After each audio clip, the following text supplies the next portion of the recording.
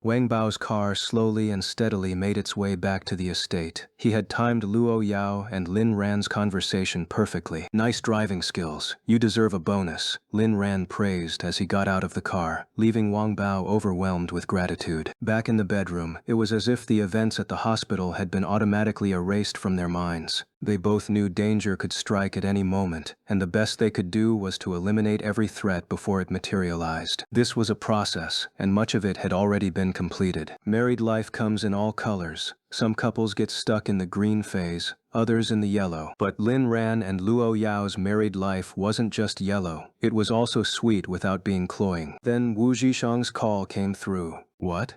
Need money?" Lin Ran cut straight to the point as soon as he answered. "Bro Lin, you're a mind reader. I've finalized the deal with that sanitary pad manufacturer I had my eye on, but their production capacity is weak. I want to invest in equipment to ramp up output and maybe even hire a celebrity endorser." Lin Ran nodded.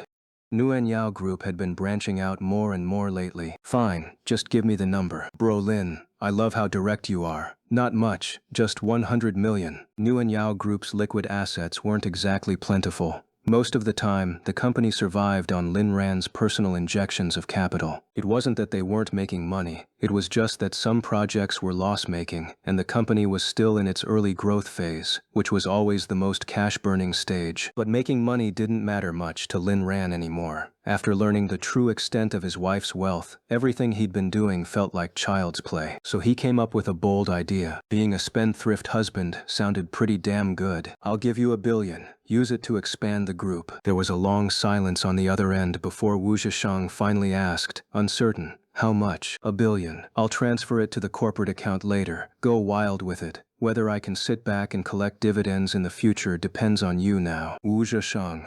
"Bro Lin, aren't you afraid I'll lose it all?" "Nope. Even if you do, it won't affect me. My wife's got me covered." Wu Zhishang shouldn't have asked. After hanging up, Lin Ran looked at Luo Yao in his arms. "Wife, give me $1 billion. That's right. Lin Ran was ready to spend Luo Yao's money. Before, he had planned to use Nguyen Yao Group's profits to buy her little gifts, but he soon realized the company wasn't exactly raking in cash. Profitable projects had to cover the losses of others, which only ended up benefiting Saran Group. But none of that mattered now. What mattered was that spending his wife's money would make her happy. Besides, Lin Ran already had enough saved up to give Luo Yao a wedding of the century, so why keep chasing profits? Wasn't living off his wife's wealth just as satisfying? Sure enough, Luo Yao blinked in surprise before her eyes curved into crescents. "Is $1 billion enough? How about 10 billion? Luo Yao had never been afraid of Lin Ran's ventures. Even if every single one failed, it didn't matter. She had money to spare. $1 billion is more than enough to start with. Lin Ran suddenly felt a pang of sympathy for Wu Zhishang's measly 5% stake. In the future, Nguyen Yao Group could very well grow into a multi-billion-dollar conglomerate, and given Lin Ran's personality, he wouldn't dilute the shares unnecessarily. There was no need. Which meant Wu Zhishang's net worth would— "Old Wu, I'm basically your godfather now. If you don't show me proper respect in the future, karma's gonna get you." As for whether Nguyen Yao Group could become a corporate giant, well, that was up to Wu Zhishang now. Meanwhile, the finance department of Nguyen Yao Group, now flush with $1 billion in funding, stopped pretending. "Our company's loaded. What are you gonna do about it?" The planning team immediately drafted a proposal and reached out to suitable celebrity endorsers. The brand name was finalized. No leaks, sanitary pads. The acquired factory and its original staff were retained, seamlessly integrated. Only the branding changed. The most critical aspect was the raw materials. Though the original factory hadn't been profitable, its product quality was solid. Wu Zhishang upgraded the materials further, and not just through simple procurement. This was partly thanks to Zhang Xinyan. When Lin Ran first mentioned the idea, Wu Zhishang had started scouting for manufacturers. During the new year, he coincidentally learned that Zhang Xinyan's hometown produced cotton, so he worked to connect the dots. After weeks of effort, he established a fully integrated supply chain, from raw material sourcing, processing, and production to packaging and even sales. He even planned to get involved in cotton cultivation starting this year. To keep costs low for consumers, he skipped supermarkets entirely, opting for direct online orders and offline delivery. Why? Because Nguyen Yao Group's in-house influencers already had enough clout to handle the sales alone. This streamlined approach not only slashed costs, but also ensured quality. As for celebrity endorsements, they had ready-made candidates. No, not Chen Qingtian, but two men, Zhang Xiaolong and Shen Jingbing. Zhang Xiaolong had acted in short dramas before and had some exposure, while Shen Jingbing, despite having no acting credits, was a wildly eccentric streamer with a massive following. Since both were under Nuanyao Media, it made perfect sense. In the livestream, they skeptically tested the waters. Zhang Xiaolong. Brothers, sisters, no leaks sanitary pads, guaranteed quality, no leaks, no fluorescent powder, no short-changing, no shady materials. Shen Jingbing. Ladies, my sisters, my moms, my aunties, every single influencer, artist, and staff member in our company uses these. Everyone swears by them. Say goodbye to gynecological issues, choose no leaks. Two grown men selling sanitary pads in a live stream turned out to be an unexpectedly huge hit. Not just them. Other Nuanyao Group influencers also rode the wave, smashing their sales targets. None of them had ever imagined they'd go viral by selling sanitary pads. Pre-orders skyrocketed, and the factory's machines practically started smoking from round-the-clock production. Wu Zhisheng poured even more into scaling up output. Nuanyao Group had just unlocked a brand new market. This success fueled Wu Zhisheng's ambition, making him see even more paths to victory. Meanwhile, Nuanyao Media began filming a new short drama, After Rebirth, My Yandere Husband Spoils Me Rotten. Watching Nuanyao Group's transformation, Lin Ran felt a swell of pride, like a father watching his son finally grow up. That night, Lin Ran woke up feeling sticky with sweat. He opened his eyes to find Luo Yao drenched, her brow furrowed tightly. Was Yao Yao having a nightmare? That's right. In her dream, Luo Yao was fighting a bloody battle. She dreamed that Lin Ran had run away again. Some said he no longer loved her. Others claimed he was dead. Frantic, she searched the world for him, only to be blocked by countless familiar figures. Her parents, her brothers, her grandfather, members of the Lin family, Lu Ruxo, Chen Qingtian, even Wu Jisheng. Each one stood in her way with twisted faces, telling her, Lin Ran is dead. He killed himself to escape you. Her eyes bloodshot, Lu Yao roared. A Ran belongs to me, alive or dead, I will see him with my own eyes. One by one, she tore their heads off, until a massive black shadow loomed before her, slowly turning around. Meow. Its gaze seemed to say, Lin Ran is gone, you'll never see him again. With crimson eyes, Luo Yao drew a dagger and stabbed. You're lying. As the shadow collapsed, she finally saw Lin Ran's corpse, and her entire body turned to ice. Ran, wake up. Suddenly, the corpse's eyes snapped open. Yao Yao, are you dreaming? Gasp. Luo Yao woke up. A pair of gentle hands brushed against her forehead, checking her temperature. Yao Yao, were you dreaming? A nightmare? Don't be afraid, I'm right here. Lin Ran had always known Luo Yao wasn't as strong as she appeared. She simply hid her softest parts away. Recognizing the man before her, Luo Yao's body instantly relaxed, the nightmare's insecurity flooding back. But how long had it been since she'd had such a dream? Luo Yao's nightmares depended on her sense of security. Back when Lin Ran had constantly tried to escape, she'd suffered them almost nightly, each one a twisted variation of him leaving her. She'd feared deep sleep, terrified of the feeling of his absence. But over the past 6 months, the dreams had faded, and her sleep had improved. Ran, will you leave me? Of course not. In my dream, you stopped loving me. You chose death just to escape. So many people tried to stop me from finding you. Lin Ran pulled her tightly into his arms. None of it was real. For the rest of my life, I'll only move closer to you, never away. Really? Of course. This time, Luo Yao was unusually fierce, as if holding back would mean death. Only through the most tangible love could she confirm Lin Ran was still hers. By dawn, Luo Yao had absorbed enough security to drift back into deep sleep. Lin Ran gazed at her sleeping face, her lips slightly parted, and couldn't resist stealing a soft kiss. He didn't want to wake her. It was rare to see Luo Yao sleep so soundly, even lazing in bed. How could she be this adorable? He longed to hold his little wife all the time, but his injuries still sapped his strength. Quietly slipping out of bed, he prepared breakfast himself. Starving was fine for him, but his wife's delicate stomach couldn't go hungry. Leaning close, he whispered beside her ear, Yao Yao, eat something before you sleep more. Luo Yao rarely slept this heavily, her body limp with exhaustion. She mumbled, a Ran has to feed me. Okay. By the time Lin Ran brought the food, Luo Yao had already taken a bite before jolting awake, staring at him in disbelief. Luo Yao. Ran, choo choo choo. Did I sleep, choo choo choo, that long? Choo choo choo.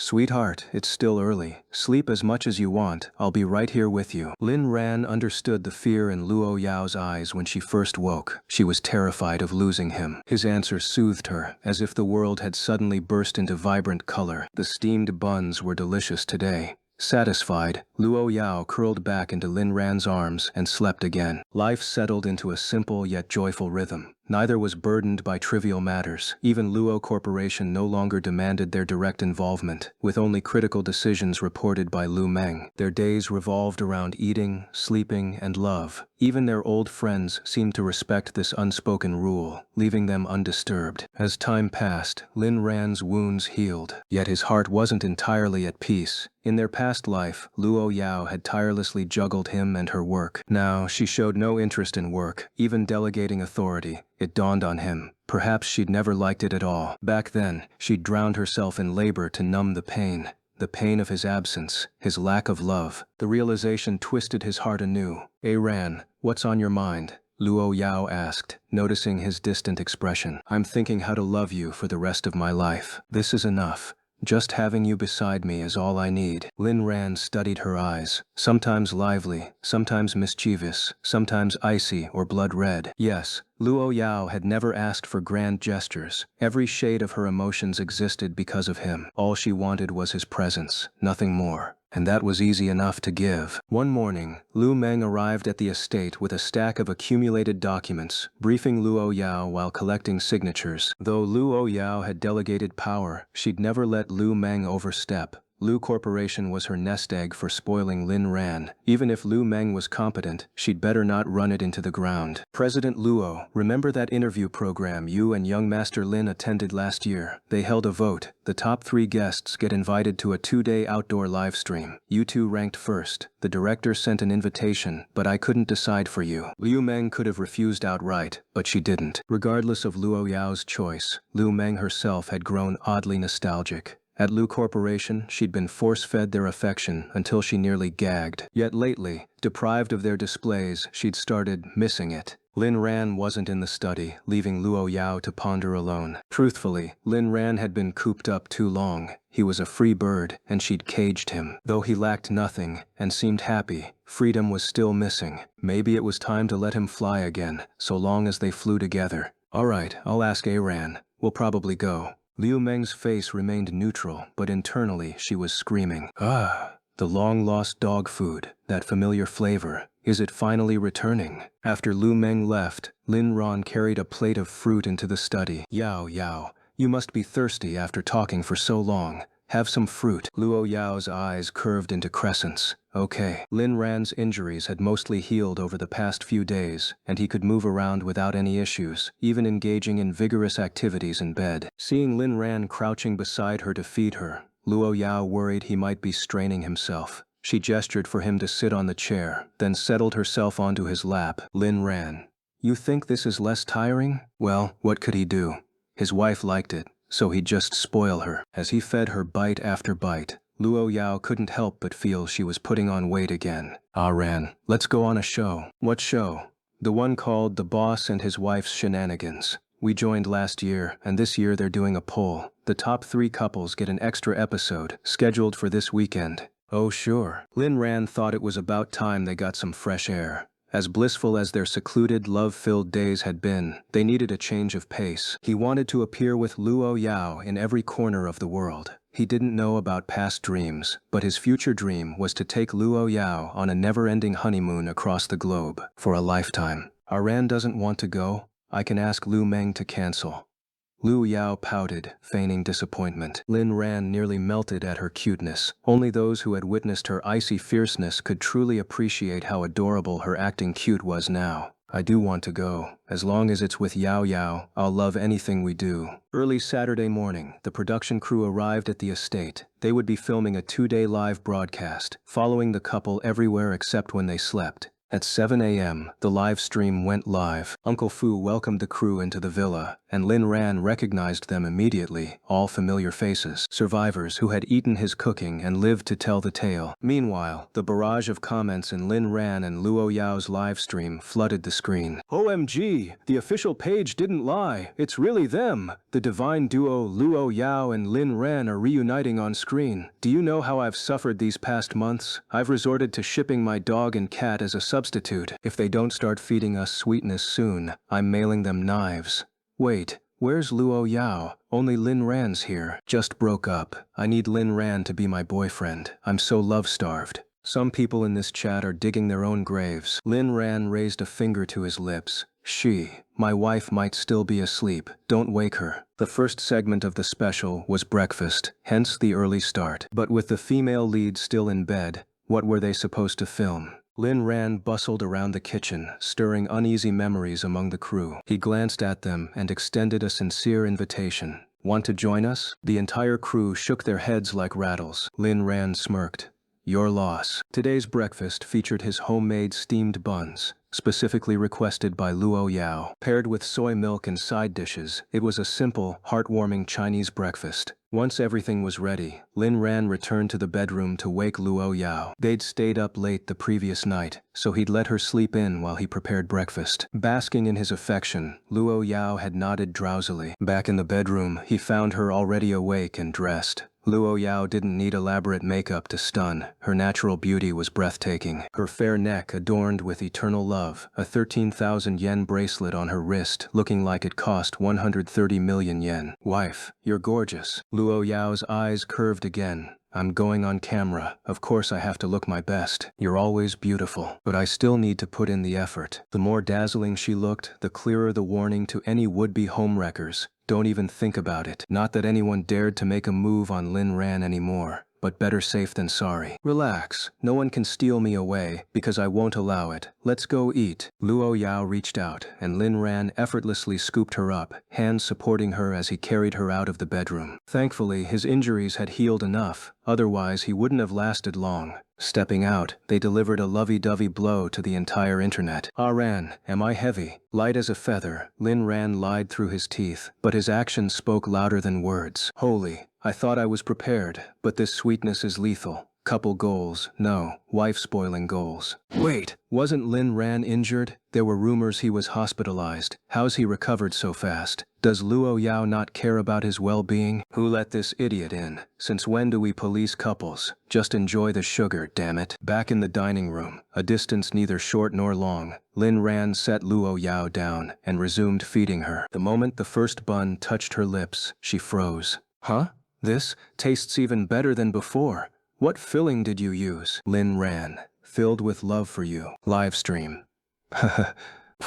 What kind of cheesy crap is this? Unrealistic fluff, filled with love. Give me a break. Gotta admit, Lin Ran's stamina is impressive. Did you see how far it was from the bedroom? He carried her the whole way. Isn't this too spoiling? Is Luo Yao the domineering CEO here, or a pampered wifey? Luo Yao's current demeanor did resemble a doting, love-struck wife, her gaze fixed adoringly on Lin Ran. The crew filmed on, swallowing dog food between shots. The entire internet watched as Lin Ran and Luo Yao fed each other breakfast bite by bite. Some found it unbearably sweet, others achingly jealous. Holy crap, who the hell feeds each other breakfast like this? I swear it's scripted. They're just baiting losers like me, and I admit I'm trash. I love it. How can eating breakfast be this hot? Unreal. What kind of status do they even have to need a script? They could buy the whole production team by accident. Pant.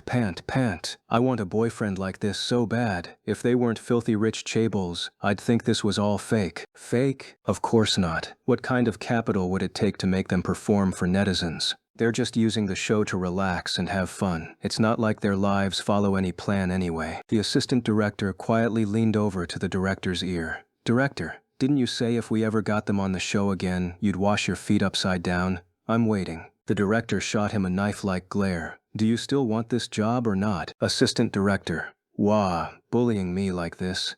After breakfast, the host, Liu Yishou, began following the script. Nice to see you both again. This is our annual special episode. No need to be nervous. We'll just take it easy these 2 days. Play some games, chat, and document your daily life as a couple. Lin Ran. Do we look nervous to you? If anything, you staring at us like this is weirder. Liu Yishou's inner thoughts. Of course it's weird. You two just ate your own cooking. Why aren't you collapsing yet? But she didn't dare say that out loud. Instead, she moved on with the script. I was just curious. Your relationship seems even better now. Let's start with a quick self-introduction. Lin Ran tilted his head at the camera and waved. If you know us, type 1. If you don't know me, type 3.141592653. Instantly, the screen flooded with Wand. Lin Ran shrugged. See? No introduction needed. Everyone knows us. Liu Yishu. You're right. After all, Mr. Lin and President Luo's story is practically legend now. Let's follow the usual format. We'll pull questions from the live chat, then head out for our 2-day itinerary. Lin Ran nodded. All right, first question, from a netizen in Jiangnan. Lin Ran, when was the last time you two kissed? Liu Yishou thought, damn, the chat's going all out. Wonder if the guests will actually answer. Right before coming downstairs, Lin Ran replied without hesitation. Oh? Liu Yishou's eyes gleamed with unspoken implications. First thing in the morning, not only carrying his wife downstairs for breakfast, but also sneaking a kiss before that? This sugary sweetness was about to drown every CP fan in tears, including Liu Yishou. She was now a full-fledged member of the Luo Goddess X Lin Ran fan club. Next question. This one's from a netizen in Beijing, also for Lin Ran. I hid some private savings, but my wife found out. The hospital Wi-Fi's great. How do I save myself? A question every man dreads. Lin Ran glanced at Luo Yao with a smile and answered smoothly. Easy. Next time, hide it where your wife can't find it. Luo Yao side-eyed him. Do you hide private savings, Ran? Lin Ran froze, then immediately raised his hand in oath. Absolutely not. I haven't even spent the 10 billion you gave me as allowance. Why would I need private savings? For several seconds, the entire set, host, staff, even the live chat, went dead silent. How much allowance? I think my ears just went blind. Maybe I hallucinated. It was 10 billion. I heard it clear. Lin Ran, this bastard, not only eats well, he drinks well too. I'm officially broken. Wake up from the delusion, everyone. No one doubted the authenticity of their exchange. Luo Yao had the wealth, and this was exactly her personality. People shipped them not just because they were rich, but because they were both hopeless romantics, a CP that promised sweetness with no risk of a tragic ending. Luo Yao. Really? Lin Ran. Really? If I'm lying, may my son Lin Tianba drop dead on the spot. LMAO, the century's worst deadbeat dad, makes a surprise cameo to elbow me in the face. Lin Ran, the world's most filial son, still dragging his dad even now. Liu Yishou seized the moment to stir the pot. President Luo, would you be upset if Lin Ran did hide private savings? Luo Yao shook her head. No, if Ran hid money, it'd mean he's short. I'd just give him another 10 billion. Liu Yishou's smile nearly cracked. She wanted to fight these rich people so badly. But just as she expected, Weibo's trending topics exploded. #Lin Ran's allowance is 10 billion. Exploded. #husband hides money, give him 10 billion more. Exploded. #Luo Goddess X Lin Ran morning routine. Trending. Next question. For President Luo. Liu Yishou paused, staring at the chat in disbelief. This was live, after all. After a moment, she rephrased it delicately. How would you describe the harmony of your marital life? As soon as the question left her mouth, Liu Yishou braced for death. Even the director's eyes bulged as he hissed at the staff. Who the hell approved this question? Are you insane? The staff member blinked with pure innocence. But it was randomly selected. We've used similar questions in past episodes. It's not the same. Do you even know who our guests are today? The innocent gaze persisted. But we can't compromise the show's fairness just because of their status. Whatever. Gen Z workers these days are getting out of control. The innocent intern lowered his head, hiding a triumphant smirk, mostly because he wanted to ask that too. Back on set, instead of the expected icy tension, Luo Yao's melodic voice answered smoothly. Harmonious. Does every night count as harmonious? Live chat. Lin Ran was also a bit surprised. He hadn't expected Luo Yao to answer so smoothly. Compared to her, he seemed far more reserved. Liu Yishou. Yes, of course it counts. Thank you, President Luo, for your answer. Now, let's move on to the next question. She was genuinely grateful to Luo Yao, grateful for her mercy in not obliterating her on the spot. Since this was a special 2-day program, each segment was stretched out a little longer than usual. There was no helping it. The director didn't dare push them around like other guests, so they had to cut unnecessary parts and add more interactive segments instead. Next question. Is Luo Yao the type of domineering CEO with strong possessive tendencies? I really want to know. Luo Yao. My possessiveness is reserved solely for Ran. Question. Do you two bosses need a talking pet? Luo Yao. I am Ran's pet. Question. Is Lin Ran more of a sweet puppy or a fierce wolf at home? Luo Yao. Your question makes you sound like you want to be a dead dog. Question. How can I improve my status at home? Lin Ran. Someone who loves you wouldn't care about status, except in bed. Question. My girlfriend's birthday is coming up. What gift can I give her to symbolize my undying love? Lin Ran. A coffin. Seriously, what kind of people are submitting these questions? The show's team actually dares to ask them, and the guests actually dare to answer. I'm convinced this episode isn't scripted. Why do these answers feel so off? What did Luo Yao just say she was? 20+ years single, suddenly feeling the urge to get married. Online matchmaking request, gender no bar. As the interactions grew livelier, the director was stunned by the live stream's skyrocketing numbers. The broadcast had just started, yet the viewer count had already hit a staggering 8 million and was still climbing. Lin Ran and Luo Yao didn't react angrily to the netizens' questions. Instead, they exuded a unique charm that captivated the audience. But the director couldn't let the chat run wild any longer. The questions were getting increasingly inappropriate. They had to maintain some decorum. If the stream got banned for even 5 minutes, he'd have nowhere to cry. Through the earpiece, the director gave the order. One last question, then we moved to the next segment. The staff member with clear, innocent eyes.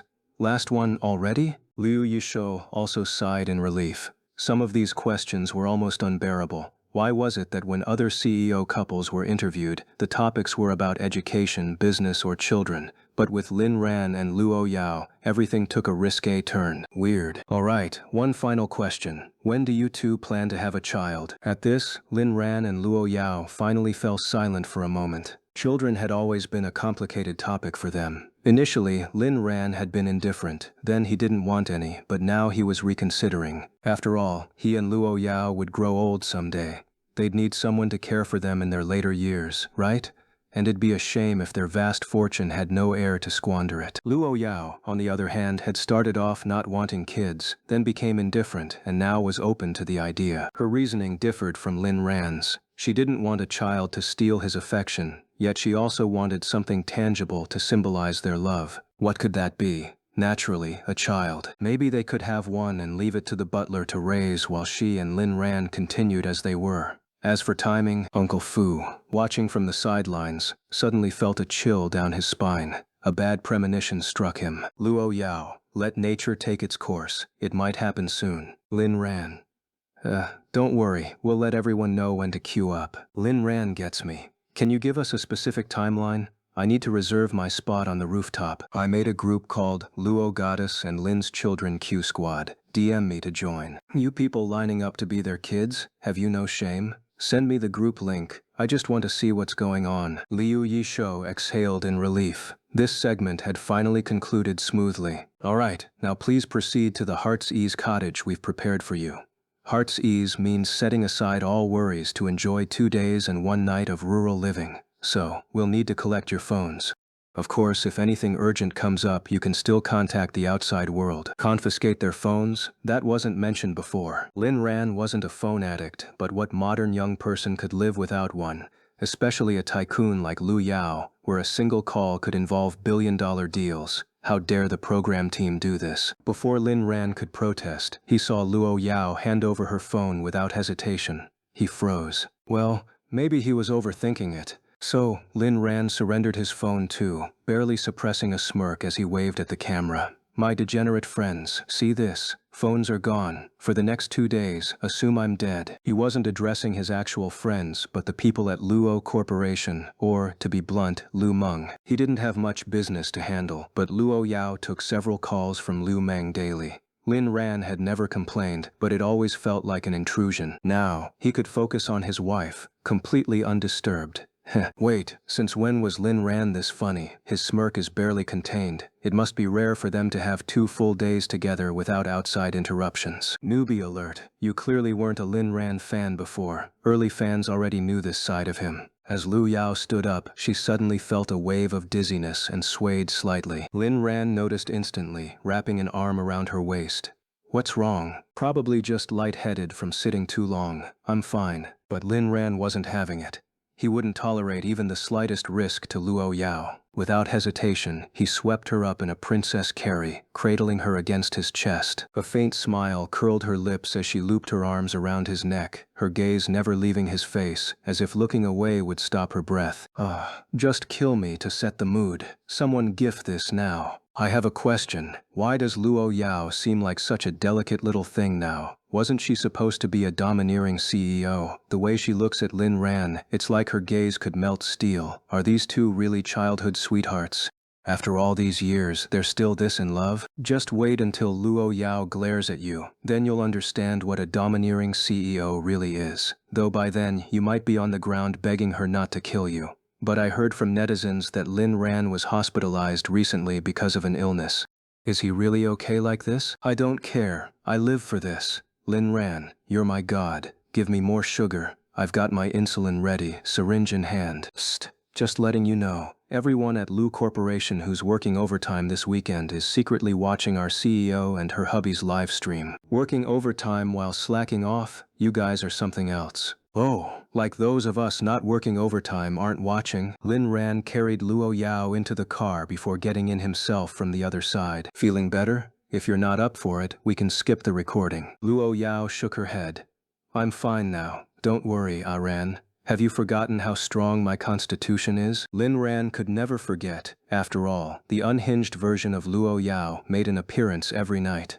Then we're setting off. If you feel unwell, tell me immediately. Luo Yao's voice softened to an almost unbearable sweetness. Understood. I'll be fine. Only then did the director let out a sigh of relief. When Lin Ran asked Luo Yao if she still wanted to record, his heart had nearly leapt out of his throat. If Luo Yao had refused, there would have been nothing he could do. He'd even started brainstorming backup plans. The top 3 couples from the audience vote were invited to a special live stream recording. Lin Ran and Luo Yao ranked first, so they were the first to be invited. Had Luo Yao backed out, he'd have had to call one of the lower-ranked couples as replacements. As the car started, their 2-day, 1-night countryside getaway began. Cameras were everywhere. The show's crew made sure of that. Yao, I'm kind of looking forward to our rural life now.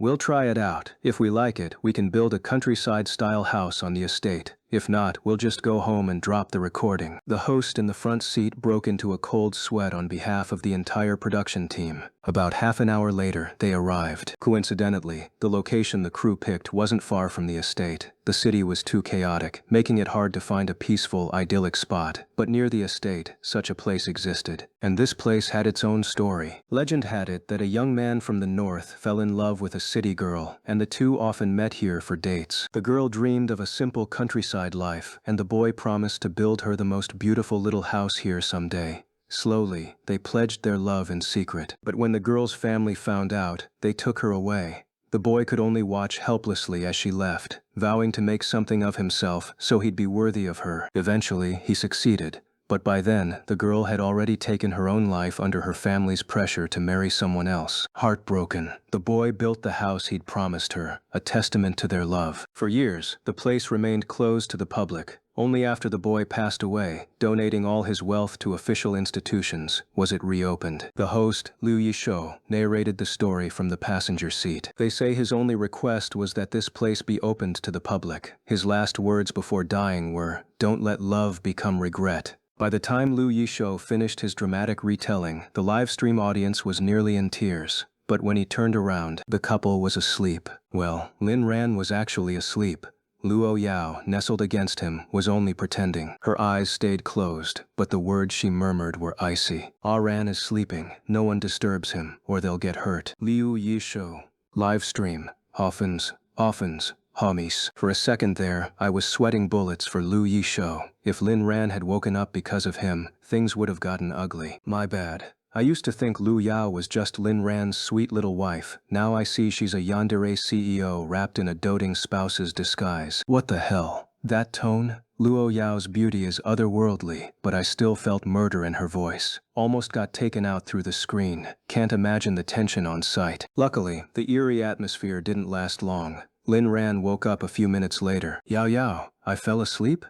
Lin Ran rubbed his eyes, embarrassed. Falling asleep on a trip with his wife? Then again, last night had been long, and he'd gotten up early to make Luo Yao breakfast. No wonder he dozed off. The crew could have at least woken me up when we arrived. Liu Yisho / director / assistant director. Were we allowed to? LOL. I can picture the crew's despair. Turns out Lin Ran's wife pampering is nothing compared to Luo Yao's husband worshipping. Am I the only one who thinks Luo Yao's too controlling? Is a woman like that really marriage material? Diane, please update.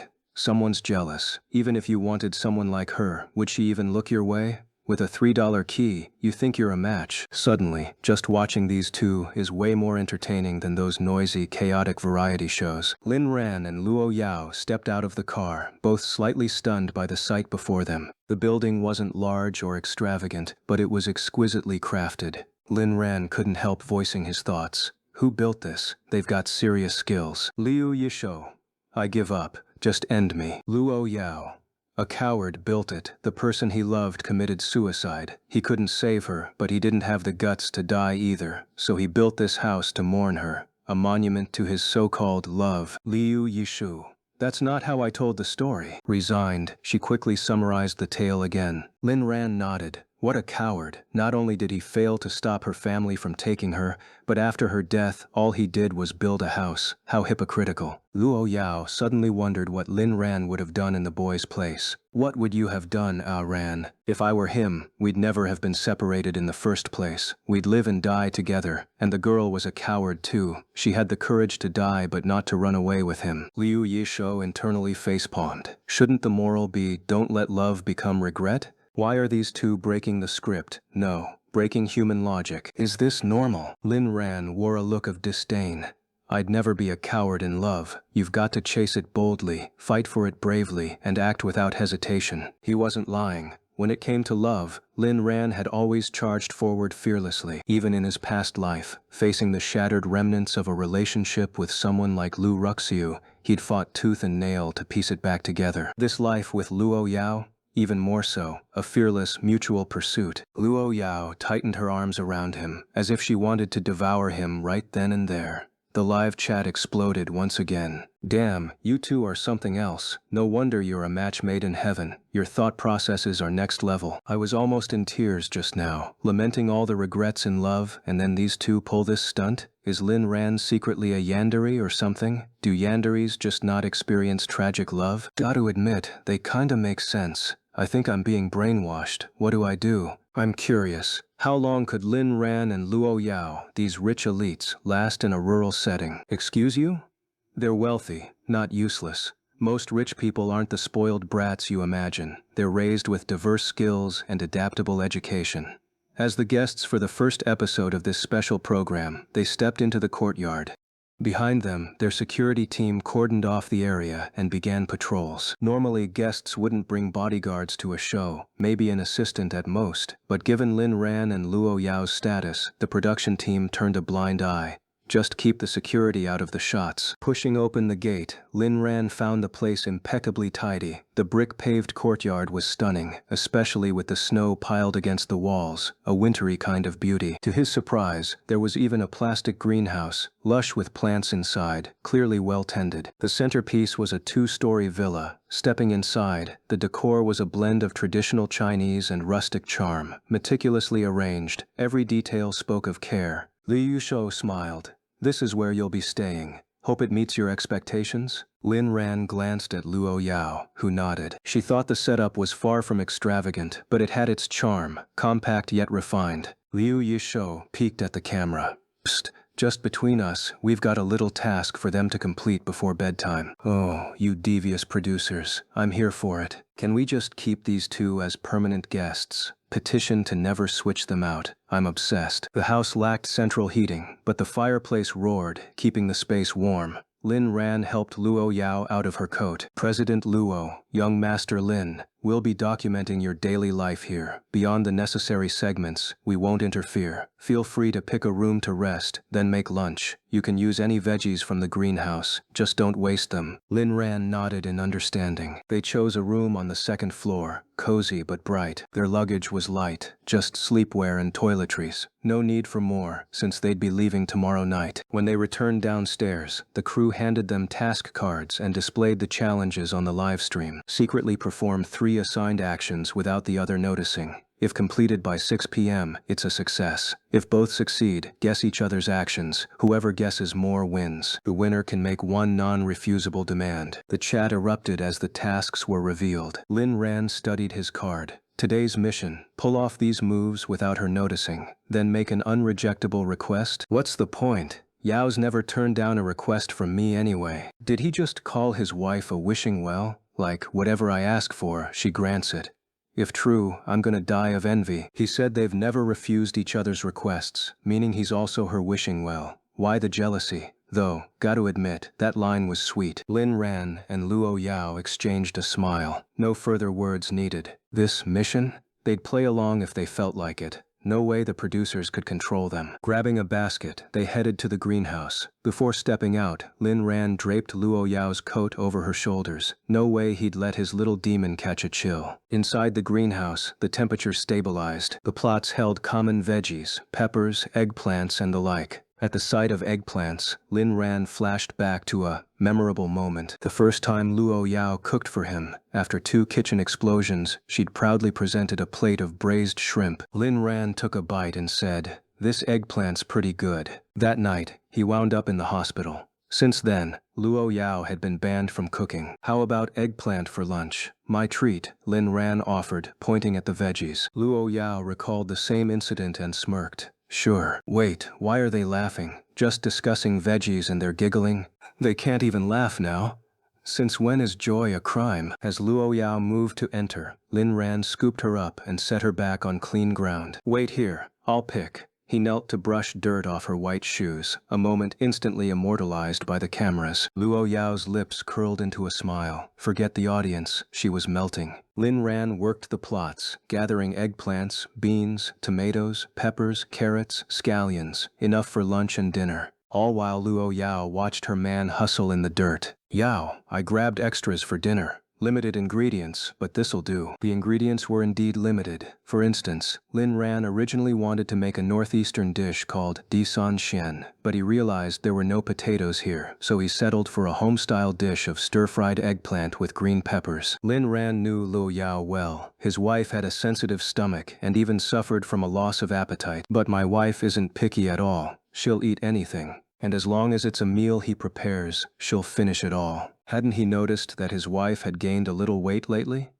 Well, maybe it wasn't that obvious. Back in the house, Lin Ran placed the vegetables in the kitchen and only then noticed that there were also meat and eggs among the ingredients. It seemed the production team wasn't planning to make them live like rabbits. If he'd known the crew would be this considerate, he would have brought some specialty mushrooms from home, perfect for treating them to a little extra something. "Ran, let me help you." Lin Ran understood that Luo Yao simply enjoyed doing things together with him. After a moment's thought, he agreed, as long as she didn't have to handle the ingredients directly. Luckily, this was an old-fashioned stove, so Luo Yao could just tend to the fire.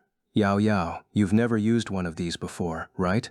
Let me show you. Put the firewood in this pit, light it, then slowly add more. Yes, exactly. Leave some gaps to help it burn." How did Lin Ran know this? Because he'd once worked part-time cooking for a village banquet. Following his instructions, Luo Yao easily got the fire going. Truthfully, she knew how to light a fire. She'd done it often as a child, with even cruder equipment. Just a simple stack of firewood with a pot hanging above it, boiling whatever scraps they had into a meal. The thick black smoke wasn't just irritating, it was harmful. But doing this with Lin Ran now? It felt enjoyable. Seeing how effortlessly Luo Yao managed it, Lin Ran froze for a second. Right. How could someone with Luo Yao's past not know how to light a fire and cook? He'd overlooked something so important. This might bring back unpleasant memories for her. Yao, No need to say anything. I understand. Doing these things with Aran, I love it. Luo Yao didn't see her past as tragic. Instead, Lin Ran's presence had always given her the hope and motivation to keep living. Her biggest dream since childhood had been to one day hold on to Lin Ran and never let go. Now that this dream had basically come true, how could anyone say she'd suffered? How many people muddle through decades of life only to look back and realize none of their dreams ever came true?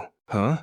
How can Lin Ran explain this in such detail? Even if he was mistreated by the Lin family, would they really make him cook over a fire? Did the Lin household not even have gas? I'm not surprised Lin Ran knows how to do this. Given his rough upbringing, there's nothing he hasn't done. What's strange is Luo Yao being so skilled at it. Oh, I get it. The Luo family didn't have gas either. Seriously? Such a sweet moment and you're debating whether they had gas or not. Lin Ran quickly prepped the dishes while the fire burned steadily. He turned on the blower, the low hum adding to the rustic atmosphere. Lin Ran thought to himself, just lighting a fire shouldn't be a problem, right? It won't kill anyone, will it? Then it was time for his real work. He made stir-fried eggplant with green peppers, scrambled eggs with tomatoes, spicy fried lamb, and finally, a simple boiled cabbage. Watching Lin Ran's practiced movements, the live stream audience was stunned. The last time he cooked at the manor, they'd only thought he was skilled. But now, seeing him handle a wood-fired stove with such ease, he had the flair of a professional chef. Meanwhile, Luo Yao played the role of fire tender perfectly. The stove was well designed, so no smoke escaped. With each dish, Lin Ran took a small taste to check the flavor. Luo Yao saw right through his little habit but said nothing, her lips curling into another faint smile. Huh? Sure, Lin Ran cooks well, but tasting every single dish like that is such a bad habit. It's like everyone's eating together, but you're the only one picking at the food. They're not feeding you, so why complain? Luo Yao doesn't even mind. Didn't you see her struggling to hide her smile? Honestly, she's smiled so much this live stream. She's gorgeous when she smiles, and terrifying when she's cold. When I cook, I taste my food too. Not just while cooking, I even pick at dishes at home. If I don't like something, I'll throw it away. What's it to you? Even 5-star chefs taste their own dishes. It's a normal habit. Once everything was ready, the two returned to the dining area to eat. Lin Ran invited the director. Care to join us? The director immediately shook his head. No, I'm quite full already. Lin Ran didn't press. He just wanted the director to test the food first. If he refused, fine. Lin Ran had already tasted everything. It should be safe. Yao, try it. Tell me if it's good. Lin Ran began feeding her, completely indifferent to what others thought. By the time Luo Yao was full, Lin Ran was only halfway satisfied, so he ate a bit more before finishing. Haters, come out and talk now. See? Lin Ran feeds his wife first before eating himself. I want Lin Ran as my husband. So caring, so gentle, such a good cook, and a handsome sweetheart to boot. What good deed did Luo Yao do in her past life to deserve him?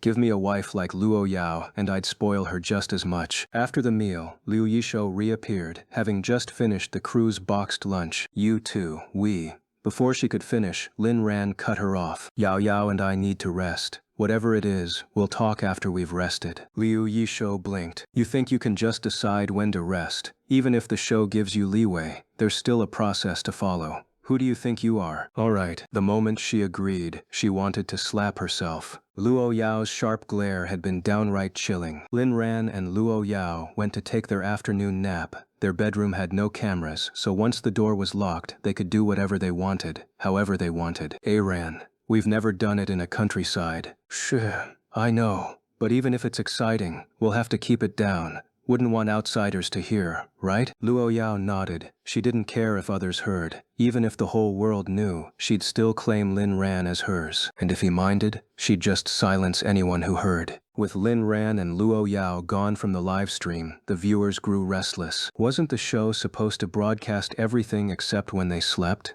The stream was still live, but with no guests. What was there to watch? The host? The director hadn't expected things to turn out this way, so he cleverly improvised and changed the script on the spot. Shutting down the live stream was out of the question. The peak concurrent viewership had already reached an unprecedented 30 million, with total views hitting 3 billion. And this was just the live broadcast. Once the edited highlights were released, no one could even imagine how explosive the ratings would be. If he remembered correctly, this was already on par with the viewership numbers of the Spring Festival Gala. Of course, the Spring Festival Gala couldn't hold a candle to his show. If he were directing it, he certainly wouldn't force-feed the audience one pile of garbage after another. Originally, after dinner, there was supposed to be a vote where netizens would choose what they most wanted the couple to do that day. But since the two of them weren't following the script, he had no choice but to make the decision for them. Lu Meng, just go ahead with the vote. It doesn't matter if young Master Lin and the others aren't here. We'll just tell them the results when they return.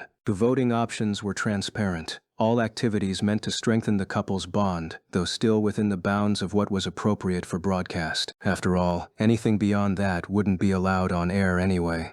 Even if they dared to film it, they wouldn't dare to show it. There were 10 options in total, and the one that won the vote was Couples Truth or Dare. After the vote concluded, Liu Yishou once again demonstrated his exceptional hosting skills, seamlessly weaving in a few ad reads for sponsors who had just reached out to the production team. This alone would bring the show massive profits. By the time Lin Ran and Luo Yao reappeared, it was already 3 p.m. Damn, they're finally back? Their lunch break was way too long. What lunch break? Kids, you're too naive. Liu Yishou explained the voting that had taken place while they were resting. Lin Ran raised an eyebrow. Couples, truth or dare. Yao Yao, do you want to play? If not, we can skip it. The director, assistant director, and host all stared at them in bewilderment. Seriously? We're filming a show here. Luo Yao nodded. I do. It sounds fun. She rarely played games like this with Lin Ran, so it felt fresh and exciting. Alright, let's do it. Just the two of us? Liu Yishou clarified. Of course not. 2 people would be too few to make it interesting. We've arranged for 4 crew members to join you. The 4 participants had already been pre-selected. The director, assistant director, host Liu Yishou, and 1 clueless college student. The 6 of them gathered around a coffee table, which was set with snacks, fruit, and the most important prop, a liquor bottle. Liu Yishou laid out the rules. First, for dare, anything goes, but truth questions must be related to President Luo and young Master Lin. Second, once the game starts, no one can back out, play fair. Third, no punishments can exceed broadcast standards, nothing violent, inappropriate, or NSFW. Everyone agreed. Lin Ran glanced at Luo Yao and asked softly, "You comfortable with this?" Luo Yao wasn't used to being in such an atmosphere, especially playing games with strangers. But with Lin Ran by her side, she suddenly felt at ease. Lin Ran sat to her left, and Liu Yishou to her right, effectively blocking any other men from sitting too close. No problem. The bottle spun, and the first round landed with the neck pointing at the director and the base at Lin Ran. Lin Ran gave the director a look, and the man instantly felt an inexplicable pressure. Lin Ran seemed easygoing. Surely he wouldn't make things difficult, right? I choose truth. Obviously, he'd pick truth. And since the question had to be about the 2 of them, how bad could it be? Lin Ran. Director, did you invite us onto this show because the ratings were tanking and you needed us to save it? The director broke out in a cold sweat. He thought his little scheme had gone unnoticed, but Lin Ran had seen right through him. Compared to traditional variety shows, this program was weak, and its ratings had been declining with each episode. The previous record had been broken by Lin Ran, and today they'd set a new one. If he claimed he hadn't had this motive, even ghosts wouldn't believe him. Young Master Lin, you've got me. That was part of it, but I genuinely wanted to feature the 2 of you. I'll admit it, I'm also a fan of the Luo Shen x Lin ship. Damn, the director just threw himself under the bus to save face? Who says this question isn't about Luo Yao and Lin Ran? It's very much about them. Director, we all saw through your little plan.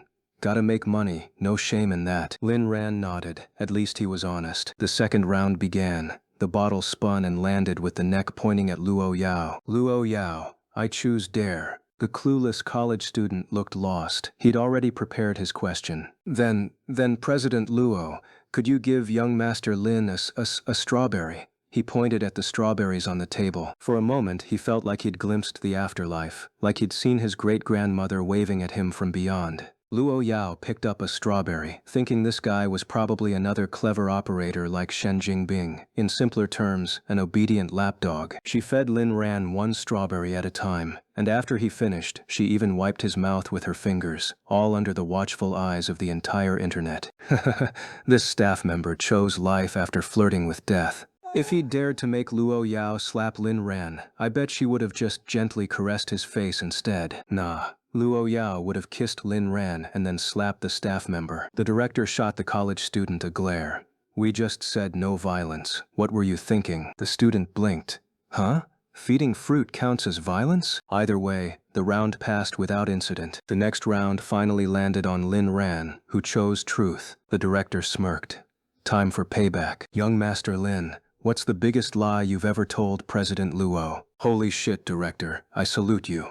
You've got guts. Every couple has lies between them. The question is whether Lin Ran dares to say it. Luo Yao isn't someone to mess with. Lin Ran stood up and addressed the camera like he was giving a speech. What's the biggest lie I've ever told Yao Yao? That's a profound question. Before answering, let me set the scene. It was autumn. I'd gotten my hands on a bottle of aphrodisiac, and I searched the entire estate, but couldn't find my target. Director. Hokwa. Something felt off. His instinct screamed that this was about to go sideways. The director swiftly reached out to block the camera filming Lin Ran, congratulating himself on his quick thinking. Just then, Lin Ran turned to face another camera. In the end, they finally did it. A male and female became one. The sounds that night were like heavenly music. Director. OMG. Cut.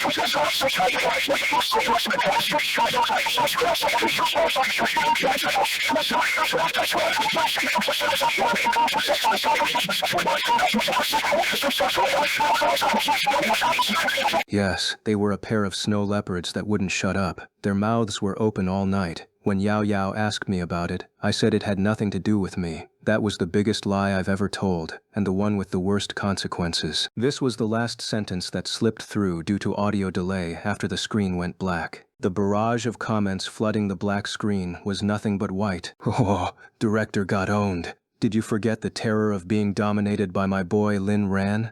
Stole Lin's little sister at age 3. I was wondering why Lin Ran was so well behaved today. Guess the saying's true. When kids are quiet, they're definitely up to no good. Lin Ran. 5 minutes is your punishment. Ask another question that threatens marital harmony, and I'll get you permanently banned. Director. Sorry, I was wrong. Daddy, please stop. Am I the only one feeling bad for the snow leopards? 5 minutes later, the live stream resumed. The director demanded an explanation from Lin Ran. He needed the platform to know how unfairly he'd been banned. Lin Ran faced the camera. Yes, the consequences were severe. As they say, when it mounts and it cries, next year a baby greets your eyes. As Lin Ran spoke, the director frantically rubbed his hands together like a fly, begging for mercy. Lin Ran smirked and pivoted.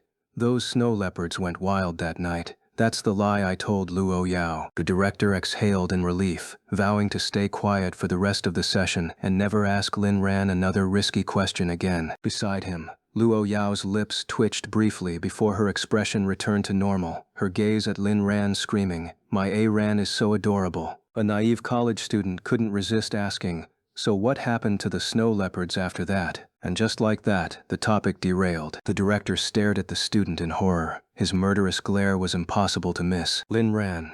Oh, their 2 cubs are old enough to run errands now. I named them. One's Cheese Snow Leopard, the other Shut Up Snow Leopard. I'll show you sometime. The college student's eyes widened in disbelief. Try Snow Leopard and Shut Up Snow Leopard? That's next level genius. Fell for a wild dog. Those poor snow leopards suffered too much. I demand a live stream for them. Hell yeah, keep this game going forever. Don't ever stop. The game continued, this time landing on Lu Yishou. The director sighed in relief. These two were the most predictable people here. I choose truth. Assistant director. Do you secretly seethe with jealousy over ultra-rich power couples like Lin Ran and Luo Yao? Liu Yishou. I'm consumed by hatred. Half the time, I want to fight these wealthy elites barehanded. Director, what kind of madness are you spouting? Keep playing? No way. The director wasn't risking it. Between the fearless Kuanda of the assistant director and host, Lin Ran, and Luo Yao's unpredictability, and the college student's no-filter commentary, he was the only sane one left at the table. One more round, and the show would implode. Host, shouldn't we move to the next segment? Liu Yishou frowned.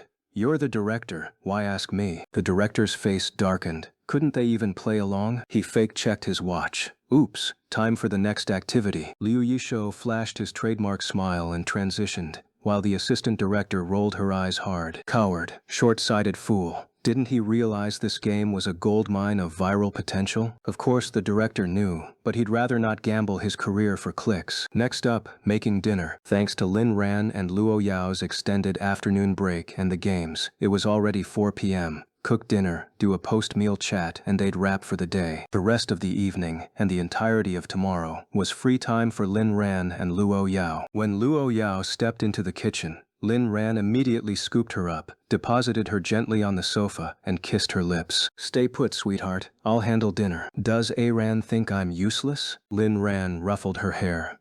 So cute. A useless girl couldn't earn enough to keep me spoiled. You fund my life, I cook for you. After a pause, he added, even if you were useless, I'd still adore you. Luo Yao nodded. Okay. Lin Ran worked alone in the kitchen. Despite the added task of managing the fire, he whipped up 4 dishes and a soup in just an hour. And that was with only 2 pots. With more cookware, he'd have been even faster. The stew and soup were time-consuming, especially tonight's green beans. Lin Ran always boiled them to mush. Otherwise, he'd risk someone declaring, who says these beans are tough? They're perfect. Clop, where you dime it. At dinner, just as Lin Ran was about to feed Luo Yao, she stopped him. Today, I'll feed you. Lin Ran froze. Honestly, he was a little embarrassed. Feeding Luo Yao was one thing, but being fed by her? He'd gotten used to it when he was sick, but doing this in front of others made him blush. Luo Yao frowned.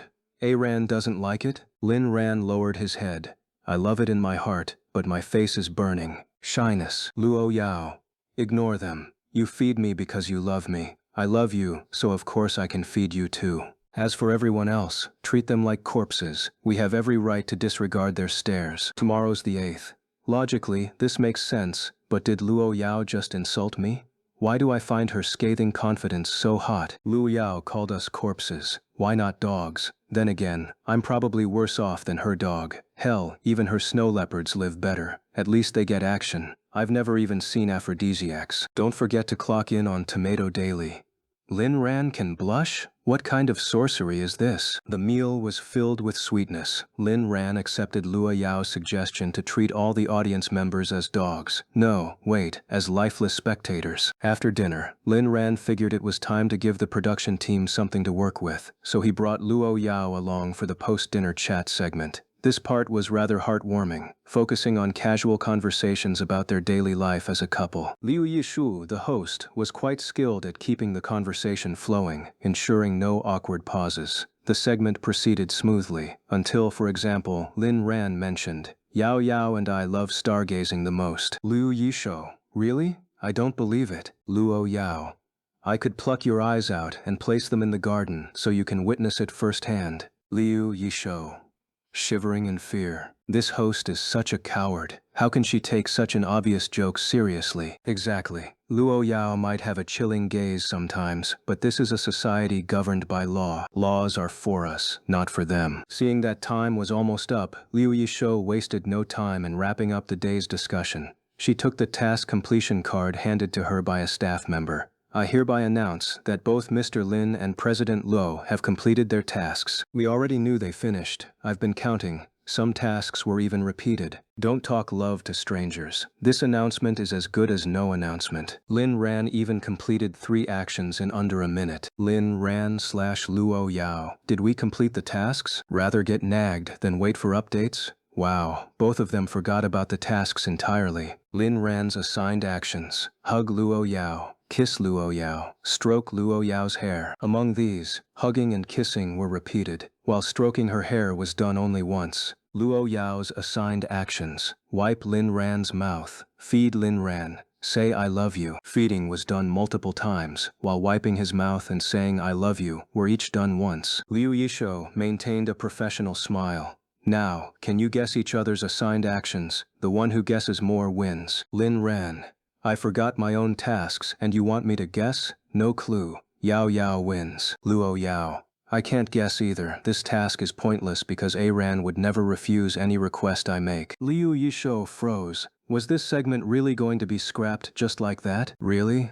I believe you. Lin Ran asked Liu Yisho, is this over now? Liu Yisho quickly nodded. She couldn't wait to end this torturous conversation. Yes, the rest of the time is yours. The crew won't disturb you much tomorrow either. Do whatever you like. Lin Ran turned to Luo Yao. Yao Yao, what do you want to do now? Luo Yao, I want Aran to stargaze with me. All right. Luo Yao led Lin Ran away. They went to the second-floor tea room, which faced east and had 2 recliners with an exquisite wooden tea table between them. This tea room had a special feature. Pressing a button would slowly retract the ceiling and one entire wall, replaced by tempered glass, allowing an unobstructed view of the stars without the cold. They had discovered this spot earlier. After brewing tea, Lin Ran poured a cup for himself and Luo Yao. The two reclined, gazing at the stars while chatting idly. Aran, let's come here tomorrow morning to watch the sunrise. Sure, let's stay here and wait for it. Sure. As they talked, both gradually dozed off. Lin Ran got up quietly and draped a blanket over Luo Yao. The cameraman was torn. Should he keep the live stream running or not? In the end, the director ordered it shut down. And so, the sleeping Luo Yao and Lin Ran bid the world good night. Wow, this angle is breathtaking. Production team, if you value your lives, give us this same view during their sunrise watch tomorrow. Can't you just leave the stream on? I can't bear to look away. Lu Yisho keeps saying she doesn't believe. But, look. Lu Yao says stargaze, and Lin Ran follows, proves both their shared hobby and their unconditional compliance with each other's wishes. This is the kind of love I've always dreamed of. At dawn, as the stars dimmed, Lin Ran and Luo Yao opened their eyes simultaneously and exchanged a smile. The red sun rose in the east, its first rays illuminating their faces. They quietly admired the entire sunrise until the light grew too bright. Let's go back to sleep. Sure. They returned to their bedroom, and Lin Ran didn't emerge again until 7:30 a.m. when the live stream resumed. I waited all night, and you didn't even stream the sunrise? Absolute scum. What's Lin Ran doing now? Cooking, maybe? Fleeing abroad as a deadbeat. He really spoils Luo Yao. Honestly, I'm a little jealous. Turns out it's not just Lin Ran living the good life. Luo Yao's feasting too. On screen, Lin Ran prepared breakfast. Lean meat porridge, scallion pancakes, 2 eggs, and 2 side dishes. Luo Yao came downstairs, freshly dressed, and the sight of the meal filled her with happiness. She hoped the rest of her life would be just like this. Without hesitation, Luo Yao settled into Lin Ran's lap, letting him feed her. Hey kid, wanna hang?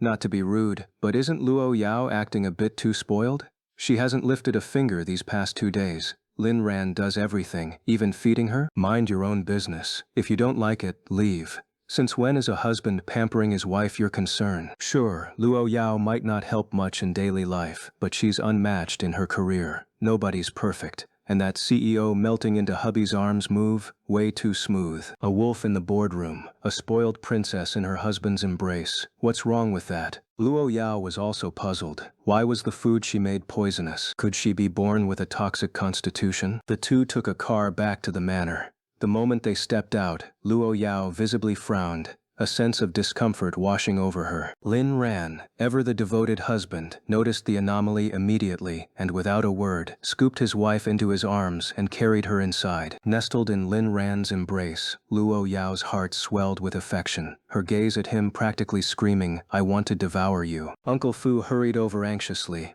"Miss, young Master Lin, do you think the readers have missed me?" Lin Ran.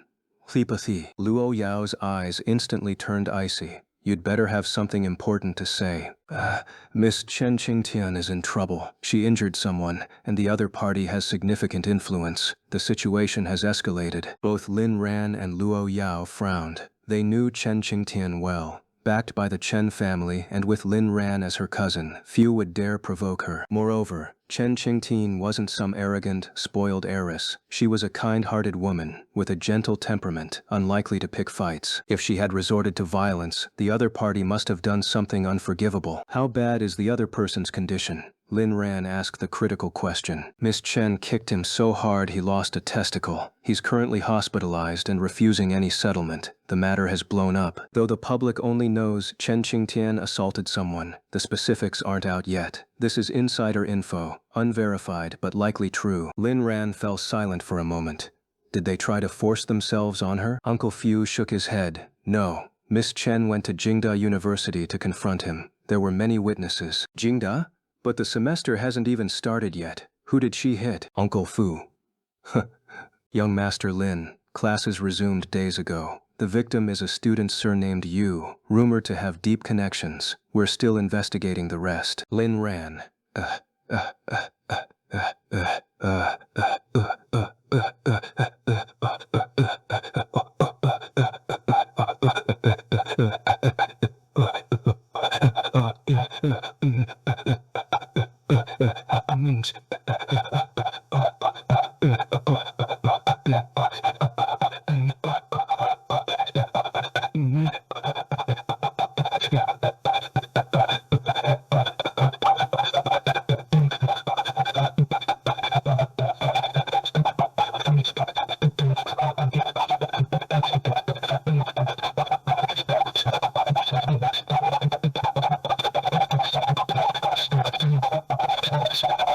School's already started? Why did no one tell me? Wait, that wasn't the issue right now. Lin Ran hadn't expected Chen Qingtian, who always seemed carefree, to strike so ruthlessly. Where is she now? At the Chen residence. Authorities are there for questioning. Got it. Look into it further. Step in if necessary. Though Lin Ran preferred to keep his distance from the Chen family, blood ties were blood ties. Chen Qingtian was a good person, and he couldn't just watch her drown in this mess. Understood. After Uncle Fu left, Lin Ran turned to Luo Yao. You won't be upset if I handle this, right? Of course not. Ran can do whatever he wants. Whatever he wants? That sounded a bit absolute. If he went looking for Lu Ruxu, Lu Yao would probably lose it. But he had no intention of seeking out Lu Ruxu. He was just waiting for her to meet her end. Yes, he was certain. Luo Yao had already sentenced Lu Ruxu to death. It was only a matter of time. In the past, no matter how much Liu Rushu acted out, she'd kept some boundaries. But this time, she'd crossed the line by inciting murder. How could Lu Yao let her off? Anything. Then I want Yao Yao to sleep with me tonight. We haven't done it today. Such a small request. Consider it granted.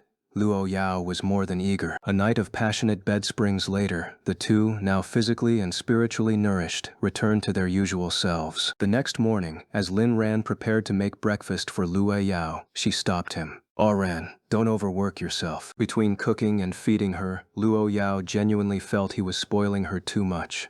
You'll ruin me. It's no trouble. I never got the chance before. Now that you're on leave, I can pamper you properly. You're my wife. Spoiling you is my privilege. Then today, I'll feed you. Lin Ran smiled fondly. Deal. Luo Yao thought for a moment and added, I'll even cook for you before feeding you. Lin Ran froze. Did I do something wrong? Luo Yao shook her head. Nope. Then why the murder attempt? If you succeed, won't you end up a widow? Luo Yao flashed a knowing grin. Don't worry, I have a plan. And so Lin Ran watched as Luo Yao made a meal. Of course, she only directed. The chef did all the actual cooking under her supervision. The chef whipped up a lavish dinner per Luo Yao's instructions, which she then hand-fed to Lin Ran. Chef's thoughts. What does this have to do with the young miss? Luo Yao's thoughts. This is a love-filled breakfast for Ran, crafted under my guidance. Lin Ran's thoughts. This is Yao Yao's cooking.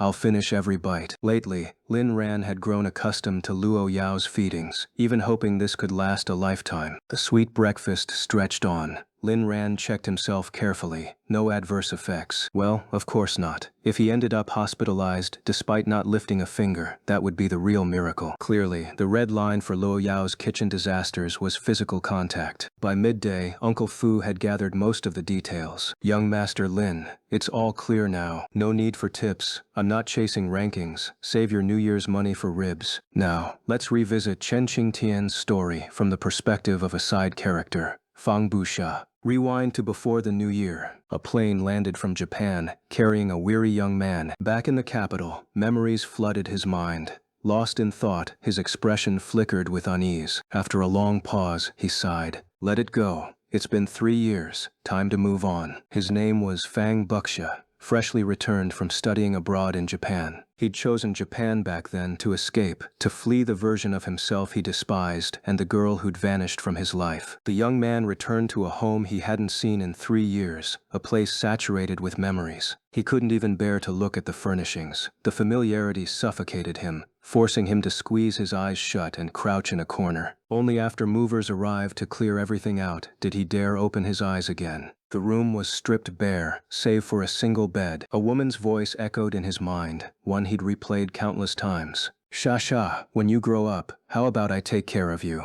If you ever get a girlfriend, you have to tell me first. Only if I approve can you date her, understand? Back then, a young Fang Buxa had asked in confusion, what if you don't agree? Then you can't date her. So, I'd never get married? Don't worry. Worst case, I'll reluctantly marry you myself. Those words stayed with Fang Buxia from middle school all the way through high school. Fang Buxia lay on the bed, a blissful smile on his face. In the blink of an eye, it was the year of the college entrance exams. By then, Chen Qingtian had already blossomed into a radiant rose at university. Qingtianji, can I date you once I get into college? Chen Qingtian had pondered for a moment before replying. First, you'd have to confess your feelings, then pursue me. And finally, it'd depend on my mood whether I'd choose you or not. But no one could have predicted what happened after the exams. Qingtianji, it's really a misunderstanding. I don't know how this happened. I don't even like this woman. Chen Qingtian had pointed at Fang Buxia, tears streaming down her face as she sobbed. Get out, you liar. You make me sick. I never want to see you again. Stay out of my sight forever. Fang Buxia was heartbroken. No matter how he explained it, the fact remained. He had woken up in another woman's bed. He didn't understand how it had happened either. After the graduation party, he had drunk too much, and the next thing he knew, he was waking up in a hotel room with his deskmate, A Shenbai, lying beside him. If she had been unattractive, people might have doubted the situation. But A Shenbai was stunningly beautiful, with a figure to match, curves in all the right places. When she woke up, A Shenbai simply said they had gotten drunk and booked the room together, assuring him she wouldn't tell anyone. Hearing her words, Fang Buxia realized his mistake and immediately ran to the bathroom to vomit. Yes, he was a man of principles, not just about hygiene, but about love as well. But as fate would have it, some classmate had spread the news, and even Chen Qingtian heard about it. She stormed into the hotel and confronted them. Fang Buxia would never forget the look in Chen Qingtian's eyes that day. Disbelief, agony, despair. She pointed at him and screamed. Don't flatter yourself into thinking you're the only one who likes me. If I wanted, I could have 10 men at my beck and call. Fang Buxia tried to explain, reaching out to grab her hand, but Chen Qingtian shoved him away. Don't touch me. You're filthy now. You disgust me. Never show your face around me again. Fang Buxia stood frozen, unable to process her words. He was filthy? Chen Qingtian ran off in tears, leaving him in stunned silence. Ai Shenbai didn't get what she wanted either. She had hoped to convince him to attend the same university as her, but he refused. Even if Qingtianjie leaves me, I won't be with you, Fang Buxia had declared. He returned home, turned on the faucet, and scrubbed himself under the icy water for what felt like an eternity. The next day, he sought out Chen Qingtan again. Gee, I've washed myself clean. I'm not dirty. Please don't leave me. But Chen Qingtian was still drowning in grief. Get lost. If I see you again, I'll kill myself. Fang Buxia was terrified. He knew his Ji was a woman of her word. Later, Chen Qingtian blocked him on every platform. Her final message before cutting all ties was, Fang Buxia left. He knew he could never be redeemed, not after what he had done. He was tainted, unworthy of standing by Chen Qingtian's side. To spare her further disgust, he went to study abroad in Japan, hoping academic rigor would numb his pain. Chen Qingtian, too, lost the only person she had ever loved, a love that ended before it even began. In Japan, Fang Buxia buried himself in studies and research. But no matter how busy he was, in the dead of night, his thoughts always drifted back to the girl who had once joked about keeping him. He was afraid to sleep, yet he couldn't resist it. Afraid because his dreams would bring back the girl who called him filthy. Unable to resist because only in dreams could he see the girl who haunted his heart. But in those dreams, Chen Qingtian would always repeat the same words. You're dirty. You disgust me. So each time he woke in a cold sweat, he would rush to the bathroom and scrub himself raw. Now, lying on the bed, Fang Buxia's tears flowed again as memories resurfaced. He abruptly got up and headed to the bathroom. Under the freezing water, he scrubbed his skin until it burned. I'm dirty. Qingtianji doesn't want me anymore. I'm dirty. He didn't know how long he stood there before the cold finally snapped him back to reality. Returning to bed, he teetered between exhaustion and dread, too afraid to sleep, yet longing for the dreams that tormented him. In the end, he dressed and headed to an old tavern he used to frequent. Only alcohol could dull his mind now. The Kyoto Alley Tavern had been around for decades. Its patrons were mostly older regulars, as the place served traditional liquors and rice wines, nothing trendy enough for the younger crowd. But a few years ago, two young faces had become regulars, a strikingly handsome boy, slightly younger than the girl beside him, whose smile could melt glaciers, and a radiant, witty girl, full of laughter. The old tavern keeper had adored them, but 3 years ago, they stopped coming. No explanation. Later, the old man saw the girl again, on TV, now a superstar. Just as he was lost in nostalgia, a familiar figure walked through the door. What'll it be? The old man asked out of habit before freezing in recognition. Grandpa,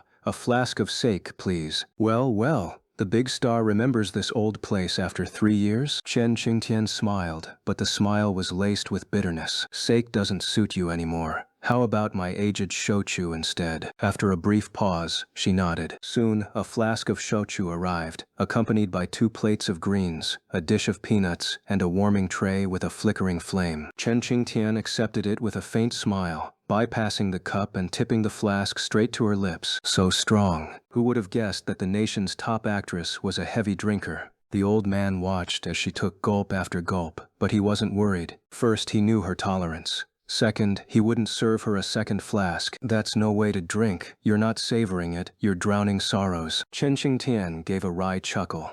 I know, but this is how I want to drink tonight. The old man shook his head. Much later, just as Chen Qingtian was slipping into drunkenness, a stunned young man appeared at the entrance. Shasha, you're here, the old man gasped. He never imagined that after 3 years, both of them would return to his tavern on the same night. Chen Qingtian vaguely heard a familiar name and looked up, freezing instantly. Countless memories flooded her mind. Sis, you have to say yes when I confess to you, or I'll be heartbroken. You promised you'd take care of me. Sis, don't you want me anymore?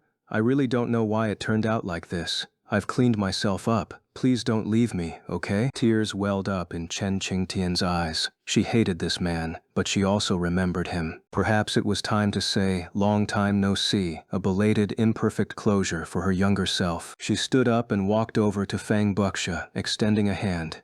Long time no see. Fang Buxia finally realized this wasn't a hallucination. His eyes widened, and he stumbled back 3 steps before collapsing to the ground. I'm not dirty, he muttered before turning and running away, leaving Chen Qingtian with only his retreating figure. Chen Qingtian stared blankly into the air. What did he just say? After all these years, the obsession still lingered. Could it be? Hey, where are you going? She chased after him, but quickly realized she was far too drunk. Her steps grew unsteady, and soon she collapsed. The old man at the bar was terrified and immediately called 120. An unknown amount of time later, Fang Buxia returned, freshly washed. I'm clean now, sis. But all he saw was an empty bar, with only the old man inside. Grandpa boss, where's Qingtianjie? The old man gave him a strange look before answering. She's at the hospital. She drank too much. Hearing that Chen Qingtian had been hospitalized, Fang Buxia froze, then grew intensely worried. He took a taxi to the hospital but didn't go inside, just stood silently outside before quietly leaving. Qingtianjie probably doesn't want to see me. She'd be disgusted, right? I'm filthy. When Chen Qingtian woke up, the first person she saw was Lin Ran. Cousin? Why are you in my house? Where am I? Lin Ran wore an exasperated expression. Seriously, what were you thinking, drinking yourself into a coma in the middle of the night? You think you're Li Qingzhao? Do you have any idea how much you've messed up my plans? Yao Yao's in the next room, and I had to come check on you instead. Chen Qingtian recalled the events of last night, feeling like it was all a dream.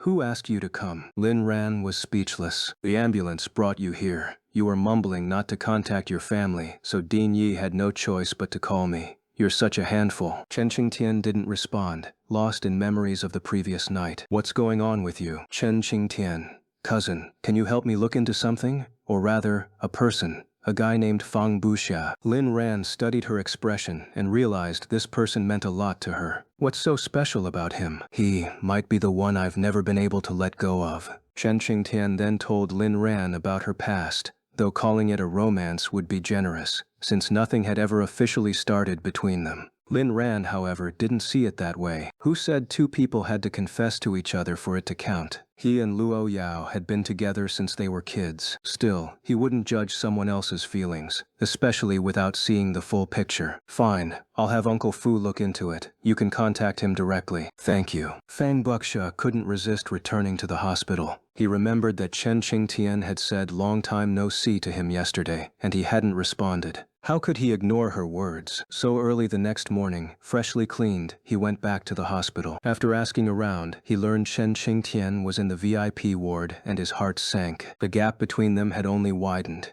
Chen Qingtian could afford the best care at Yi Family Hospital. She must be doing well. Meanwhile, he was still the same ordinary student he'd always been. When he reached the VIP floor, he braced himself, only to see Chen Qingtian walking out of her room with another handsome young man. Fang Buxia didn't follow the news much these days, living a reclusive life, so he didn't recognize Lin Ran. He'd heard the name before, but had no idea what he looked like or what he did. He watched as the guy frowned at Chen Qingtian and said, "Getting hospitalized from drinking is one thing, but trying to check out right after getting stitches? You're unbelievable." Chen Qingtian smiled her usual bright smile. "I know my limits. I'll be fine. Don't forget what I asked you. Relax, I've already got someone on it." The guy sighed in resignation before they parted ways. As Chen Qingtian turned the corner, Fang Buxia ducked into the emergency stairwell. He couldn't face her now. She already had a boyfriend. What right did he have to reappear? Besides, he was tainted. She wouldn't want to see him. After a while, he heard the elevator descend and stepped out of the stairwell, staring blankly at the empty hallway. Maybe I really shouldn't have come back. Fear took hold, and he thought of running again.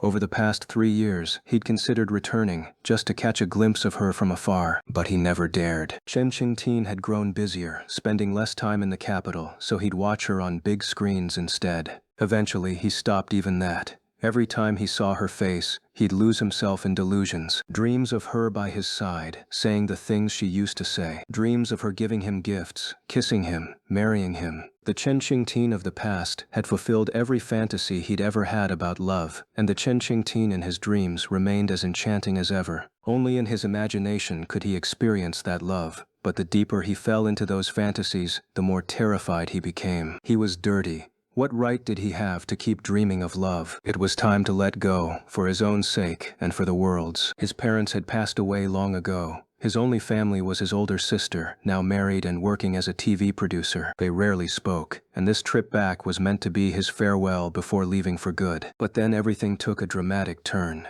After spending New Year's with his sister, he couldn't resist the urge to see Chen Qingtian one last time, even if just from a distance. One look would be enough. Yet fate had other plans. He ran into an old acquaintance, a high school classmate who was now a student at Jingda University. His name is Yu Chenghun, and he's quite notorious at Jingda University, known as the top playboy on campus. To define the exact relationship between the two, they weren't just classmates but also former rivals in love. Yu Chengchen had feelings for Chen Qingtian, and in terms of family background, he far outshone Fang Buxia. He was the eldest grandson of the Yu family, one of the top-tier families in the capital. While Shanghai had its 4 great families, the capital had its so-called 5 great families. The families in the capital were more low-key, so they weren't as widely recognized as those in Shanghai. But within elite circles, their status was undeniably higher. The original 5 great families of the capital were the Luo, Yu, Ai, Yi, and Chen families. Now, the 5 were the Yi, Yu, Ai, Chen, and Zhang families. The Yi family, needless to say, was a lineage of traditional Chinese medicine practitioners, a respected old money family that even the most powerful figures had to tread carefully around, since no one could guarantee they wouldn't need their services someday. Previously, the Yi family had been at the bottom of the 5, but thanks to their ties with Luo Yao, they had now risen to the top. The Yu family, a long-standing powerhouse in the capital, specialized in financial investments, excelling at high-risk, high-reward maneuvers. They were the wealthiest among the current 5 great families. Yu Chengchun, as the Yu family's eldest grandson, was betrothed since childhood to Ai Shenbai of the Ai family. These two were quite the pair. Both loved to play around and had an agreement to do as they pleased before marriage. But that wasn't all. At times, they even helped each other in their escapades, which was downright scandalous. The Chen family was Chen Qingtian's family, the poorest among the 5 and the only one without a formal family head. They were so low profile that many often overlooked them, despite their deep political roots. Their influence in politics was unmatched. The most formidable figure in the Chen family wasn't from Chen Shao's branch but his younger brother, the commander-in-chief of the Chinese military. As for the Zhang family, they were nothing but upstart nouveau riches, the so-called pigs that flew with the wind. They weren't well regarded in elite circles, but that was just surface-level disdain. In reality, the Zhangs were the only family in China with no significant historical backing, yet managed to rise to the top in an astonishingly short time. This was precisely why they were envied to death, yet no one could do anything about it. After the Luo family withdrew from the 5 great families, the Zhangs immediately took their place. Why did the Luo family step down? Because Luo Yao had transcended that level. Her ruthless purge of the Luo family meant she became a lone wolf, scorned by the other families. If you don't like me, fine, I don't need your approval either. So she simply exited the elite family hierarchy. But who would dare underestimate this woman standing at the pinnacle of power? Now, back to why Fang Buxia crossed paths with Yu Chengtian. Fang Buxia wanted to see Chen Qingtian, but he had no idea where she was and didn't dare call her. So he resorted to asking an old, insignificant classmate for information. That classmate happened to be Zhuang Bifan, Yu Chengchun's lackey. All these years, Yu Chengtian had never given up on the idea of possessing Chen Qingtian. She was the one woman he desperately wanted but had never succeeded in conquering. When Zhuang Bifan relayed Fang Buxia's inquiry, Yu Chengchun, who happened to be on one of his campus escapades, summoned Fang Buxia immediately. Yu Chengkun had always believed that Fang Buxia was the biggest obstacle in his pursuit of Chen Chengtian. Back in high school, Yu Chengkun still had some semblance of restraint, so he never laid a hand on Fang Buxia. But now, fully embracing his role as a spoiled heir, he saw no reason to treat ordinary people with respect. To him, they were toys, to beat, break, or bed as he pleased, or even kill. Just last night, Yu Chengchun ran into Fang Buxia on Jingda University's campus and immediately launched into mockery. Well, well, if it isn't our former heartthrob, back from abroad and didn't even bother telling your old classmates. What, scared Ai Shenbai might come after you? Ai Shenbai was Yu Chengkun's fiancée, the same woman who had forced herself on Fang Buxia. Hearing her name froze Fang Buxia for a solid 10 seconds, making him feel utterly filthy. In the end, he couldn't hold back and vomited right there, much to Yu Chengchun's disgust. Damn, you're disgusting! Yu Chengchun covered his mouth, wrinkling his nose. Remember your place. You're just a nobody. How dare you ever set your sights on Chen Qingtian? His grin turned lecherous. Chen Qingtian will be my plaything sooner or later. As for you. Before he could finish, Fang Buxia snapped and threw a punch. Shut up! Yu Chengkun might have been a scoundrel, but as a scion of a great family, he'd been trained in combat since childhood. He dodged Fang Buxia's attack effortlessly and swiftly knocked him to the ground. Patting Fang Buxia's cheek mockingly, Yu Chengkun sneered. What's the point of being handsome? You're just entertainment for people like us. Fang Buxia struggled to get up, only to be struck down again. Why couldn't you just stay as Ai Shenbai's little toy? Had to go after Chen Qingtian, didn't you? Made that slut obsessed with you. I've wanted to deal with you for ages. Too bad you ran off to Japan, but your disappearance made one thing clear. Chen Qingtian doesn't like you, but she doesn't like me either. Yu Chengkun's expression twisted with frustration. But I still want her. So what should I do? Oh, I know. I'll use you to lure her out, lock her in a hotel, and have my way with her. His laughter was manic.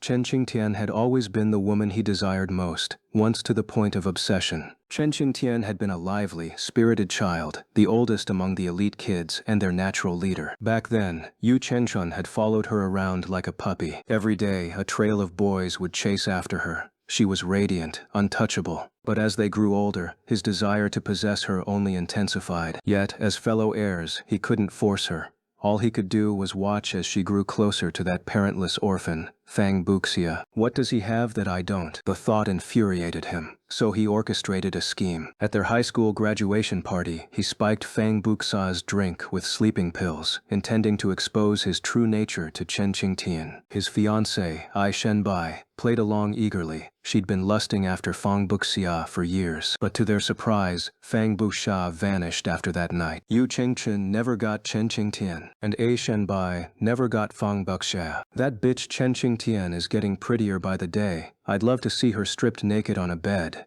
Don't worry, I'll make sure to film plenty of videos. Maybe I'll even let you have a look if I'm in a good mood. Yu Chengqin's humiliating taunts continued, his grip on Fang Buxia growing heavier. Lying on the ground, Fang Buxia suddenly mustered an unexpected burst of strength, springing up and punching Yu Chengquan square in the eye. Don't you dare insult my sister, Fang Buxia roared. Yu Chengquan's face twisted in fury. You're dead. Just as Yu Chengqun was about to send Fang Buxia to meet his parents, an angry yet melodious voice cut through the air. What are you doing? Hearing the voice, both men froze. Chen Qingtian stood there. She had come to Jingda University to find Yu Chengchun. Uncle Fu's detective had uncovered that the incident between her and Fang Buxia years ago might have been a misunderstanding. She needed confirmation from Yu Chengchun.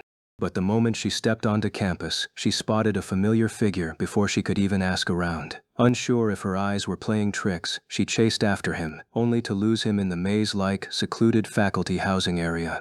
Frustrated, she turned to leave when the sounds of a scuffle drew her to a dimly lit corner where the two stood. Fang Buxia stiffened, his head bowed, unable to look up. Chen Qingtian? Yu Chengchen narrowed his eyes. Looks like you delivered yourself right to me. Chen Qingtian stepped forward, her heart softening at the sight of the boy with his head down. Some people, no matter how much time has passed or how grave their mistakes, can still pierce right through you the moment they reappear. Yu Chengqian feigned panic. Qingdian's Fang Buxia wronged you before. I was just teaching him a lesson for you. Fang Buxia's eyes burned with rage. He hadn't forgotten the vile words Yu Chengqun had just spat about Chen Qingtian. A murderous intent rose in his chest. He wanted to kill Yu Chengqun. But before he could act, Yu Chengquan crumpled to the ground, writhing in agony. Chen Qingtian's gaze sharpened as she looked down at the childhood friend beneath her feet. I heard every word you said. She exhaled slowly. She no longer needed Yu Chengquan's confirmation. His earlier words were proof enough. He had orchestrated everything back then. Uncle Fu's detective was truly impressive. Yu Chengchun howled in pain, unable to form another coherent word. Chen Qingtian reached out to touch Fang Buxia, but the moment her fingers grazed his forehead, his entire body trembled violently. Then he turned and stumbled away. Hey! Where are you going? She tried to chase after him, but Yu Chengquan grabbed her ankle. Qingtianjie, please, help me. I was wrong. With that, he passed out. Chen Qingtian realized things might have gone too far. She had kicked with full force, aiming for a lethal spot in her fury. Ever the kind-hearted soul, she dialed 120 for Yu Chengquan before rushing after Fang Buxia, but the boy had vanished. Shasha, where are you? Come out and see me, please, she called out desperately. Only silence answered. After searching Jingda's campus for a while, a thought struck her. But just as she was about to leave, her phone exploded with calls. Chen Xiao's furious voice blasted through the receiver. Where the hell are you, girl? Do you have any idea what you've done? The Yu family has already called the police. Officers arrived immediately, arresting Chen Qingtian for intentional assault. But the Chen family moved just as swiftly, posting bail to bring her home pending investigation. The Yu family was wealthy, but the Chens had connections, and since bail was standard procedure, the police released her on the spot. At the Chen residence, Qingtian, no matter how deep the grudge, was it necessary to go that far? Yu Chengqun is the Yu family's heir, and you just crippled him. They're beyond furious now. Chen Qingtian knew she'd messed up, but she still muttered under her breath. He had it coming. You!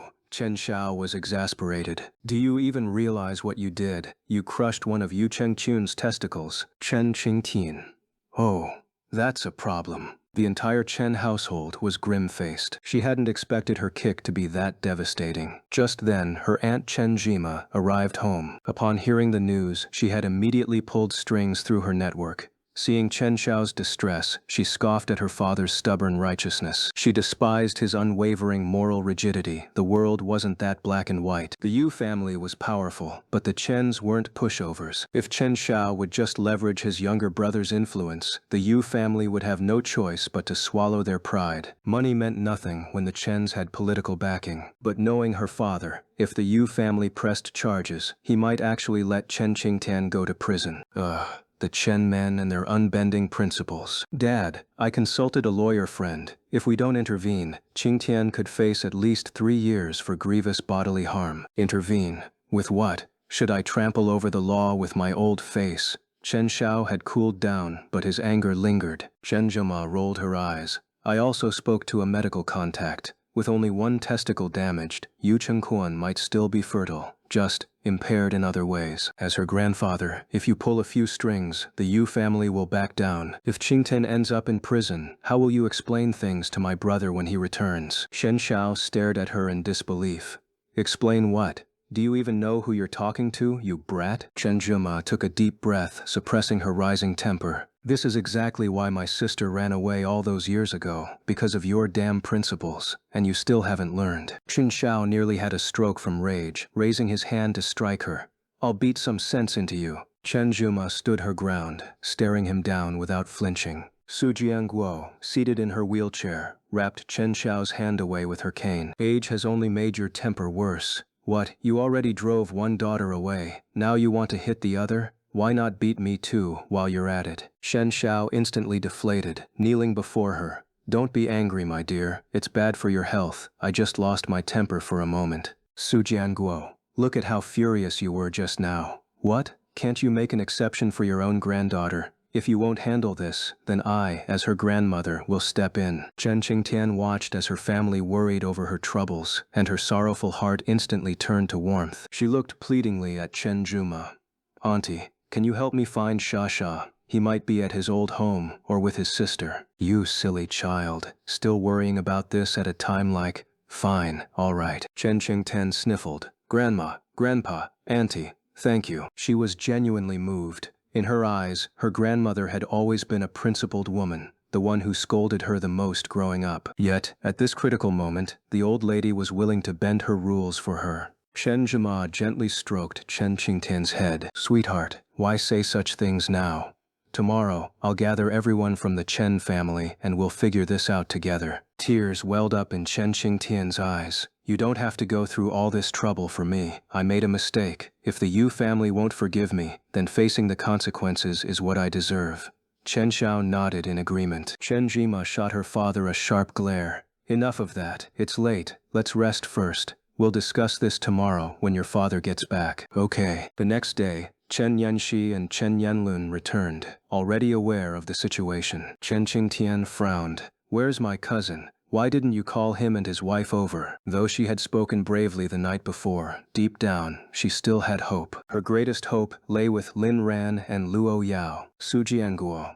I told them not to inform Xiao Ran. He and his wife just finished filming and need rest. Xiao Ran has had a hard life all these years. Now that he's finally living well, let's not burden him with trivial matters. Su Jianguo knew Chen Qingtian too well. The people here could certainly come up with a solution, even if it wasn't ideal. But if Lin Ran were present, she knew her granddaughter would break down and beg him for help. And if Lin Ran got involved, he would inevitably rely on Luo Yao's methods. For Luo Yao to act against the Yu family for her husband's cousin would demand a heavy price. If the couple ever argued in the future, this could become a point of contention. Su Jianguo refused to let that happen, so she stopped everyone from contacting Lin Ran. Sure enough, hearing her grandmother's words, Chen Qingtian wilted like frostbitten leaves. Her cousin and his wife were her greatest lifeline, yet they were likely still blissfully unaware, tangled up in their own world at the estate. Cousin, please come save your adorable cousin soon. Chen Yinxi didn't scold his daughter, but instead showed concern. Qingtian, you're my good girl. I don't blame you for acting impulsively. I know you must have had a reason. I'm proud that you own up to your mistakes. If you're keeping quiet, it must be for a reason. But, sweetheart, what are you running from? He spoke gently, wanting to uncover the truth. Now's the time to be honest with me. Every detail could be your way out. Is this about Xia Xia? Chen Yinshi ventured a guess. Chen Qingtian lowered her head, crumbling under her father's gaze, and confessed everything. The Chen family erupted. That Yu family scum got what he deserved. Chen Xiao fell silent for a long moment before nodding. He was indeed scum, but Qingtian did cripple him. This matter. Ah, Jima, you handle it. Chen Xiao finally relented, though he wouldn't compromise his principles himself. But that didn't mean others couldn't. Letting Chen Jima take charge was his limit. Besides, her temperament made her the best person for the job. Even if they couldn't sweep this under the rug, she could at least secure a lighter sentence for Chen Qingtian. With Chen Xiao's approval, the family's path was clear. Just as they prepared to act, a knock sounded at the door. When it opened, the visitor turned out to be Uncle Fu? What brings you here? Chen Qingtian recognized him immediately. She was quite familiar with Uncle Fu. His arrival meant hope.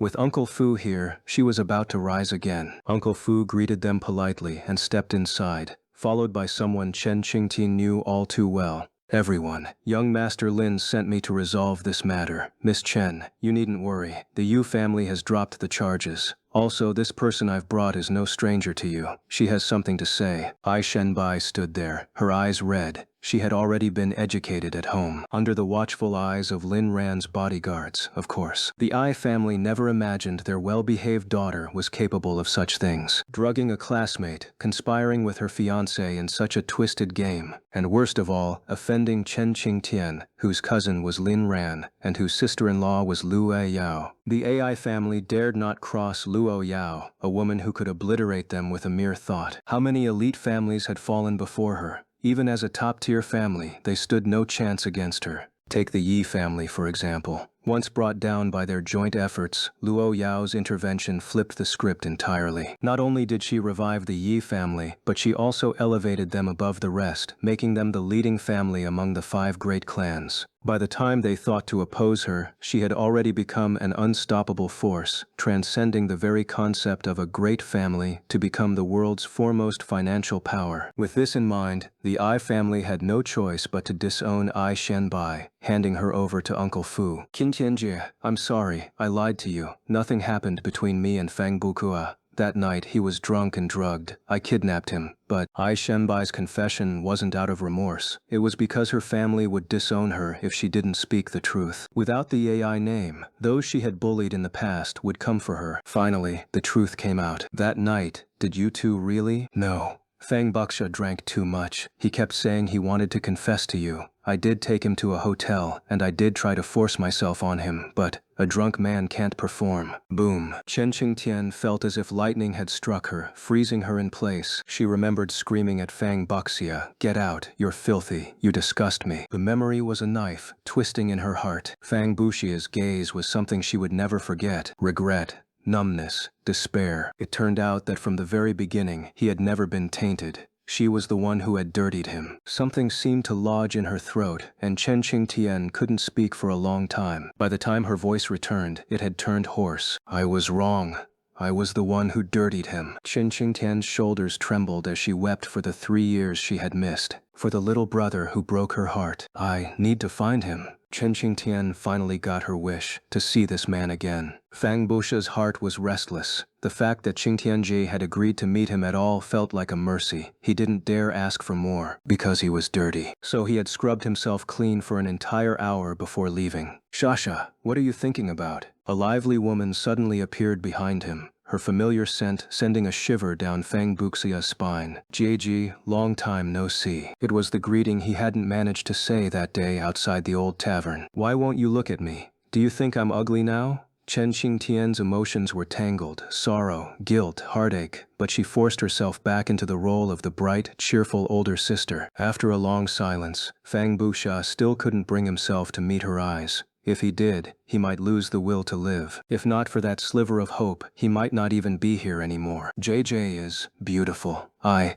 washed myself clean today to see you. Chen Qingtian leaned in to look at his face, then, to Fang Buxia's shock, rose onto her toes and pressed closer. She gently blew on the bruise on his cheek.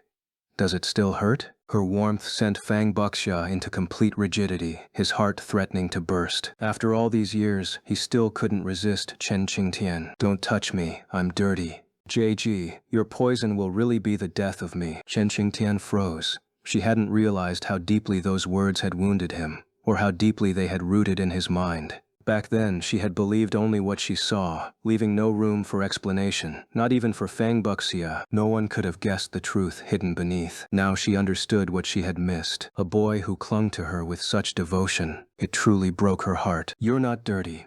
I was the one who dirtied you. I'm sorry. With those words, Chen Qingtian wrapped her arms around the little brother who had always followed her, burying her face in his chest. For the rest of our lives, I'll love you properly. Tears were strange things. They flowed when you didn't want them to, yet refused to fall when you needed to cry. They simply pooled in the boy's eyes, unshed. He didn't dare speak, afraid this was all a dream. Uncle Fu stood at a distance, quietly wiping the corner of his eye.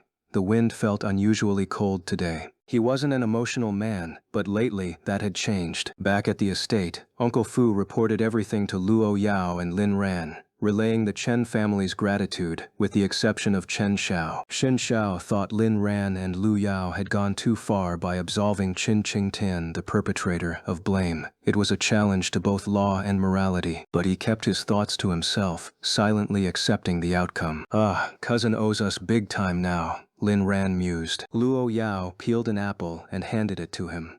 Here, Aran. They shared it in halves. Wifey, munch munch, I used your connections this time. Choo choo choo. You're not mad, are you? Luo Yao's expression instantly darkened, her chewing halting mid-bite. Asking that makes me angry. What's yours is mine, and what's mine is yours. Use whatever you want. Why would I be mad? Realizing she was upset, Lin Ran silenced her with a kiss, slipping her a sweet bite of apple. Only then did Luo Yao soften, resuming her chewing with a sweet murmur. When we were kids, choo-choo, I promised you, choo-choo, I'd earn lots of money to spoil you, swallow. Everything I have is yours. If you don't use it, I'll go crazy. What Luo Yao wanted was for Lin Ran to rely on her wealth, her influence, her love. If he insisted on doing everything alone, never spending her money, she'd feel insecure. Damn, how did I land such an amazing wife? Then you'd better cherish me. Lin Ran affectionately ruffled her hair. Of course, my wife, my responsibility to pamper. Aran, tomorrow's your follow-up checkup. I'll go with you. Okay. The next morning, shortly after Lin Ran and Luo Yao left, Chen Qingtian arrived with Fang Buxia. Learning they had just missed them, Chen Qingtian cursed herself for not calling ahead. Love must have addled her brain. Can we wait here?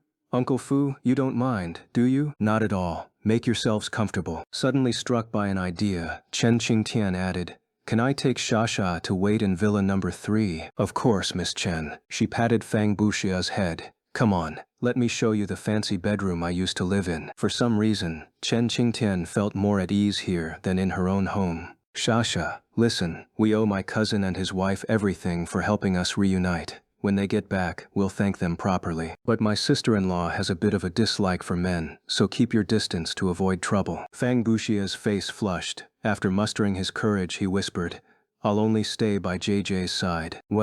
Well, she'd gotten herself an utterly devoted puppy. Chen Qingtian's heart swelled with joy, but also a pang of sorrow, because Fang Buxia had changed. The old Fang Buxia, though sweet-natured, had been cheerful and outgoing. This Fang Buxia carried traces of isolation. If not for her, she doubted he'd speak more than a few words to anyone in a year. But it didn't matter. She would pour all her love into reviving the boy he used to be. To make up for her mistakes, hospital. After another checkup, Dean Yi confirmed Lin Ran's injuries had fully healed, just no re-injury. Lin Ran simply smiled. The only one who could hurt him now was Luo Yao. This time when they came, they ran into an acquaintance at the hospital, LV Renki. However, LV Renki didn't notice them. Before leaving, Lin Ran took a copy of the medical record. Well, LV Renki was sick. The guy was unlucky, infected by Lu Yume, the so-called biochemical carrier. He probably wanted to vent his anger and seek revenge, but there was no way to do it. After all, the biochemical carrier was still locked up in prison. This was just a minor amusing episode in life, nothing that would weigh too heavily on Lin Ran's mood. Yao Yao, should we head home now? Truthfully, Lin Ran wasn't particularly eager to return. Since they'd managed to get out, he wanted to spend some time strolling around with his wife. The repetitive daily life at the estate wasn't boring, but it lacked novelty. For example, they could go to places like mall fitting rooms, movie theaters, or even a Ferris wheel for some fun. I'll follow your lead, but Uncle Fu just messaged saying Chen Qingtian and Feng Buxia are at the estate. Lin Ran waved his hand dismissively. Let them wait. The two set off, eventually deciding on the Ferris wheel, the kind that took a full hour to complete one rotation. They stayed on it for 2 full rounds, or maybe countless rounds. Of course, they had to book the entire ride for themselves. By the time they got off, Lin Ran felt a bit dizzy, as if he were floating. Glancing at the time, it was almost noon, so they reluctantly headed home. At the entrance of the estate's villa, Lin Ran carried Luo Yao out of the car. Miss, young Master Lin, Chen Qingtian and Feng Buxia are still here. They said they wanted to thank you in person. Lin Ran and Luo Yao exchanged a knowing smile. Love was something that deserved to be celebrated. All right, are they inside? They're in villa number 3. Granny Wang is attending to them there. Lin Ran suddenly paused. From now on, don't assign Granny Wang to such tasks. Switch her to something lighter. Uncle Fu nodded in agreement. Being a servant might seem simple, but it was far from easy. They had to stand for hours on end, and their legs would inevitably ache. Granny Wang was different from the other servants in the villa. She was much older, and her legs weren't as strong as the younger ones. On top of that, she often had to rush to the hospital after work, which only added to her exhaustion. Lately, she'd even developed varicose veins. Uncle Fu felt sorry for her and had considered reassigning her to a less demanding role.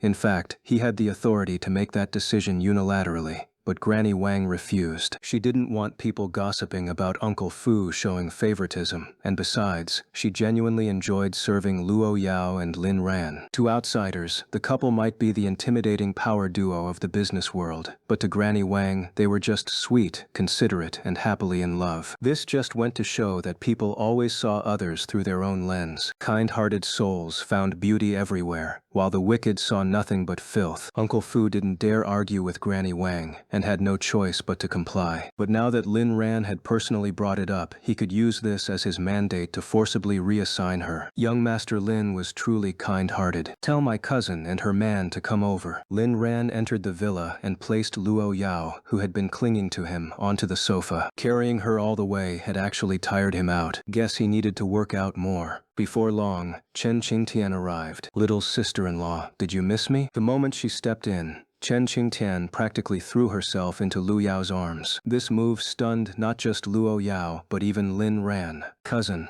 what are you doing? Chen Qingtian nuzzled against Lu Yao a couple of times. She wasn't a lesbian, she just adored her sister-in-law way too much. The gratitude she felt toward Lu Yao overwhelmed her the moment she saw her. She didn't even know why she did it. Relax, cousin, don't get jealous. I'm just borrowing your wife for a hug. I'm not into girls, so no need to worry. Luo Yao's voice turned icy. If you don't want your newly acquired love life to crash and burn, I suggest you stop acting frisky in front of me. Luo Yao was angry. Her aversion to men didn't mean she welcomed women getting too close either. At most, she just didn't feel disgusted when women approached her. To be precise, she disliked everyone except Lin Ran. Before Chen Qingtian could react, Lin Ran, furious, yanked her away. Back off, only I get to hug my wife. Lin Ran was starting to suspect that Chen Qingtian might swing both ways. Suddenly, he understood why Luo Yao had been concerned about him and Wu Zhisheng. Just like how he was now worried Chen Qingtian might be into women. No, he had to nip any potential threats in the bud. Cousin, I'd advise you not to develop a thing for women, and even if you do, stay away from my wife. Otherwise, you'll find out exactly what I'm capable of. Chen Qingtian raised an eyebrow. Oh, and what exactly are you capable of? Making sure you never get. Lin Ran trailed off. He'd been about to say he'd make sure she never got her 10 boy toys. But given the current situation, Chen Qingtian might not even be that desperate for them. Truth was, this cousin wasn't as much of a player as she pretended to be. Most of it was just talk. If push came to shove, she'd probably chicken out. Letting your little pup here know what your real dreams are. Lin Ran smirked and turned his gaze toward Fang Buxia. Lin Ran's possessive streak delighted Luo Yao. She found him utterly adorable right now. It seemed that, in his eyes, she was his one and only desire too, so his love for her had reached this obsessive level as well. Chen Qingtian, however, wasn't pleased with Lin Ran's words. She did like Luo Yao, but it was purely gratitude, nothing romantic. And now Lin Ran was using her man to threaten her? But Chen Qingtian wasn't scared in the slightest. Fang Buxia wasn't much older, belonging to the same graduating class as Lin Ran. He was 23, no, 24 now, since the new year had passed. But his personality was the polar opposite of Lin Ran's. Lin Ran was outgoing, even a bit of a social butterfly, while Fang Buxia was introverted and somewhat shy. That said, the guy was undeniably good-looking, not dazzlingly handsome, but the kind of quietly appealing charm that grew on you. I know, sister's dream is to have 10 boy toys. Fang Buxia's face flushed slightly. Lin Ran hadn't expected Chen Qingtian to be so open about it. Though he wasn't particularly fond of Fang Buxia, he still extended a hand with a smile. Nice to meet you, Chen Qingtian's little pup. Huh? Oh, hello, brother-in-law. This kid, could he even address people properly? Shouldn't it be cousin? Fang Buxia froze, scratching his head awkwardly. Sorry, I'm a bit socially awkward. I didn't quite sort out the family ties just now. Lin Ran suddenly understood why these two worked as a couple. Their personalities were perfect complements to each other. The group settled down as Uncle Fu arranged for a servant to prepare tea. Lin Ran casually took a seat beside Luo Yao, his arm draped loosely around her waist, while she leaned naturally into his embrace. Just call me by my name. After all, you two aren't married yet, so let's keep things relaxed here. We're all young, it's not like I'll bite, Lin Ran said. Fang Buxia remained silent, casting a worried glance at Luo Yao. You might not bite, but this woman seems like she might. Though introverted, he wasn't completely cut off from the world. He'd heard of Luo Yao, and Chen Qingtian had mentioned Luo Yao's aversion to men. Now, sitting across from this intimidating woman, he couldn't help but wonder if he'd make it out unscathed. But seeing Luo Yao nestled so comfortably in Lin Ran's arms, she hardly seemed like the cold, ruthless tycoon he'd imagined. He let out a small sigh of relief. All right, Lin. Brother Lin, I came today to thank you for uncovering the truth, for helping us resolve the Yu family's mess. Thank you for letting me know I'm not tainted. Chen Qingtian had already explained everything that happened back then. Without Lin Ran, the truth might have stayed buried forever. The moment Fang Buxia realized he was still clean, it felt like ascending from hell to heaven. The overwhelming gratitude of surviving such an ordeal had brought his appreciation for Lin Ran to its peak. Lin Ran waved it off. Even if your body were tainted, it wouldn't matter. A clean heart means you're always clean, and your body isn't dirty either. Just make sure you treat my cousin well from now on. Fang Buxia turned to Chen Qingtian, the only woman he'd ever loved. I will. Suddenly, Luo Yao leaned close to Lin Ran's ear and whispered, Every part of you must stay pure, Ran. You belong only to me. The temperature in the room seemed to plummet. Fang Buxia felt the chill firsthand. But with a gentle caress and a kiss from Lin Ran, the warmth returned just as quickly. Fang Buxia shot Chen Qingtian a look that seemed to ask, Is this for real? Chen Qingtian's expression replied, Yep, it's exactly that real. Fang Buxia awkwardly cleared his throat. Back at the hospital, when I saw you with Qingtianji, I might have misunderstood something. Chen Qingtian's eyes widened. You came to see me and hid instead of talking to me. Fang Buxia nodded. It was the day you got drunk. The old man at the bar told me you were at the hospital. When I got there, I saw you. I'm sorry. I didn't have the courage to face you then. Chen Qingtian ruffled his hair affectionately. No more hiding from me. Got it? Got it. Lin Ran recalled that day too, the strange feeling of being watched when he escorted Chen Qingtian to the elevator. So it had been this kid. My instincts really are sharp, he mused. No wonder I felt eyes on me that day. So it was you lurking in the shadows. Fang Buxia nodded sheepishly. Chen Montian interjected. Cousin, little sister-in-law, I owe you both my thanks, sincerely. But I should warn you, the Yu and I families aren't to be trifled with. If they come after you because of what you did for me, tell me immediately. I'll face it with you. Chen Qingtian might have a brash personality, but she was sharp-witted, fearless in love and action. Lin Ran raised an eyebrow. Face it with us, what'll you do? Stand outside the Yu family's gate and curse at them. That is your specialty. Chen Qingtian blinked, then fired back. Hey, my cursing skills are only an 80 out of 100, but if you join in, that's 80 plus 80, 120 points of pure verbal destruction. Crude as it sounded, she wasn't wrong.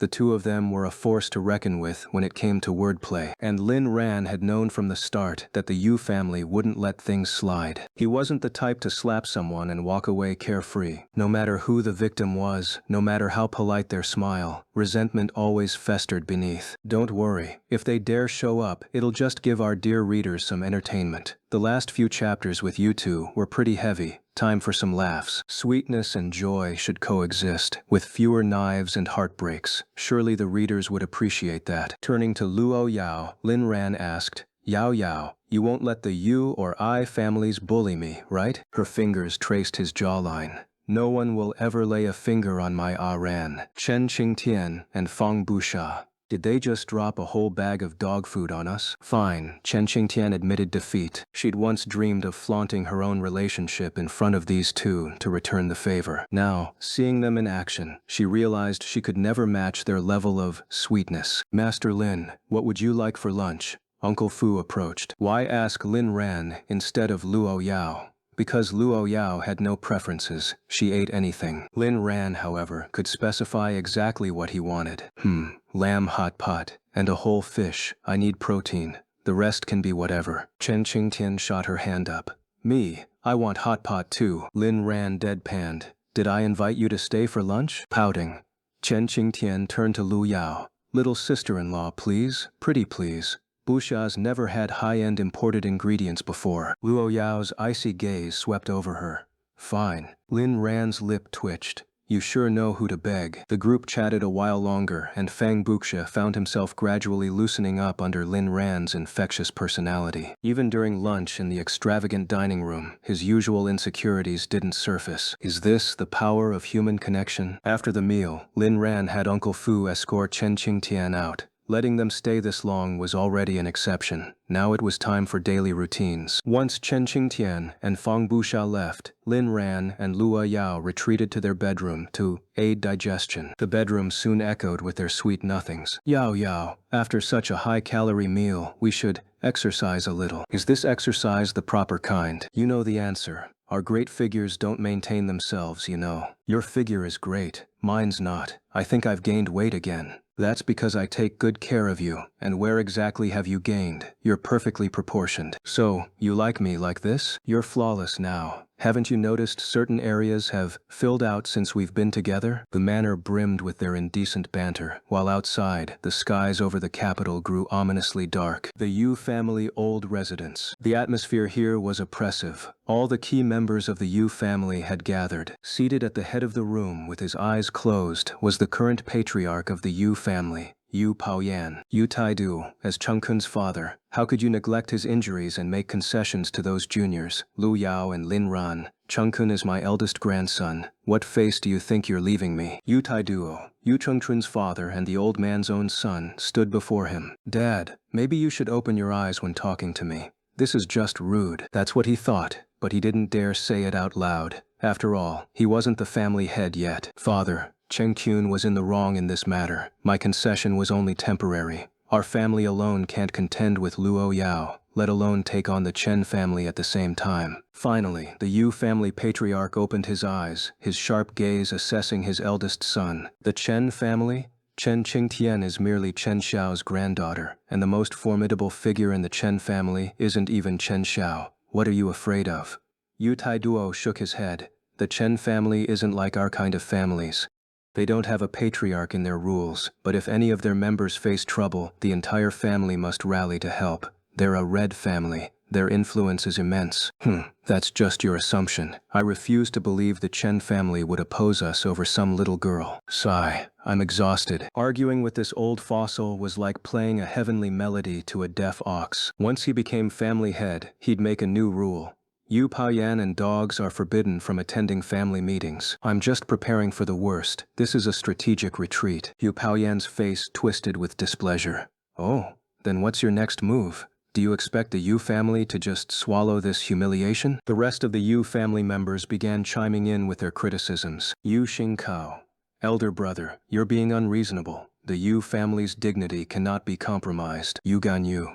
Exactly, elder brother. Our ancestors worked hard to build the Yu family into a top-tier dynasty, not so you could disgrace us. Yu Chengsai, more concerned about whether Yu Chengkun was truly crippled, asked, Father, how is elder brother really doing? Yu Weiwen, Yu Chengkun's younger sister and a staunch supporter of her second brother, feigned concern. Has elder brother really been ruined? Second brother and I would like to visit him. In truth, she just wanted to see for herself whether Yu Chenkun was truly finished. The rest of the Yu family, Yu Tang, Yu Fu, Yu Zijiang, Yu Lei, Yu Mu, Yu Rowan, and others, also piled on with their accusations. Patriarch Yu Paoyan finally erupted in anger, his voice booming with authority. Enough. Silence. Let's hear what your eldest brother has to say. Yu Taiduo surveyed his siblings, uncles, nephews, and juniors with calm detachment. No matter how much you resent me, I'm still the next heir. What do I have to say? Before I speak, let me ask all of you, are you trying to stage a mutiny? Do you really think I'm that easygoing? Internal strife was a long-standing tradition in the Yu family. Even between fathers and sons, brothers and brothers, it was always a battle for dominance. At the crown prince's outburst, the others reluctantly fell silent. Only after coldly scanning the room did Yu Taiduo answer Yu Paoyan's question. Father, I've already contacted the AI and Zhang family heads. They'll be arriving shortly to discuss our plan against Luo Yao. This time, Yu Paoyan was genuinely taken aback. They agreed? I reached out to them yesterday after having Chen Kun withdraw the lawsuit. They're on board.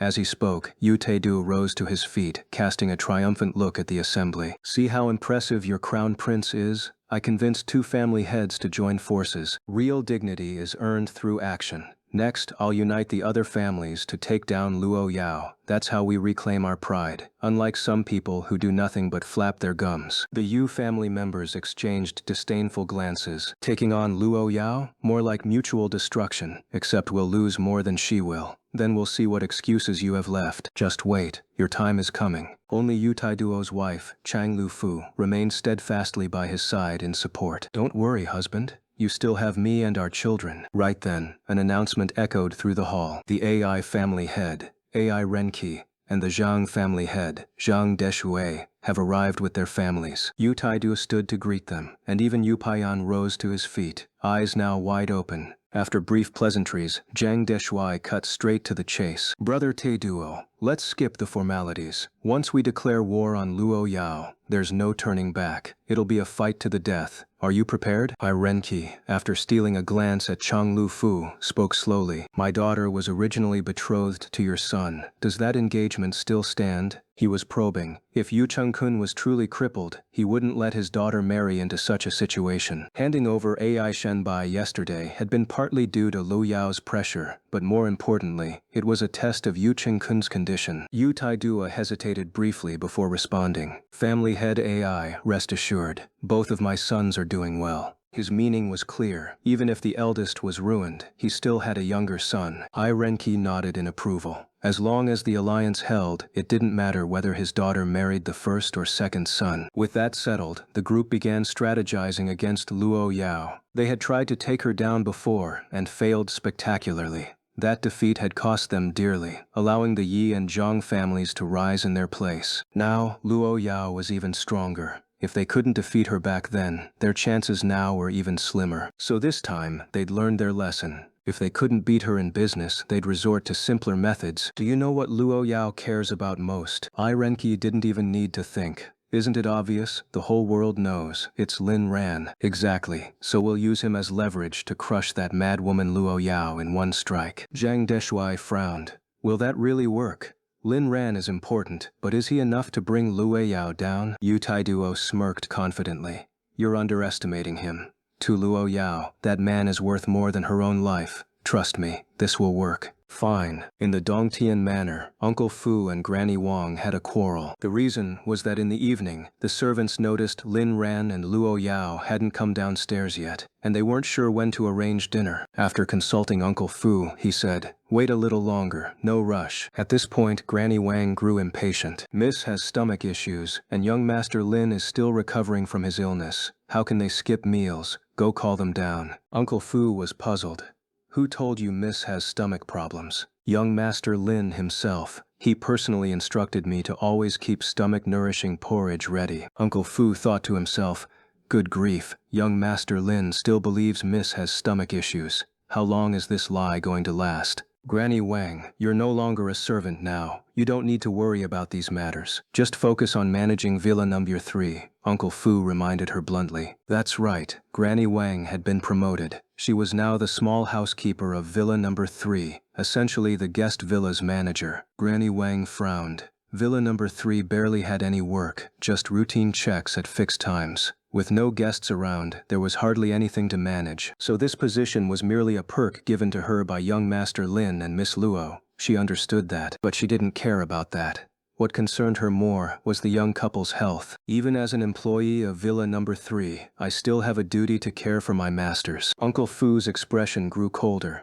In this manner, aside from young Master Lin and Miss Luo, everyone answers to me, including you. Granny Wang was annoyed, but she couldn't argue with his logic. Still, was it really okay to leave Miss Luo and young Master Lin under the care of such a careless butler? Understood, Butler Zhang.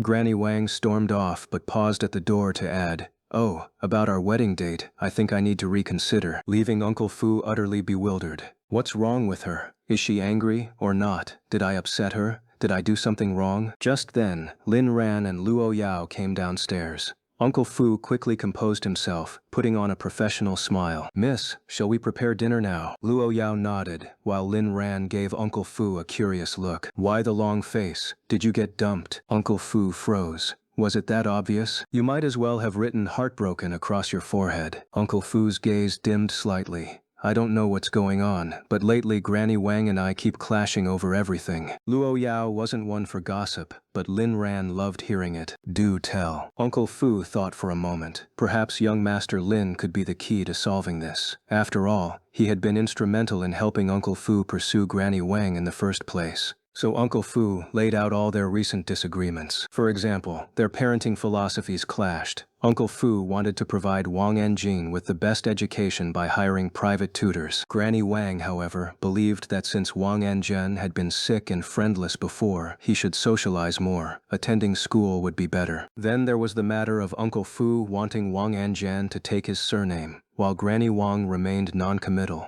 Or how Uncle Fu preferred meat-heavy meals, while Granny Wang leaned toward vegetarian dishes. And let's not forget Uncle Fu's desire to live together before marriage, which Granny Wang dismissed as shameless. All these trivial conflicts were piling up, driving Uncle Fu to the brink. "Young Master Lin, tell me, are these issues my fault?" In the dining room, before the food was even served, Lin Ran held Luo Yao in his arms dotingly while stroking his chin in thought, truly multitasking at its finest. It was a skill he'd honed out of necessity. Whenever he was with Luo Yao, he had to split his attention, eating, sleeping, chatting, walking.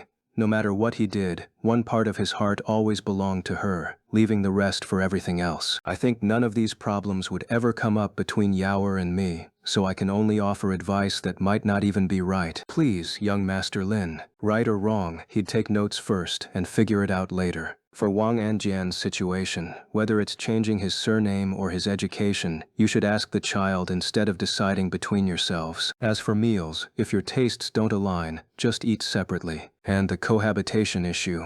Lin Ran shot Uncle Fu a look of disdain. Have Yaoer and I not set an example for you? Just go for it. Uncle Fu blinked, his old face flushing with embarrassment. But what if Granny Wang resists, or breaks up with me afterward? Or even drags me to court? Luo Yao, having had her fill of playing in Lin Ran's arms, finally spoke up. Such a coward. If you're too scared to even risk jail for love, how can you claim to love her? If what you fear actually happens, it just means your love isn't strong enough. In that case, you're better off apart. Uncle Fu.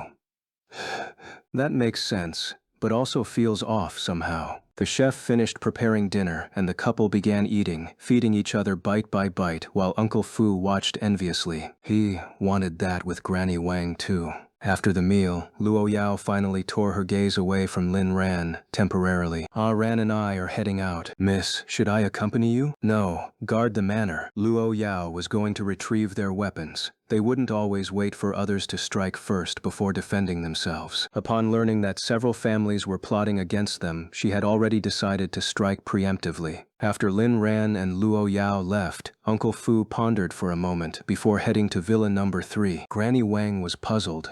Butler Zhang, is something the matter? Uncle Fu stayed silent. Granny Wang grew concerned. What's wrong? You look different. Still, Uncle Fu said nothing. Granny Wang sighed. If there's anything, just give your orders. Finally, Uncle Fu spoke.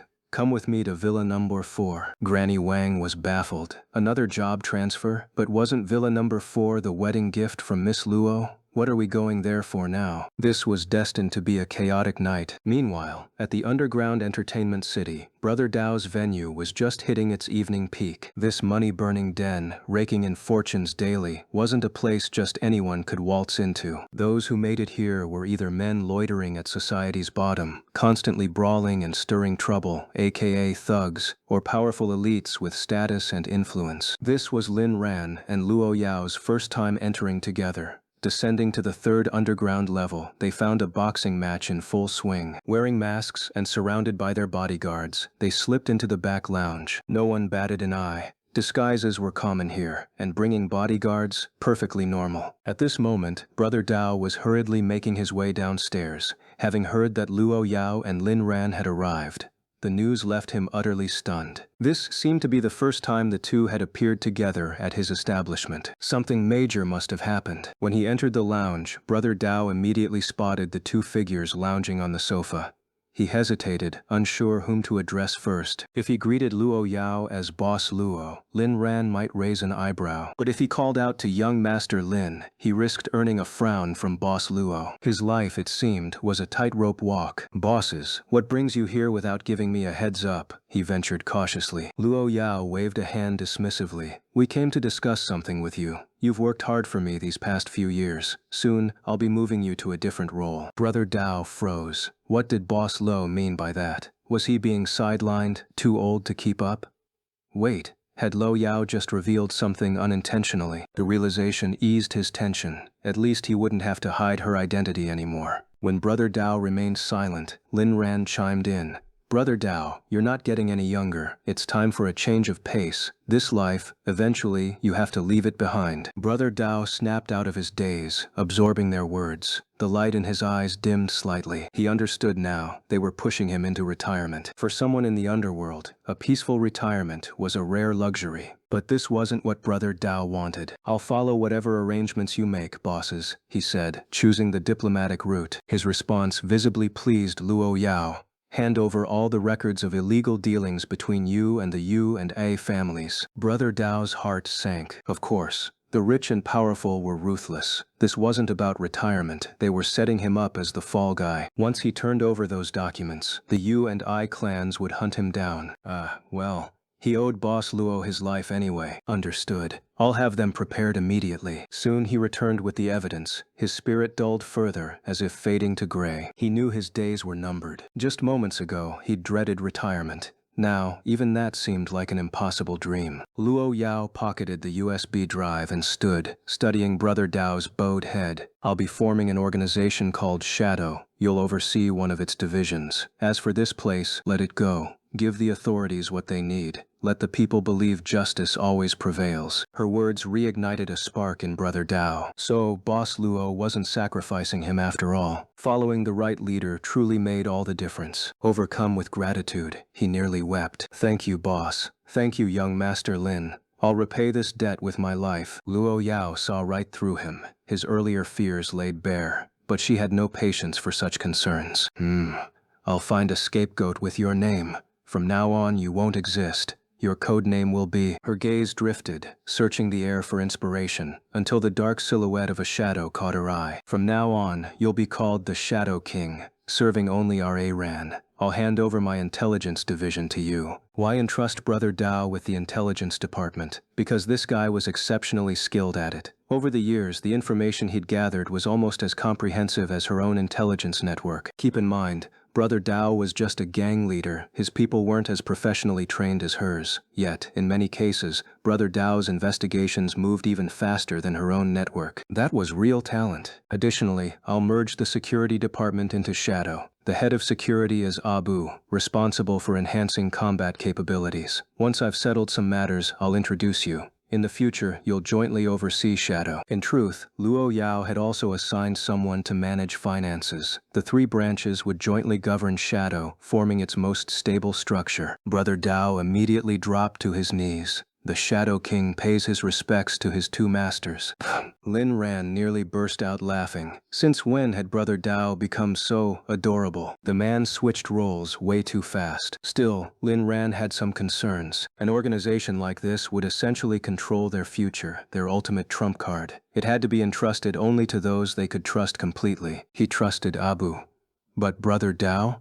Well, there didn't seem to be any reason not to trust him. Luo Yao wouldn't take risks without good reason. He had to trust his wife. Right now, Lin Ran had no idea just how formidable Shadow would become in the future, or how terrifying its name would grow to be. But that was a story for another time. One that would unfold in the next novel. Already brainstorming the next sweet, unhinged, and hilarious story, huh? Lin Ran exhaled and patted Brother Dao's shoulder. Do well, and Luo Yao won't let you down. Brother Dao nodded eagerly. His success wasn't just luck, it was also his foresight. He'd cling to Lin Ran and Luo Yao's coattails with everything he had. Don't worry, Boss Lin, I won't disappoint you. Lin Ran was satisfied with Brother Dao's attitude. At the very least, the man adapted quickly, maintained a good mindset, and called him Boss Lin without a hint of insincerity. Pure sincerity. Now that the serious business is settled, let's move on to the less important matters. Where's my son? Your son?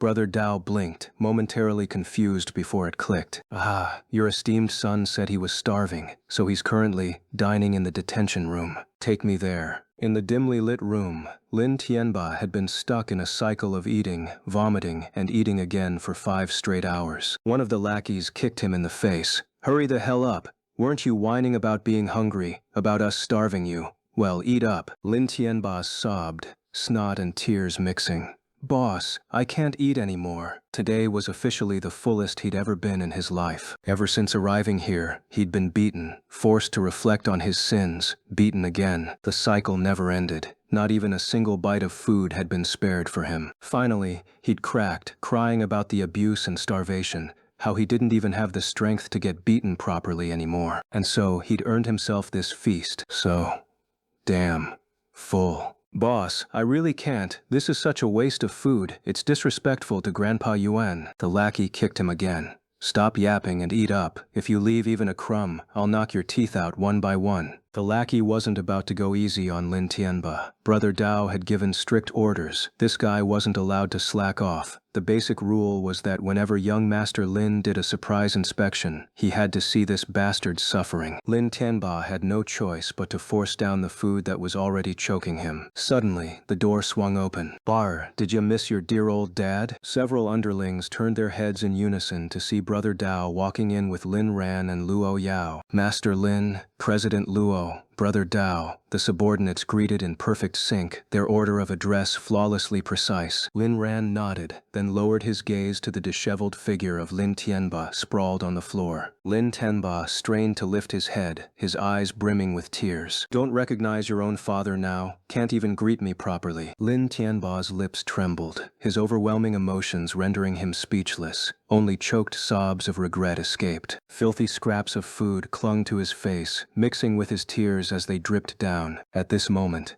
Lin Ran was his only light. Abu entered and handed Lin Ran and Luo Yao gas masks. Only after putting them on did they block out the room's nauseating stench. Masked, Lin Ran slowly crouched down, narrowing his eyes as he studied Lin Tianba. 6 months ago, this man had been the proud CEO of a listed company. Now, he was reduced to a state more pitiful than a beggar. Bruises and wounds covered his body, his clothes stained with blood. Without the mask, the stench of decay and filth would have been unbearable. Lin Tianba struggled to raise his head further, desperate to see his son clearly, to imprint the face he'd wronged in his dreams. Since being locked away here for days, he'd had no conversation, no food. The eerie silence was terrifying, but it also forced introspection. As he reflected on the past, he finally saw Lu Yume for the venomous woman she was, his hatred for her reaching its peak. And when he thought of how Lin Ran had suffered all these years, he realized just how gravely he'd erred. Only when a man loses everything does he truly see his own heart. He was a father, yet he'd become a demon aiding tyranny. Lin Tianba.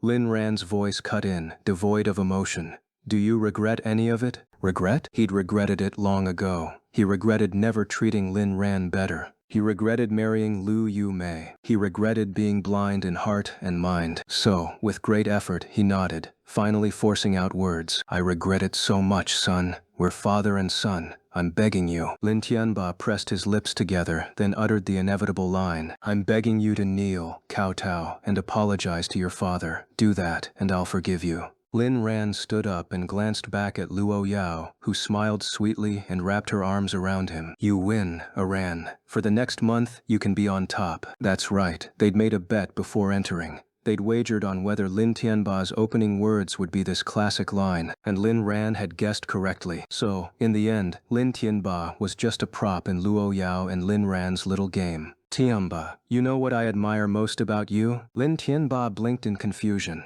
He couldn't understand why, even at death's door, this unfilial son still refused to bow and apologize. Would he really wait until his father's death to kowtow at his grave? But regretful lamentations would be meaningless by then. Too late for remorse. Son, if you treat me like this, you'll regret it one day. I don't want you to live in regret like I do. It's agony. Listen to me. Kowtow and apologize. Lin Ran's lips twitched in exasperation. Slowly, he pointed a finger downward, aiming it at Lin Tianba's heart. What I admire most is your heart. You never forget your roots, and that delusional confidence of yours, so strong you fooled even yourself. Today, I crown you Emperor Tianba. May you stay true to yourself for the rest of your days.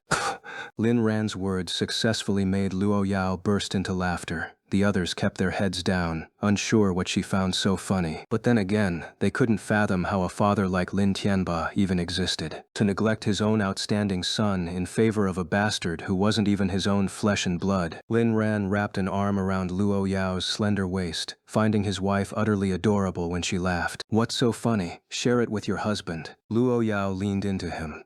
Fools are laughable by nature, but those who refuse to repent after wrongdoing are beyond redemption. Lin Ran nodded in agreement, glancing at Lin Tianba on the floor. He's like a toad swallowing a fishhook, his own damn fault, yet he still acts like the world owes him. Faced with Lin Ran's merciless mockery, Lin Tianba's heart plunged into an abyss of despair. The world around him turned into pure terror. You really won't kowtow and apologize? You'd really throw away a father's love? See? Emperor Tianba's confidence knows no bounds, Lin Ran remarked, gesturing at him. Too bad I couldn't care less about your so-called fatherly love. It disgusts me. Boom. Lin Tianba's spirit finally shattered. The light in his eyes dimmed to gray. No. He couldn't give up yet. He hadn't won Lin Ran back. He hadn't taken revenge on Lu Yu Mei. He hadn't lost all hope. He couldn't surrender. He had to make Lin Ran call him dad again, force Lu Yu Mei to her knees in repentance, and strip Lin Jian of any real paternal love. Son, I'm still your father. Lin Ran's expression turned icy, his tone dripping with disdain. Remember what I told you in Chapter 7? Don't call yourself my father, or I'll slap the shit out of you. Originally, Lin Ran had planned to teach Lin Tianba a lesson himself, but the man's current state was too revolting to touch. Abu, as if reading his mind, volunteered. Master Lin, this is my specialty. Let me handle it. Punishing Lin Tianba? Abu was more than happy to oblige. Lin Ran patted his shoulder. Lucky you, getting to have all the fun. Go ahead. As Abu approached step by step, Lin Tianba recalled some very unpleasant memories. Stay back, son. Dad was wrong. Make him stop. Lin Ran's mocking tone was unrestrained. Daddy's not sticking around. Starting today, you're disowned. We're done. Enjoy the rest of your life. Barring miracles, we won't meet again. With that, Lin Ran turned to leave. Lin Tianba panicked. No! Dad Lin, don't go! Take me with you! Abu crouched and slowly reached out. Lin Tianba's face twisted in horror as he screamed. Stay the hell away from me, Lin Tianba. Stay the hell away from me. Outside the cell, Lin Ran gave Brother Dao his orders. Unless fate intervenes, I never want to see him again. But don't let him die. Dump him in a busy district to beg. If he refuses, beat him until he complies. Brother Dao nodded. Understood. Let Lin Tianba die? That would be too merciful. Lin Ran wouldn't let Lin Tianba's story end so easily. He had vowed to make him live out the rest of his days, alive to suffer. Their personal feud might be over, but Lin Tianba still had to pay for what he did to Lin Ran's mother for the rest of his life. As for so-called family bonds, a father's love, all nonsense. Lin Ran couldn't care less. Suddenly, Luo Yao turned and hugged him. Don't be afraid, Aran. I'm your family now. I'll never betray you. Lin Ran froze, so she understood him this deeply. How wonderful. Just as he was about to be moved, Luo Yao's tone shifted. And you can't betray me either. If I lose it, we're both going down. Well, his wife was still the same wife, and her love burned just as fiercely. The moment they arrived at the estate, Lin Ran noticed something off. The old man who always came out to greet him was nowhere to be seen. It wasn't that Lin Ran was being fussy, it's just that a mistake like this shouldn't happen with Uncle Fu. If it did, it meant something was wrong. Where's Uncle Fu? Lin Ran casually asked a servant. He went to Villa number 3, I think. Lin Ran relaxed, so he went to see Granny Wang. He didn't think much of it and carried his wife off to bathe and sleep. The next morning, as soon as Lin Ran stepped out of the bedroom, he saw Uncle Fu, injured. What happened to your eye, Uncle Fu? It's normal to have dark circles from insomnia. Lin Ran frowned. Is it normal for just one eye to be black? Yeah, isn't it? Lin Ran thought. Hell no, it's not. Just then, Luo Yao followed him out and narrowed her eyes at Uncle Fu. What's wrong with your neck? Uncle Fu glanced down. Don't you think this neckerchief suits me, miss? You know the cost of lying to me. Uncle Fu immediately shut his mouth, then after a pause, explained. Well, I went to see Granny Wang, but I slipped up. She punched me in the eye. Not that I couldn't take her, of course. You know how strong I am, miss. I just couldn't bring myself to fight back. Lin Ran's eyes widened. He'd only been joking yesterday, but the old man actually went for it? And, noticing Lin Ran staring at his neckerchief, Uncle Fu sighed and took it off. She bit me. Luo Yao nodded. 1 year's salary deduction. Uncle Fu. Offend. Seat up. It'll go to Granny Wang as compensation. Uncle Fu. Well, that's a relief. A gossipy grin spread across Lin Ran's face. I just want to know how it ended. Uncle Fu hung his head in shame.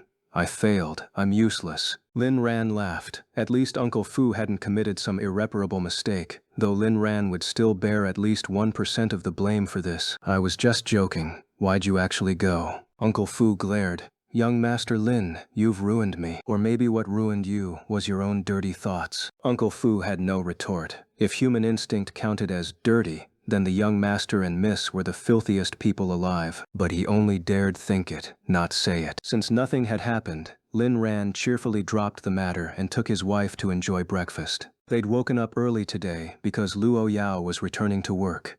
She didn't know how long it would last, but it wouldn't be too lengthy. Her task? Assisting Lu Meng in dismantling the Yu and I families. Yes, assisting. Lu Meng was the one leading the charge. Lin Ran almost felt bad for the Yu and I clans. In his wife's eyes, top-tier families like them only deserved to face off against an assistant. How pathetic were they? Lin Ran wanted to accompany Luo Yao. His injuries were fully healed now. But after some thought, she refused. Aran, if you miss me, you can visit at noon every day, but don't come at other times. Your presence would distract me from work. Lin Ran pouted. You used to say you couldn't focus without me around. Now I'm the distraction? Ugh, heartless woman. Lin Ran. First it was, I can't concentrate without you. Now it's, you're in my way? Luo Yao found his sulky expression adorable and gently explained. This job is different. It involves multiple rounds of corporate warfare and complex strategies. I need to be fully focused. If you're beside me, how can I concentrate on helping Lu Meng fight? Fine. What could he do when his wife put it like that? Besides, she had a point.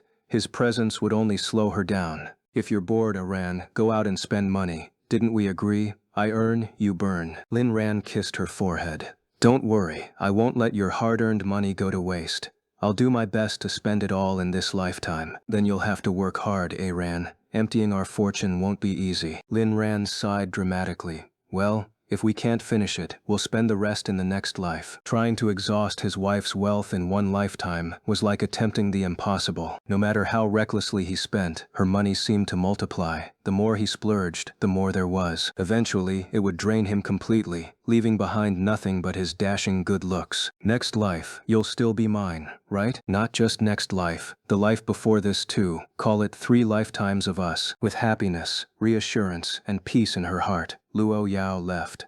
The villa was quiet again, leaving Lin Ran alone. Sensing his gloom, Uncle Fu approached. "Young master, shall I arrange a car for you to go out?" "Go out? Where?" "Anywhere without Yao Yao is just a gray, lifeless world. Should have known I'd get force-fed dog food for asking." Suddenly, Lin Ran's phone rang. The long-forgotten sound almost surprised him. He'd nearly forgotten phones could do that. "Who is it?" His tone was flat at the unfamiliar number. "Lin Ran, this is Jingda University's administration office. When do you plan to grace us with your presence?" "Oh? What's the matter?" The voice on the other end paused.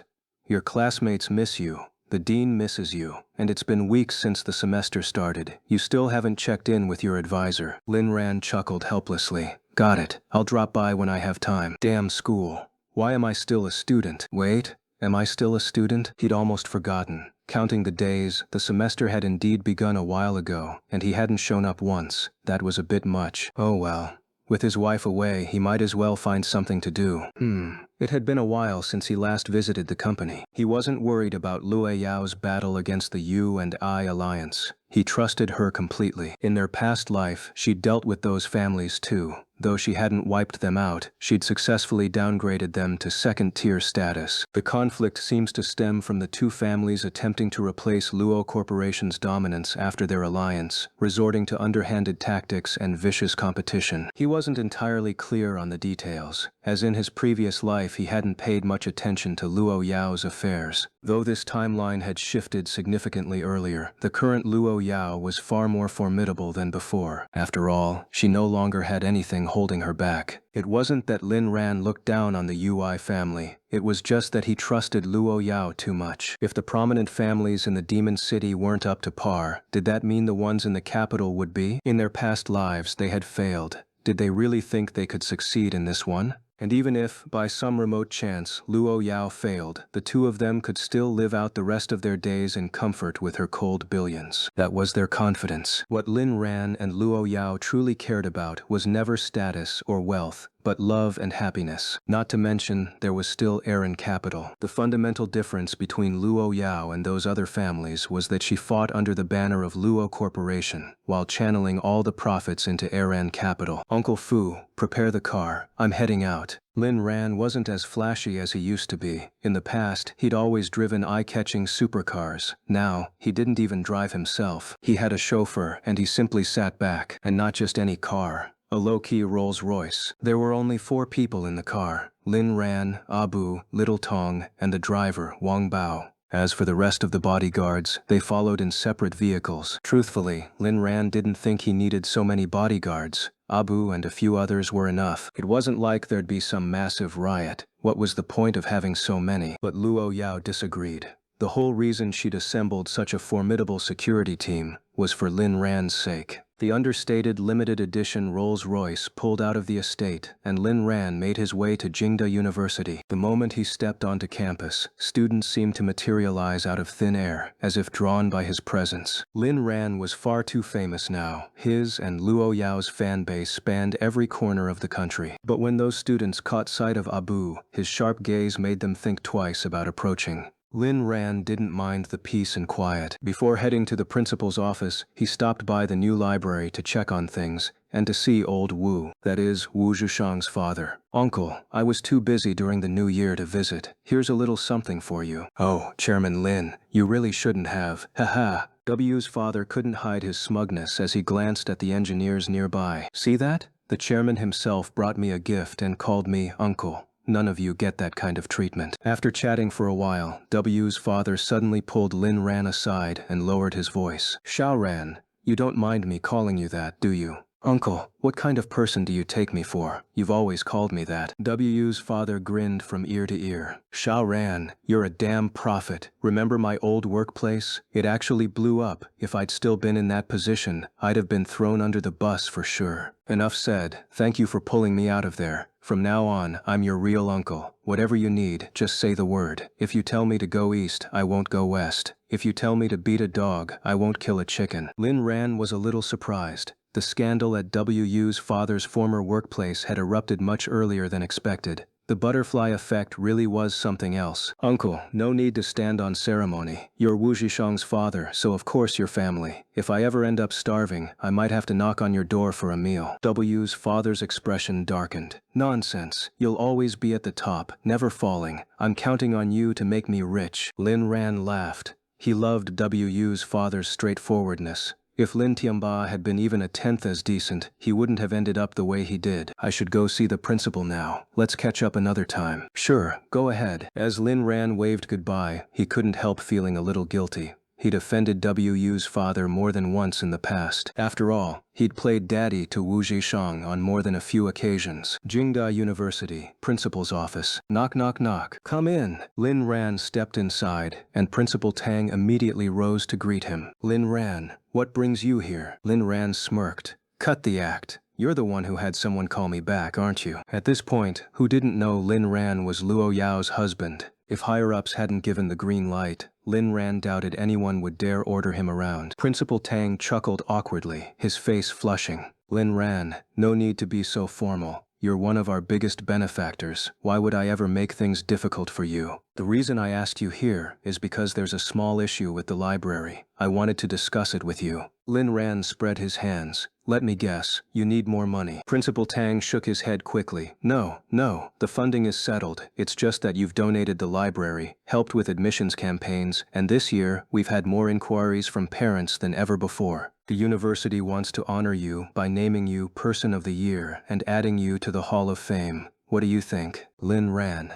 Not interested. Principal Tang blinked. Huh? First, I can't be hung on a wall. Second, I don't care about empty titles. If you really want to do something, help the hard-working students instead. Also, I hope this is the last time I step into Jingda as a student. I'm here to tell you one thing today. Give me my diploma, damn it. The only reason he was still bound to this place was because he was technically a student. Once he had that diploma, no dean or principal would ever boss him around again. If he felt like it, he'd show up for appearances. If not, he'd never set foot here again. He was a chaebol's husband now, being ordered around by a school? How embarrassing would that be for his wife? So damn embarrassing. Principal Tang's face twisted into a pained expression. But you still have a few months until graduation, and do I need to have my wife come here and explain it to you? Principal Tang straightened up instantly. Lin Ran, you're an adult. You can make your own decisions. No need to involve family. But given your outstanding contributions to the university, an early graduation is perfectly reasonable. Still, I hope you'll remember Jingda as your alma mater and lend a hand when you can in the future. Lin Ran nodded. That much wasn't an unreasonable request. Fine. Now, your old principal here has ambitions for a promotion. Think you could help with that? So this was what he'd been leading up to all along. Lin Ran was immediately taken aback. So this is what you were leading up to. First the small talk when I walked in, then the flattery, then playing hard to get before agreeing to my request, and finally revealing your true intentions. Principal Tang spoke with righteous conviction. Now, no need to be so formal. After all, I'm practically family, your grandfather's junior no less. You really must help me with this. Lin Ran saw right through the old principal's act. Trying to play the family card again? Besides, didn't you just get promoted half a rank? If you climb any higher, you'll hit vice ministerial level. Aren't you worried about moving too fast and throwing out your back? Principal Tang chuckled. Who would ever complain about climbing too high? And what I'm asking you to do will benefit the entire school. Heck, even society at large. Lin Ran sighed and threw up his hands. Fine. What do you need from me? But let's be clear, if it's beyond my ability, don't force me. Principal Tang's face wrinkled into a grin. Of course. It's a very small favor. All I need is for your wife to attach Luo Corporation's name to our graduating students' employment placements. His eagerness was barely concealed, and Lin Ran finally understood the real purpose of today's visit. Still, this was something his wife would have to approve. Though, come to think of it, she might be happier if he just agreed on the spot. Alright, since you're not a bad guy, I'll give you a decent outcome. I'll pass along your request, but no promises, got it? Luo Corporation hired a large number of fresh graduates every year, and competition was fierce. But with their new project in Shanghai, demand would only increase. Adding one more school to their recruitment list shouldn't be a problem. That's all I need. Just your word in my favor. Principal Tang knew exactly what he was doing. Luo Yao was the type to spoil her husband without question. If Lin Ran asked, she'd make it happen. Of course, Lin Ran was just as devoted to his wife. How did Principal Tang know them so well? Because he was also a devoted fan of the goddess Luo Temi's Lin ship. If there's nothing else, I'll take my leave. My wife's waiting for me to bring her lunch. Lin Ran was ready to bolt before the old man could make another request. One more thing. Could you reach out to old Chen's granddaughter and clarify the situation with Yu Chengkun? We don't want rumors spreading among the students. This time, Lin Ran hesitated. It wasn't that he didn't want to help, but the matter involved Chen Qingtian's privacy. Still, Principal Tang had reminded him of something important. Even if the conflict between Chen Qingtian and Yu Chengkun hadn't gone public yet, with how fast information spread online, it wouldn't be long before everyone knew. At the end of the day, Chen Qingtian was an artist under his company. As her boss, he couldn't just ignore it. As for how to handle it, that was PR's job. One thing was certain, they wouldn't be telling the public. Superstar Chen Qingtian kicked a Jingda University student in the balls so hard they exploded. By the way, what's happening with Yu Chengkun? Principal Tang sighed, still figuring that out. He's still recovering, so we can't investigate until he's in better condition. Though Principal Tang had some connections, he wasn't part of the top-tier elite and didn't know the full story. All he knew was the bare facts. Chen Qingtian kicked Yu Chengchen in the groin. That's why he wanted Chen Qingtian to issue a statement first, so the school could decide how to handle it. But in the end, it might just get swept under the rug. After all, the Yu family wasn't to be trifled with in the capital. After a brief pause, Lin Ran said, "Expel Yu Chengkun, and Ai Shenbai too. As for the reason, I'll have someone explain it to you." Principal Tang was momentarily speechless. That seemed a bit extreme. What? Not willing? Then I might have to reconsider my earlier promises. Young man, did I say no? Fine.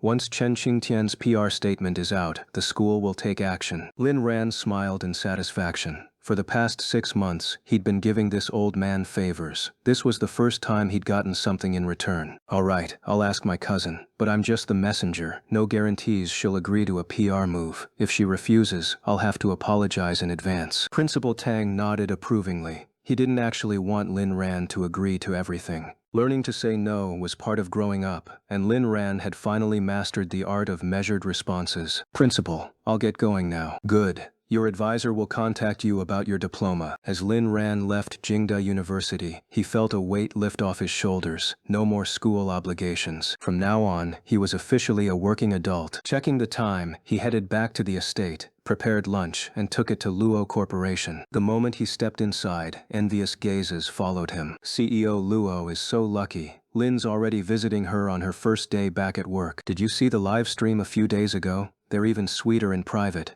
I watched for 2 days and got diagnosed with diabetes during my checkup. You think Lin's here to check up on her? Like CEO Luo needs monitoring. Use your brain. The whole internet's obsessed with them. They're just, I can't even. I cried from how sweet they are. Apparently, during those 2 days, Assistant Wang Fong spent the whole time catching employees slacking off, until someone caught her watching the live stream too. Then she just gave up and put it on all the office screens, leading a company-wide slacking session. It was true.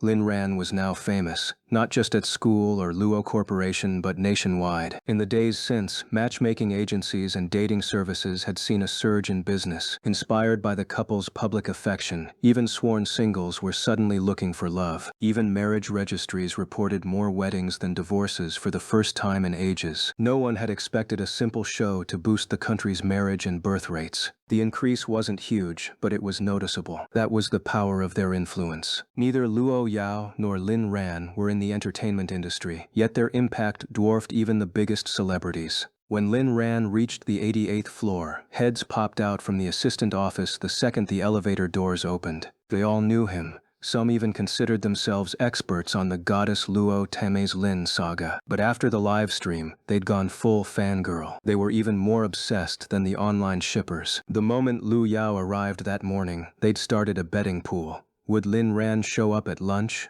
Even at measly 1.1 odds, everyone bet on yes. The no option sat at a laughable 130. Winning wasn't the point. Being right was. Good morning, boss's husband. The synchronized greeting caught Lin Ran completely off guard. Hello everyone. Wow, the boss's husband is so nice. Zero arrogance and even greets us back. Wang Fang stepped forward. What are you all doing here? Is your work done? The assistant team scattered instantly, leaving Wang Fang standing before Lin Ran. Good morning, boss's husband. Oh, good morning, Sister Wang. Boss's husband, could I ask you for a favor? Go ahead. Wang Feng pulled out a photo, a still from a show featuring Lin Ran and Lu Yao. In the frame, the two lay on lounge chairs, their heads tilted toward each other in a tender gaze, with a breathtaking starry sky as the backdrop. Could you sign this? I already got President Luo's autograph, now I just need yours. Lin Ran sighed internally, but signed his name anyway. By the way, get me a copy of this photo too. Of course. What size? The biggest possible. Lin Ran planned to hang it in his bedroom. The shot was simply too perfect. That cameraman from the show really knew his craft. The thought made Lin Ran blush slightly. If only he'd stopped the cameraman during that biscuit-eating scene. Entering the office, he found Lu Meng and Lu Yao both looking his way. Ah Ran. Ta-da! My dear Princess Yao Yao. Your prince has arrived with your favorite treat. Luo Yao's eyes curved into crescents, her smile so delicate it seemed painted by an artist's brush. One touch might ruin it. My favorite treat? What could it be? Lin Ran set the food container on the desk, leaning against her chair to admire his beautiful wife. Why, it's obviously me. Liu Meng took the hint. President Luo, young Master Lin, I'll excuse myself. Neither acknowledged her. Lu Meng didn't move. Then Lu Yao's gaze shifted. Those angelic wings of a smile suddenly frosted over. Weren't you leaving? Why are you still here? Liu Meng shivered, but summoned her courage, producing another photo. Actually, could I trouble you both for one more thing? 10 seconds later, Lu Meng walked away satisfied, photo in hand. It felt like watching her favorite ship finally sail after years of anticipation. President Luo and young Master Lin had truly weathered the storm. No one understood their 3-year cat-and-mouse chase better than Lu Meng and Uncle Fu. Back in the office, Ah Ran, won't you get tired of feeding me like this every day? Lin Ran shook his head vehemently. Impossible. If anything, our life isn't sweet enough yet. My dream is to make the entire world diabetic from our sweetness. Luo Yao leaned in, sealing his promise with a passionate kiss. Husband, I'm full now. Lin Ran finished the remaining food before packing up. Sure, he was wealthy, but waste was shameful. Well, mostly he just loved eating Luo Yao's leftovers. Yao Yao, Principal Tang wants Luo Corporation to exclusively recruit Jingda University's graduates this year. I'm just the messenger. Truthfully, Nunyao Group was quite prestigious too, but compared to Luo Corporation, the latter naturally attracted more talent. A stint at Luo Corporation was practically a golden ticket in their industry. Luo Yao nodded.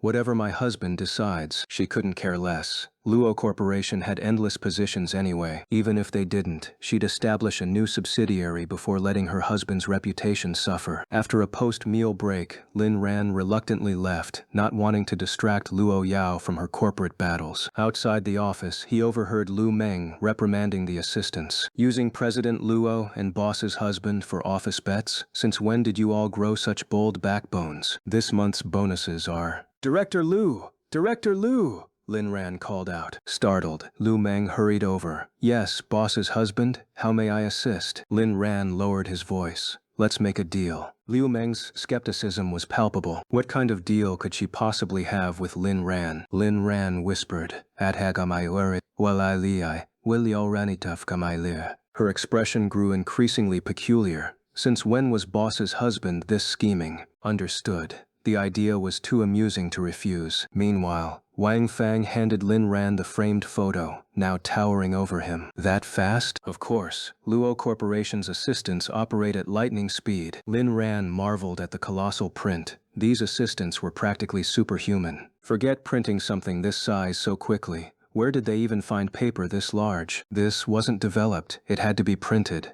What kind of industrial printer did they use? Impressive. As Lin Ran departed, Lu Meng returned to the assistant's workspace, currently managed by Wang Feng.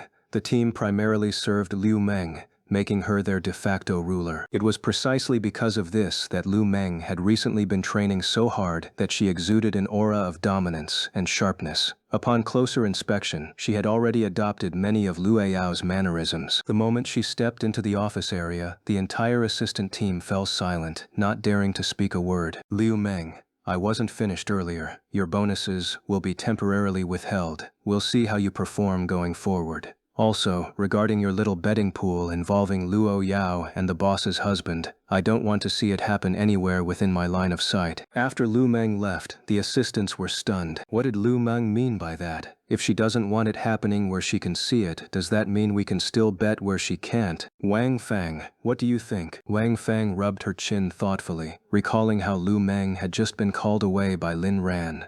Suddenly, her eyes lit up. That's probably what she meant. Then let's set up a betting pool on WeChat, one assistant suggested. The others immediately agreed. A WeChat group was created. Oh. Shu Qin.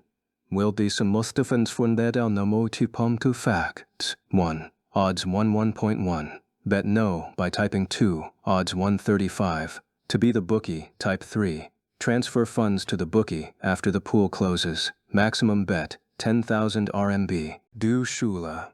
I'm definitely being the bookie. Kai Yuan. I'll be a bookie too. Sha Juoju. Mei Jujian. Fan Guzai.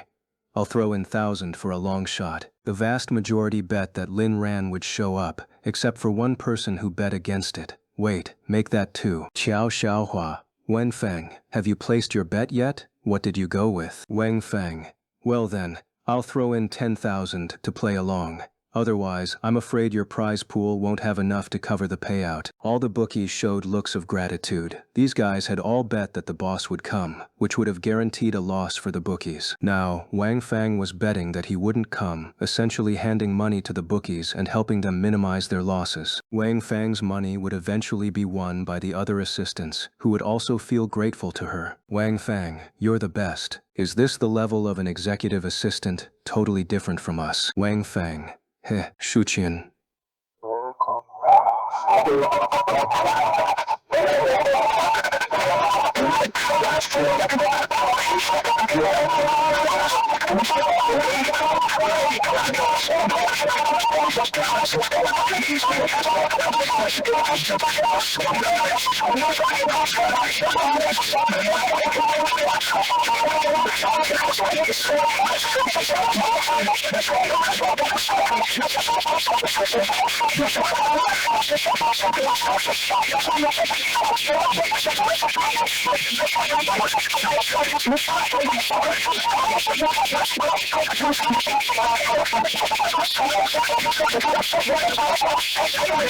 The betting pool closed, and everyone waited for the results. While the assistants were settling the bets, Lin Ran walked out of Luo Corporation. He arranged for 2 bodyguards to escort the photos back to the estate and hand them over to Uncle Fu, while he headed to Nuanyao Group. It had been a while since he last saw Wu Jishang. The last time was when Wu Jishang visited him at the estate. The guy was really considerate, not even calling him during this period. Seemed like Nuanyao Group was doing well. Ever since getting together with Luo Yao, Lin Ran had voluntarily given up certain things. For example, he had to let go of some friendships to accommodate Luo Yao's possessiveness. The kind of love he shared with Luo Yao suited him, but it might not be for everyone. Or rather, most people couldn't handle the intensity of Yandere love. One wrong move, and you could be doomed forever. When he entered Nuanyao Group, the employees there were just as excited, staring at him like he was some kind of spectacle. They might as well have said, "Hey monkey, entertain us humans with a show." Lin Ran shook his head helplessly. He wasn't going to take it personally. As the man of the top financial conglomerate, he had to maintain his dignity. What was his status now? Why would he bother with ordinary people? Doing so would not only be beneath him, but also make him look petty, embarrassing his wife in the process. Honestly, the more people talked about him, the more it proved his status. Sigh. Guess he still had a long way to go. If Luo Yao were here, one glare from her would be enough to shut everyone up. No one would dare even breathe wrong. As he approached the reception area, he unexpectedly saw Shen Jingbing flirting there, though Shen Jingbing hadn't noticed Lin Ran yet. Xiao Xiaolei,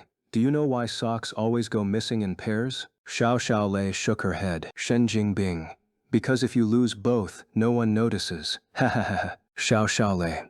So lame. Shen Jingbing, you come to see me every day. Are you trying to chase me? Shen Jingbing.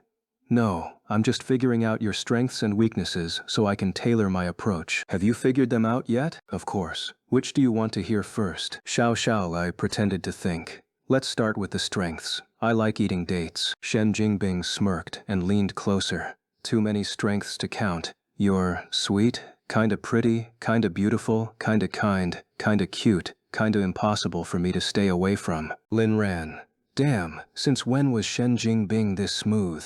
Xia Xiaolei was struggling to keep her smile in check but forced a frown. Ew, gross. So what's my weakness? I won 2 million and still didn't quit my job as a receptionist. How could a stable girl like me have any flaws? Shen Jingbing's grin was practically a Nike swoosh by now. Xia Xiaolei was clearly hinting that she was a stable, dependable girl. Realizing this, Shen Jingbing closed the distance between them even more. Flaws. Well, me. Pfft. Xiao Xiaoli finally couldn't hold back her laughter. Shen Jingbing, you're not trying to scam me out of 20 million with feelings, are you? Shen Jingbing raised both hands. I swear to heaven, I've already achieved financial freedom under my boss's guidance. Plus, this job pays really well. Stick with me, and I guarantee you 3 flowers. What 3 flowers? Money to spend. Spend it freely. Shen Jingbing then raised his hands to his chin, grinning. And this warm little sunflower right here. Pfft. This time, it was Lin Ran who couldn't hold back. How had he never noticed this disgustingly cheesy side of Shen Jingbing before? Boss? Chairman Lin. Shen Jingbing excitedly approached Lin Ran. This was the man who turned his life around. Xiao Xiao lowered her head awkwardly. Getting caught slacking off with a company streamer by the chairman himself? Talk about workplace nightmare fuel. Boss, I mean sir, were you looking for me? Shen Jingbing realized calling him boss in the office sounded a bit too gangster. Did Liang Jingru give you the courage, but Na Ying forgot to lend you the wisdom? What made you think I was here for you? Heh, a man's gotta aim high, right?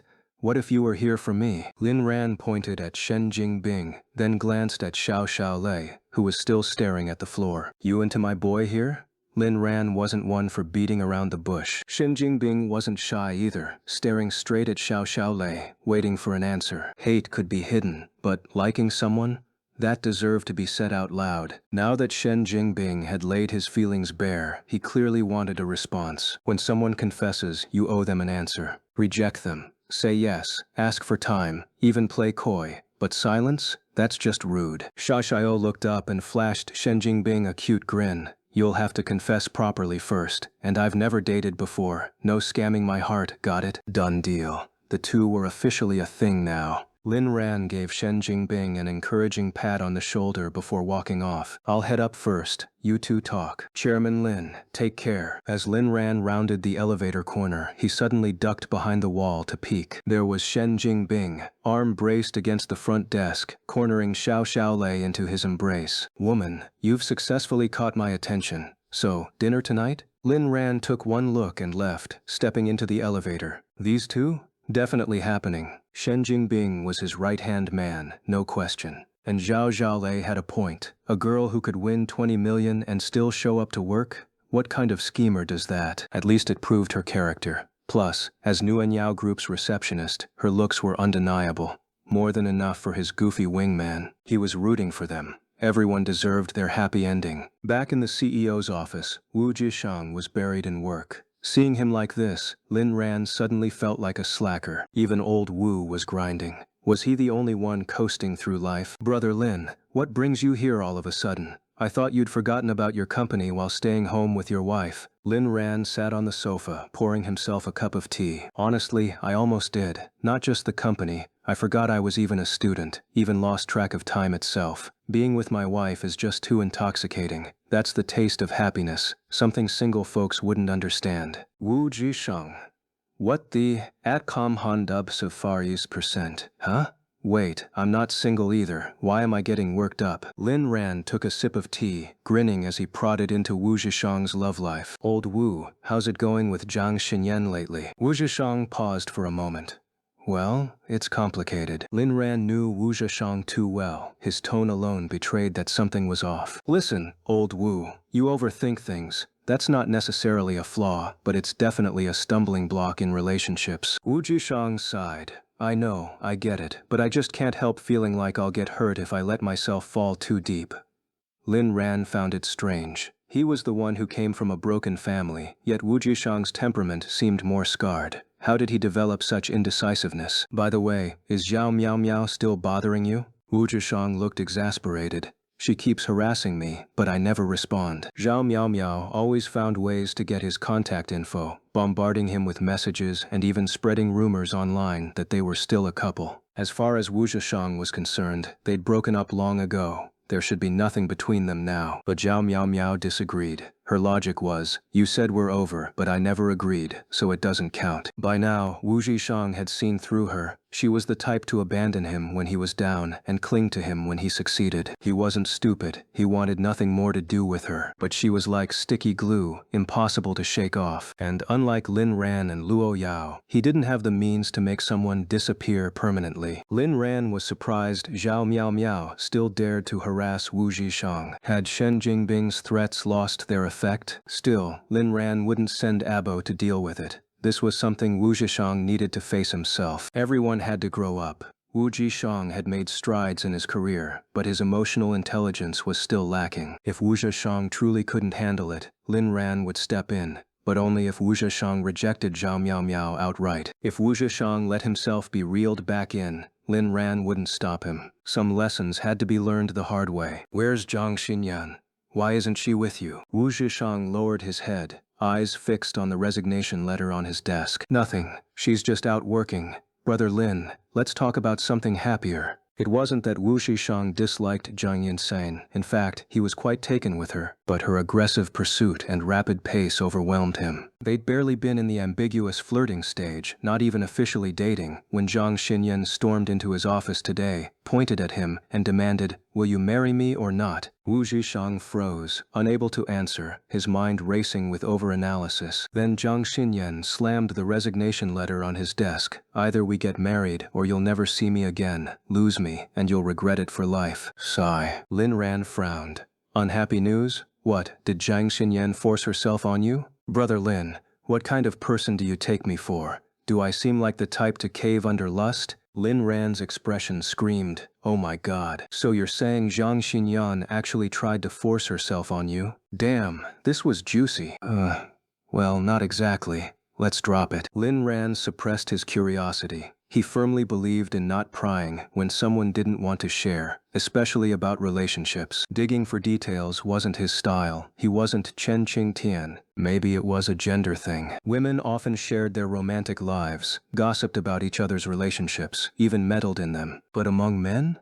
Rarely did they dissect each other's love lives. It was more like, brothers in love, happy for him. Brother got dumped, I'll be there. If he finds a wife, good for him. If not, that's on him. Fine, let's talk about something cheerful. But I'll say this much. Don't let your indecision lead to lifelong regrets. Boom. Regret for life? Zhang Xinyan had said the same thing today. Lin Ran's words exploded in Wu Jishang's mind like a bomb, suddenly clarifying things. Wu Jishang had been an early fan of Luo Yao and Lin Ran's love story. He looked up at his blissfully married friend, envy undeniable. Maybe it was time to take a step forward, into a new world. Zhang Xinyan, would you be that new world? I understand. Thanks, Brother Lin. Seeing Wu Zhishang's expression, Lin Ran knew his friend had reached some clarity and let it go. Everyone had their own path. Wu Zhishang and Zhang Xinyan's ending could be a mystery, or it could be sweet as honey. Weren't we going to talk about something happy? Let's discuss work then. Sure enough, Wu Zhisheng perked up at the topic. Through him, Lin Ran caught up on recent developments. Two rising stars in their media company, riding the wave of Luo Yao and Lin Ran's popularity and their own efforts, had become phenomenons in the live streaming world. Shen Jingbing had surpassed Zhang Xiaolong as the top live streaming influencer, while Zhang Xiaolong dominated e-commerce sales. The duo was now known as Warm Yao Media's Twin Dragons. Recently, they'd been promoting Women's Day, rebranded as Goddess Day gift sets, which sold out instantly. The sets came in two versions, one for wives, one for mothers.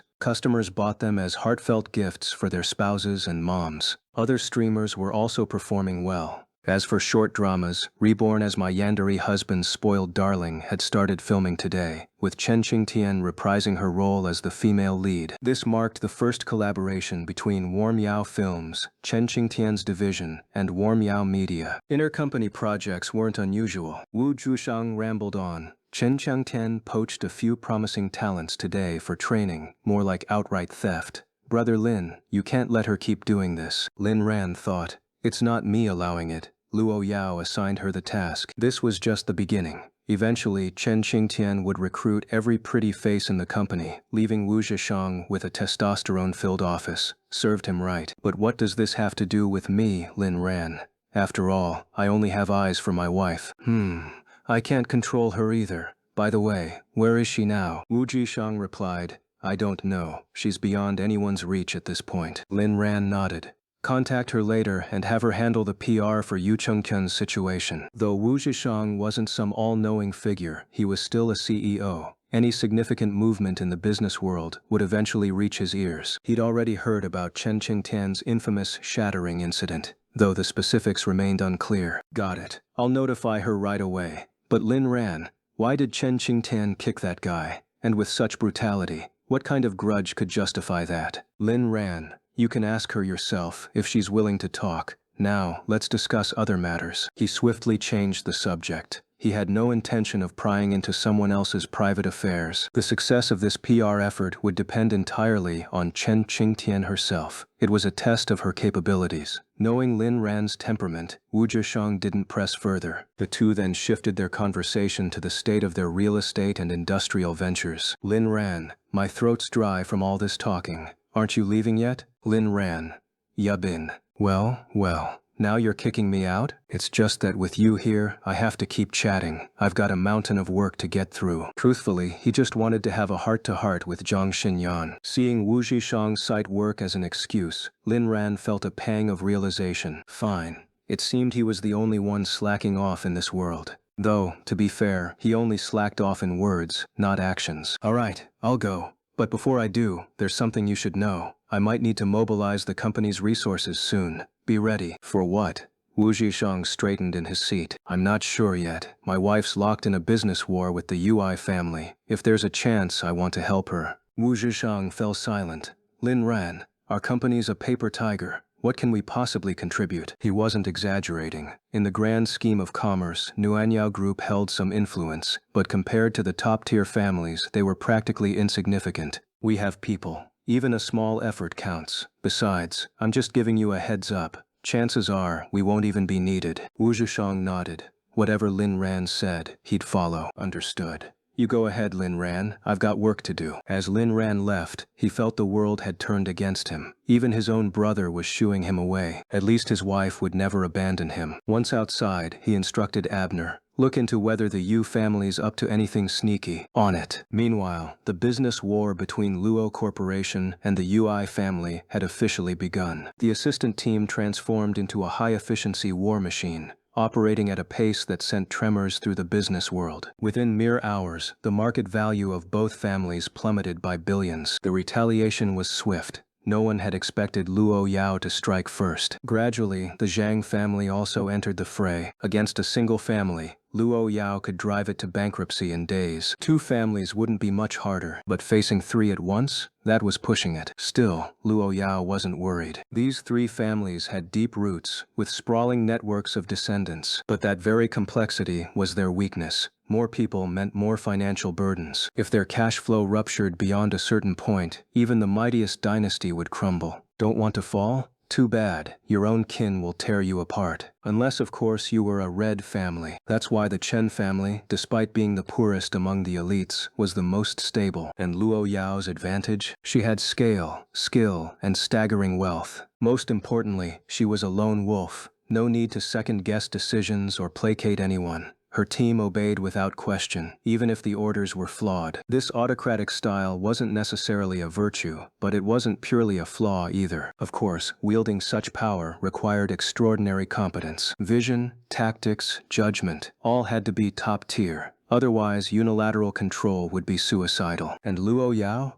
She was that capable. She could adapt on the fly, shifting strategies, altering course, even abandoning plans entirely. She also held a trump card. Evidence of these families' illegal dealings. But now wasn't the time to play it. She'd wait until they were tangled in chaos, desperate, then strike the fatal blow. By nightfall, Luo Corporation's headquarters still blazed with light, every employee buzzing with purpose. Precision and order reigned supreme. President Luo, you should head home. Mr. Lin is probably waiting. We've got this, Lu Meng suggested. At the mention of Lin Ran, Luo Yao's lips curved. She'd been busy all day, but it wasn't exhausting. Mostly, she'd just tweaked Lu Meng's suboptimal directives and corrected her misjudgments. Not out of affection, Luo Yao was grooming her successor. After retirement, she still expected the corporation to generate steady profits. After all, she had a husband to support. With no heirs and no love for the Luo family, Lu Meng was her chosen stand-in. Her relentless coaching aimed to equip the future helm of Luo Corporation with wisdom, not let her learn through costly trial and error. Checking today's expense records on her phone, Luo Yao struggled to suppress a grin. Not a single transaction under 10 million yuan. The highest? A staggering billion. Her A-Ran was finally embracing his role as her spending tool. Wife. Husband. Husband. Luo Yao stood. A-Ran's here. I'm leaving. Right. As she walked, she reflexively checked Lin Ran's daily itinerary and frowned. The moment she stepped out of Luo Corporation, Lin Ran swept her into his arms. Yao Yao, you've worked hard. Not at all. What did you do today, A-Ran? Lin Ran placed Luo Yao in the car.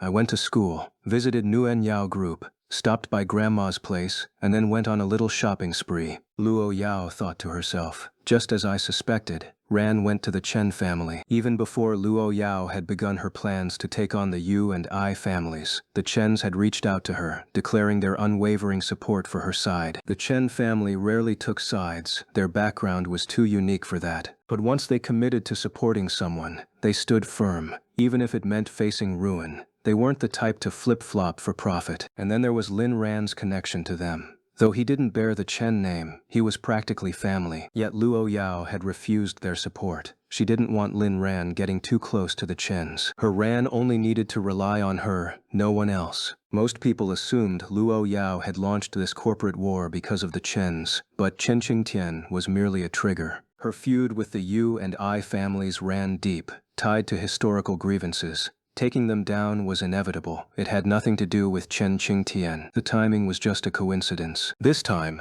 Lin Ran had humiliated the two families, so she decided to strike early. The only one she truly cared about was Lin Ran. What did you and Grandma talk about?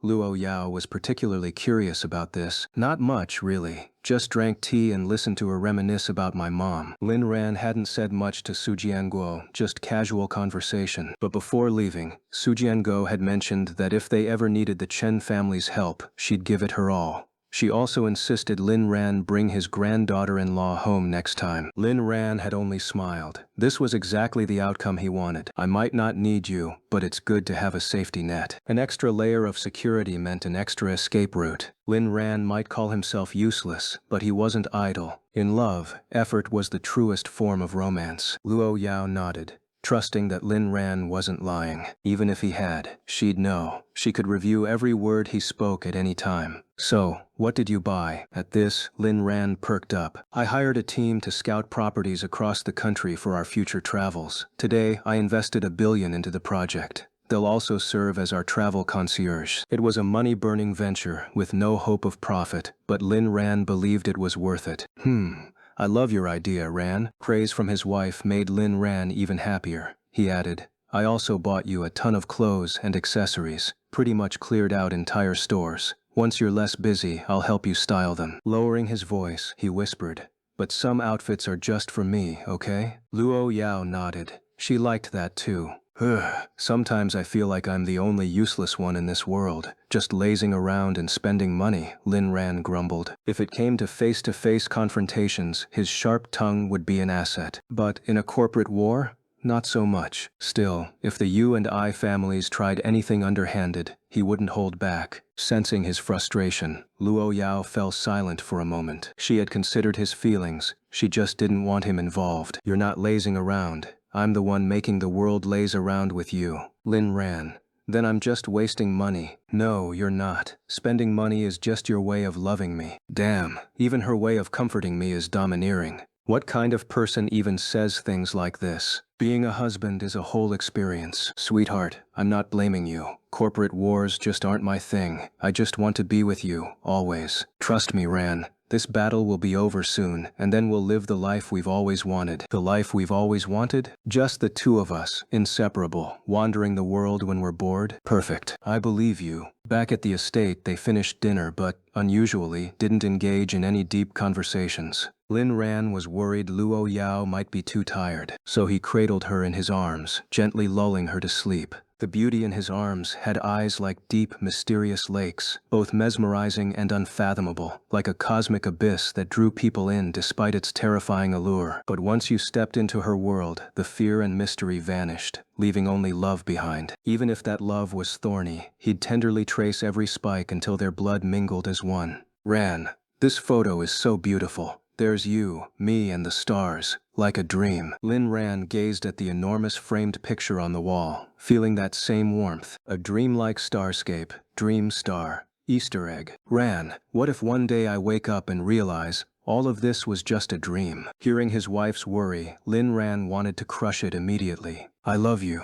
I can say it to you, to the world, to everyone. None of this is a dream. It was a bond carved across lifetimes. Luo Yao rested in Lin Ran's arms, soothed by his presence and his tender gaze. Ran, you say this is all real? Can I trust your words? Her eyelids grew heavy, but she fought to keep them open, unwilling to look away from the man who made her feel safe. Finally, after who knows how long, Lin Ran pressed a soft kiss to her lips, and she drifted off. Don't worry, it's truer than truth itself. The next morning, Lin Ran dropped Luo Yao off at the company. Yao, I won't bring you lunch today. Luo Yao nodded, though her mood dimmed slightly. Is Ran getting tired of me? I'm taking you out instead. Luo Yao brightened instantly.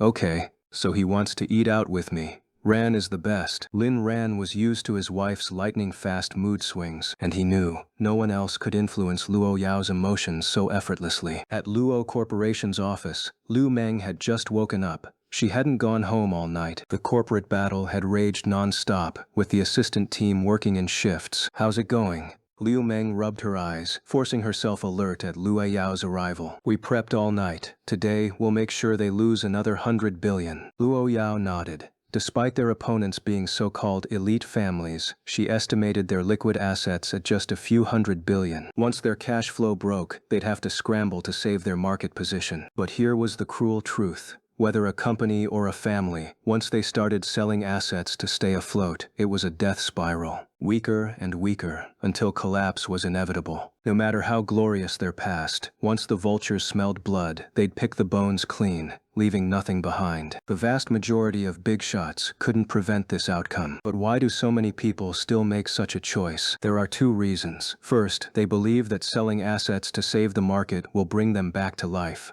Once a person starts gasping for air, they'll keep gasping until the oxygen in the limited space grows thin and death becomes inevitable. The second reason is that they have no choice. Most businesses or families aren't ruled by a single person's decisions. The intertwined interests of stakeholders push them down the wrong path. Even knowing there's a bottomless abyss ahead, they have no choice but to jump, praying for a chance at rebirth. Of course, if this were Luo Yao, things wouldn't have reached this point. She would have cut her losses immediately, but other businesses can't do that. Time passed quickly, and soon it was noon. Luo Yao stood up and left her office. An assistant looked puzzled.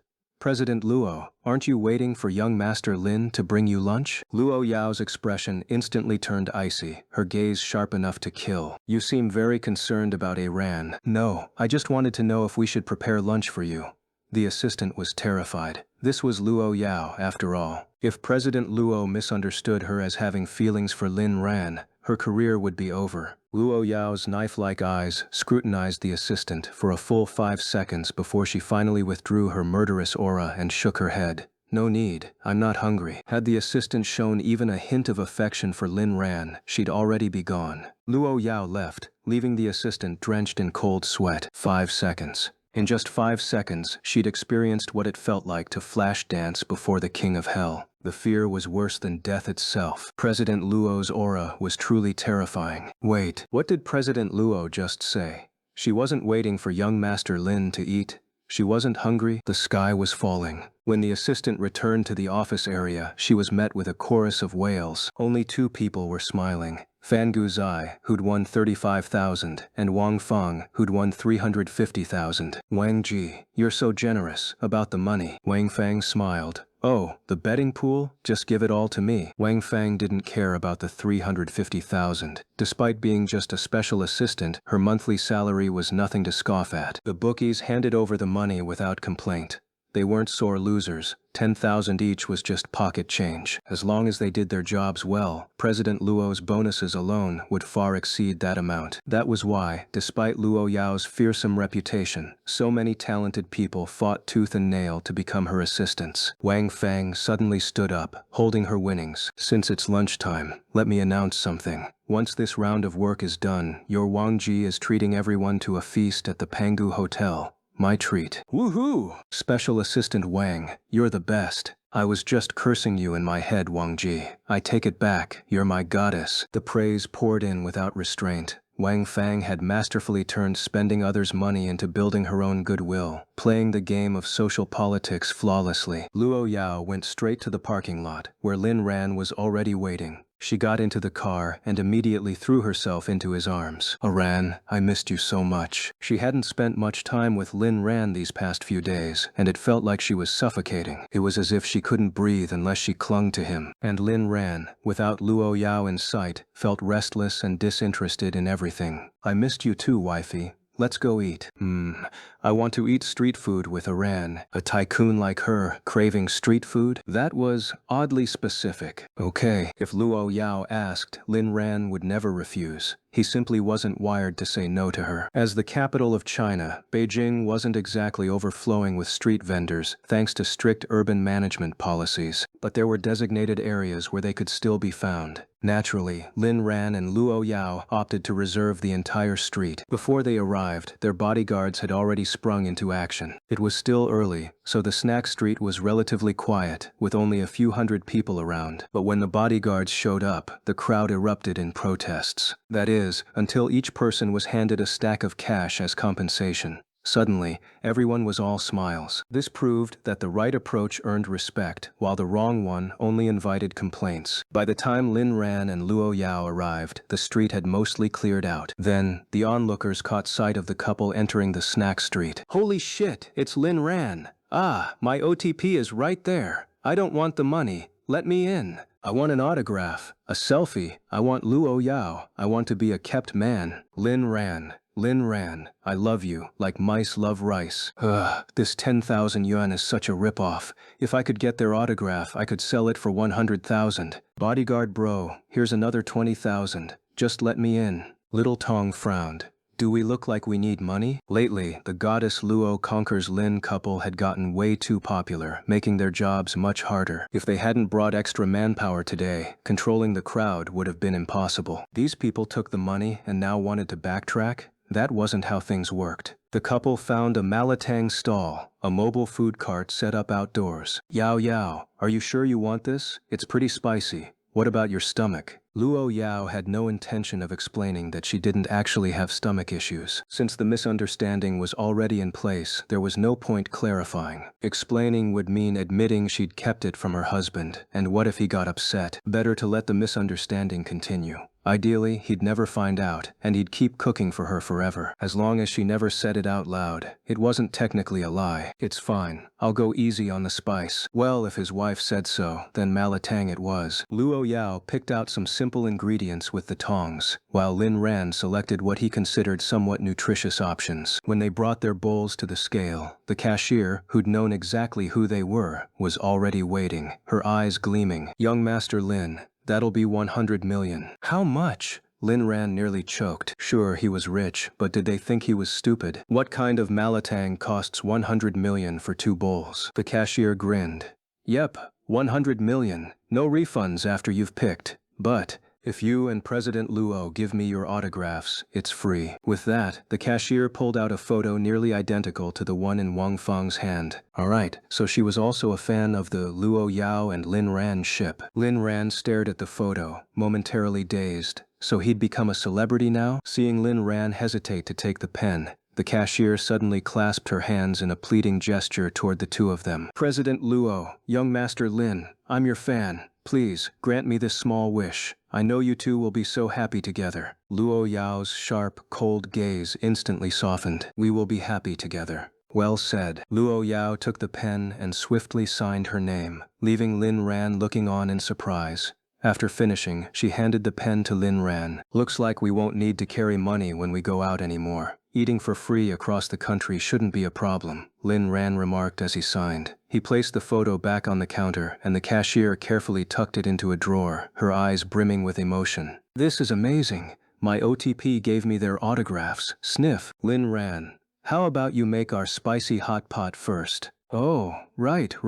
Coming right up. Just a moment, please. Remember to make it one big bowl, just a tiny bit of spice. My stomach's been acting up lately," Lin Ran reminded her. "Got it." The cashier passed the order to the chef behind her. Soon, the spicy hot pot arrived, an enormous bowl served with 2 smaller bowls for sharing. Lin Ran took the first bite, testing the spice level before nodding in approval. "Wife, do you know the best way to enjoy spicy hot pot?" Luo Yao shook her head blankly. She rarely ate this kind of food. Today was just a whim to share a meal with Lin Ran. "It's fighting over it." Lin Ran took away Luo Yao's small bowl and demonstrated the proper way to eat spicy hot pot. 2 heads leaned over the same large bowl, playfully bumping into each other, their lips curled in sweet smiles. Heads close as candles burn bright, love lingering in the warmest light. This little flirtation felt wonderfully intimate, as if they weren't a wealthy power couple, but just 2 young lovers in the throes of romance. Lin Ran slurped loudly, alternating between bites of vegetables and sips of broth. "Wife, eat like this. Big bites, big gulps." Luo Yao mimicked him, taking in both broth and ingredients at once. At first, she didn't feel much, but gradually, the flavors began to bloom on her tongue. Was this the power of happiness? This free bowl of spicy hot pot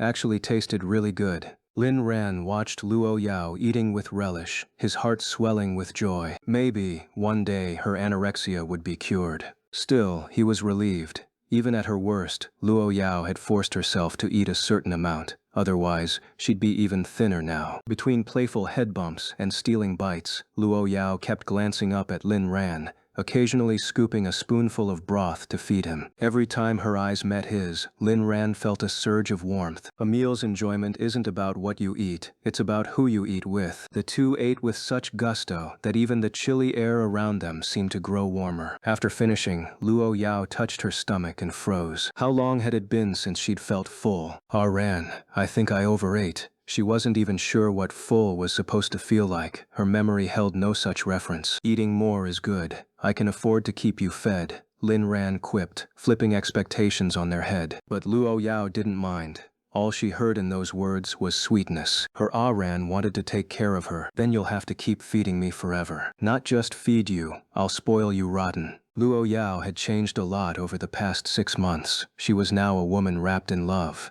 The only thing unchanged was her obsessive possessiveness. Lin Ran and Luo Yao's meal cost millions. 0 for the food, millions for clearing out the restaurant. Afterward, Lin Ran escorted Luo Yao back to Luo Corporation. "I'll pick you up tonight." "Okay." Once Luo Yao disappeared inside, Lin Ran turned to Abu. "What's the status on that Yu family kid?" "Not completely ruined, That guy's something else. From high school to college, he's preyed on countless girls. He's into all types, using threats, bribes, drugging, even outright abduction. Rumor has it one girl died resisting him, and the Yu family covered it up. Lin Ran narrowed his eyes. Then he got exactly what he deserved. He'd almost pitied Yu Chengchuan earlier, but now Chen Qingtian seemed like a righteous avenger, and the Yu family, enabling such behavior, trash through and through. Just then, Wu Zhishang called. Lin, check the trending topics, this is hilarious. Hanging up, Lin Ran opened social media and was instantly buried under an avalanche of fresh gossip. Damn, these netizens really have too much free time. Meanwhile, at Nuanyao Group, Chen Qingtian sat in the president's office of the film division. Yesterday, she'd ordered a PR response, with no attempt to hide anything. Her reputation wasn't that important. Chen Qingtian loved money, but it wasn't her life's priority. This incident wasn't just about her personal life. It had sparked a corporate war between the Yu, Ai, and Zhang families against Luo Corporation. As the catalyst, she couldn't just sit back and watch. That wasn't her style. So in her PR statement, she held nothing back, directly accusing Yu Chengkun and A Shenbai of drugging classmates and tagging the Capital Police Bureau. The authorities couldn't ignore it, announcing an ongoing investigation. Chen Qingtian also admitted to the assault, clarifying that the other party had accepted private compensation and wouldn't press charges. Finally, she apologized to the public for consuming media attention but stated she had no regrets. She'd protected the man she loved. The statement sent shockwaves through the internet. Chen Qingtian was a national goddess, a superstar with admirers stretching from the capital to France. In that moment, countless hearts shattered. Of course, many also supported her. Celebrities always had fans and critics. By openly standing by her boyfriend, Chen Qingtian won over a wave of supporters. Naturally, the internet became obsessed with uncovering the boyfriend's identity. With the power of online sleuths, Fang Bukasha quickly emerged as the prime suspect. But when his background came to light, netizens were stunned. He's this ordinary? Of course, this ordinary is relative. In reality, Fang Buksha is quite outstanding, excelling academically at a foreign university with no negative incidents. Calling him ordinary is only in comparison to Chen Qingtian. Chen Qingtian is the granddaughter of Su Jianguo, hailing from a prestigious red family. Political elite. Fang Bucha, on the other hand, comes from a modest background. His parents even passed away. If this were a novel, Fang Baksha, an orphan favored by a goddess, would be the protagonist. But alas, this is the real world. Putting everything else aside, Qingtian Jieji charging headfirst for love might seem impulsive, but I absolutely adore it. Fang Busha may have an ordinary background, but he's seriously handsome, like even more so than those idol trainees. So Chen Qingtian is just a shallow looks-obsessed fan. Scandalous celebrities like her should be banned. What a disgrace. As the saying goes, for every person who loves Chen Qingtian, there's someone who despises her, especially after this incident. Rival factions and hired trolls have all jumped into the fray, swearing to drag Chen Qingtian through the mud. But then, her latest Weibo post exploded. For the rest of my life, there's only him. No more regrets. May the world's beauty never part us again. This is my little puppy, finally mine. She outright announced their relationship. Soon after, Warmiao Entertainment Group also released a statement, wishing at Chen Qingtian V a lifetime of happiness. After 3 years, the two have finally reignited the spark of love. Happy official announcement. At that moment, netizens realized one thing. Chen Qingtian had never deceived her fans. This wasn't some scandal or secret marriage. She announced her relationship the moment it began. Who wouldn't admire a woman like that? Public opinion flipped again, with more and more people shipping the couple. The gossip kept piling up. Chen Qingtian is a problematic celebrity. She must be banned. Ban your mom? Who says celebrities can't date? What's problematic about her? Let me check whose Labrador this is. Oh, a fan of some D-list nobody. Makes sense. Same age, my queen's a top-tier star, yours is a flop. Envy really rots the soul. Since when is dating problematic? She didn't cheat or do drugs. Why are you pressed? moron. Am I the only one who thinks they actually look good together? Amid all this, another bombshell was unearthed. The business war between Luo Corporation and the three major families, Yu, I, Zheng, was leaked by Beijing's elite circles. The so-called Five Great Families became common knowledge overnight. Lin Ran and Luo Yao had gone to war with the three families to protect Chen Qingtian and Feng Busha's love. Instantly, their noble image was elevated to mythic status. Holy, my Luo goddess ex-Lin duo is this powerful? Going to war with three families for their cousin's love? What kind of divine protection is this? Chen Qingtian is so lucky. Let me speak from the heart. Have you imagined what Yu Chengchun's life is like now? Luo Yao is just a ruthless tycoon who crushes others with her power. People like her are the worst. Who disagrees? At Lin Ran, at Luo Yao. Wait, Yu Chengchun drugged a classmate. Chen Qingtian said he repeatedly harassed her and attacked Feng Bakisha first. Isn't he just getting what he deserved? Why paint him as some tragic figure? Even if he's down, he's still a rich heir. Why pity him? Why not pity Feng Bakisha, the one who got attacked first? Lin Ran. You dare insult my wife? And at me? You asking for death? So Lin Ran replied via his official account. Honestly can't stand people who spout nonsense without knowing the facts. Ignore them, and they'll keep poking you to admit they're right. These are the scum of the internet, the bastards at home, the trash of society, the kind you punch swollen in real life. Yes, at Fill the World with Light, I mean you. Lin Ran's clapback instantly sparked endless discussion. No one expected a tycoon to personally roast a troll online, and with such lethal precision. Gotta admit, young Master Lin's words cut like knives. His comebacks never miss. Are there really trolls this bold? Did you forget the fear of lawyer letters? I'm genuinely curious. How badly did Chen Qingtian beat Yu Chengxian to cause this chain reaction? Many wondered what started the conflict, so the digging continued. This generation of netizens is terrifying. They can't undress the opposite sex, but they'll uncover everything else. Thus, today's most explosive hashtag emerged. Hashtag Yu Chengkun loses his testicles. Hashtag trending. Wait, LMAO, my Queen Qingtian is this savage? What kind of grudge is this? What did Yu Chengxian even do to deserve this? And he accepted a private settlement? Yu Chengkun, you're something else. Wrong time to laugh, but I can't help it. Suddenly I feel bad for Yu Chengkun. Maybe some are right. We really should imagine what his life is like now. Meanwhile, Jingda University's official account issued a statement. At Yu Chengkun has severely violated university regulations. The academic committee has decided to expel him. Official notice. At AI Shinbai has severely violated university regulations. The academic committee has decided to expel her. Official notice. Jingda's announcement brought Ai Shenbai into the spotlight. Netizens dug deeper and were delighted. They were like raccoons in a melon patch, hopping around to devour endless drama. Damn, this is wild. This engaged couple used to hunt for each other? Rich people really play differently. Yu Chengkun kept stealing girlfriends at Jingda. I was one of his victims. Today, Chen Qingtian cut him off. Thanks, Sis Chen, for avenging me. Haters, stop. Others will just sue.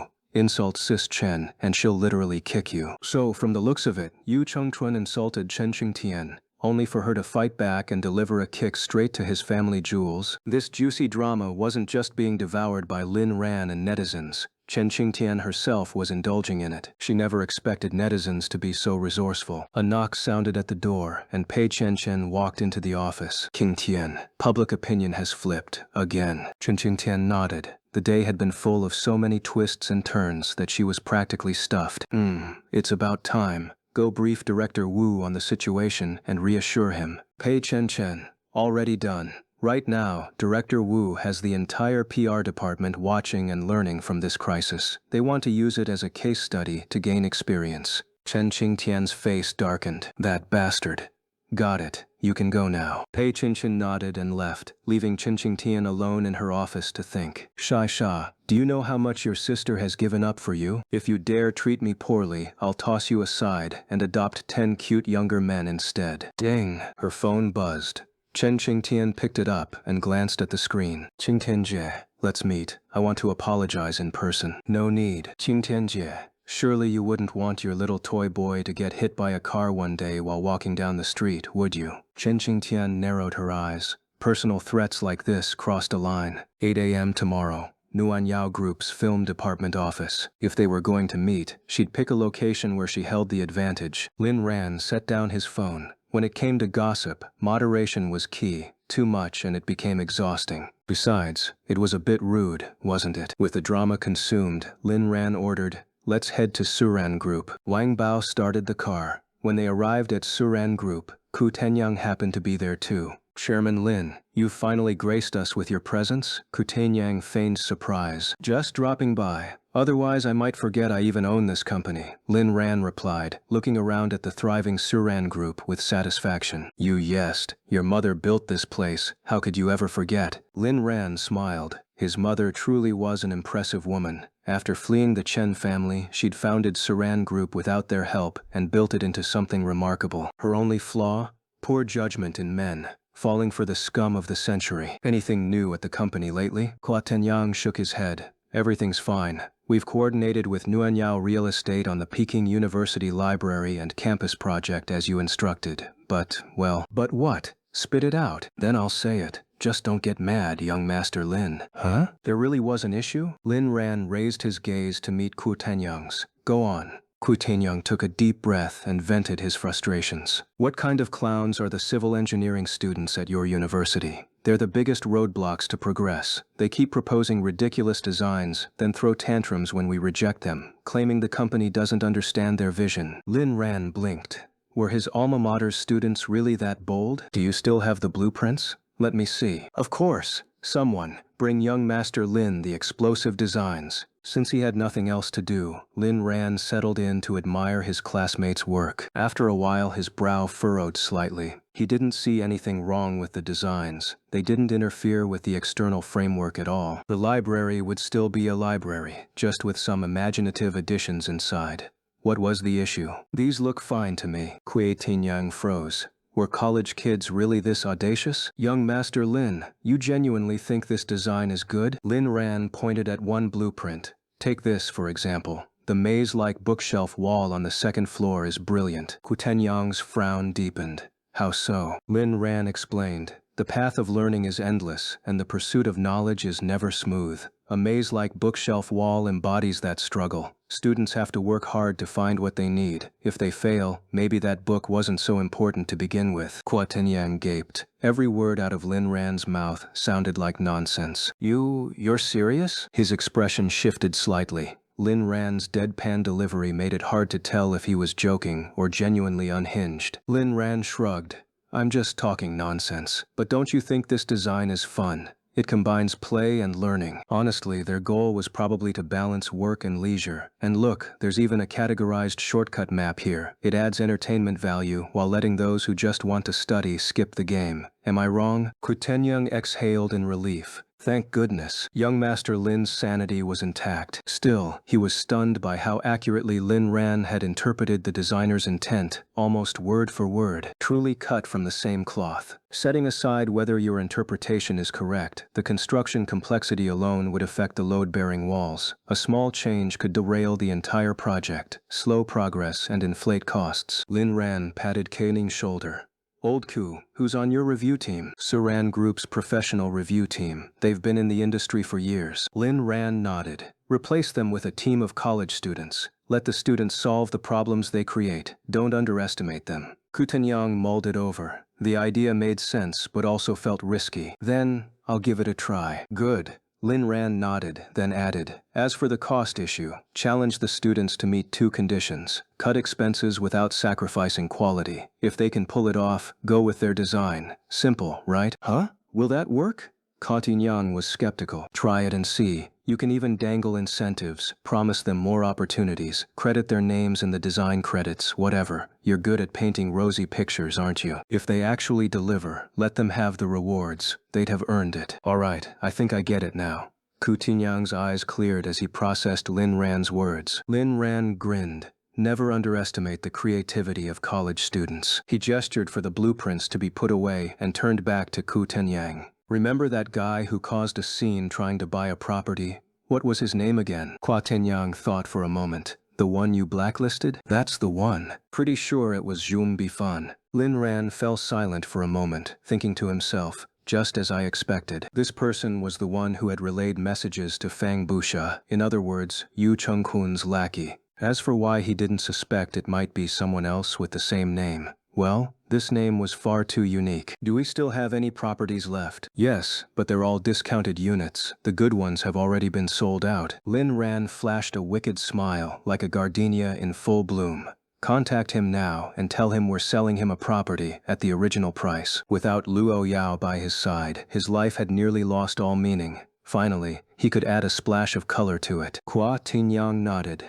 This wasn't a difficult task. After waiting for about half an hour, Zhuang Bifan strode into the Suran Group sales center with confident steps. His mood was excellent today because Suran Group had finally agreed to sell him a property. The last time he'd failed to secure a home, his girlfriend had dumped him and married someone else. He'd even been the best man at their wedding. After that humiliation, he swore he would buy a property no matter what, and it had to be in a school district. He wanted to stand in front of his ex-girlfriend one day and tell her how wrong she'd been to leave him. But after searching high and low, he still hadn't found anything with a better price-to-value ratio. Then, out of the blue, Suran Group reached out to him for a viewing. "So now you're begging me to buy from you? After ignoring me before?" The moment he stepped inside, Zhuang Bifan put on his most confident smile. "Someone, come greet me. I'm here to buy a property. I better act the part, or I'd be wasting this name of mine." Suddenly, a man with a deceptively simple face, yet exuding an inexplicable aura of menace, stood before him.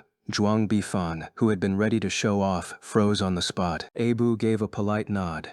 "Hello." Zhuang Bifan blinked. "Huh? Oh, hello." "Huh, he's actually polite?" A massive hand suddenly seized Zhuang Bifan by the collar and lifted him off the ground. "So you're the one called Zhuang Bifan, huh?" Abu was never a kind man. His actions depended entirely on Lin Ran's orders. If Lin Ran told him to be good, he'd be good. If Lin Ran told him to be ruthless, he'd be ruthless. After all, Lin Ran's wife was the one signing his paychecks. 20 minutes later, inside a room at the sales center, Zhuang Bifan had finally stopped putting on airs. Lin Shao, I was wrong. I swear I'll never do it again.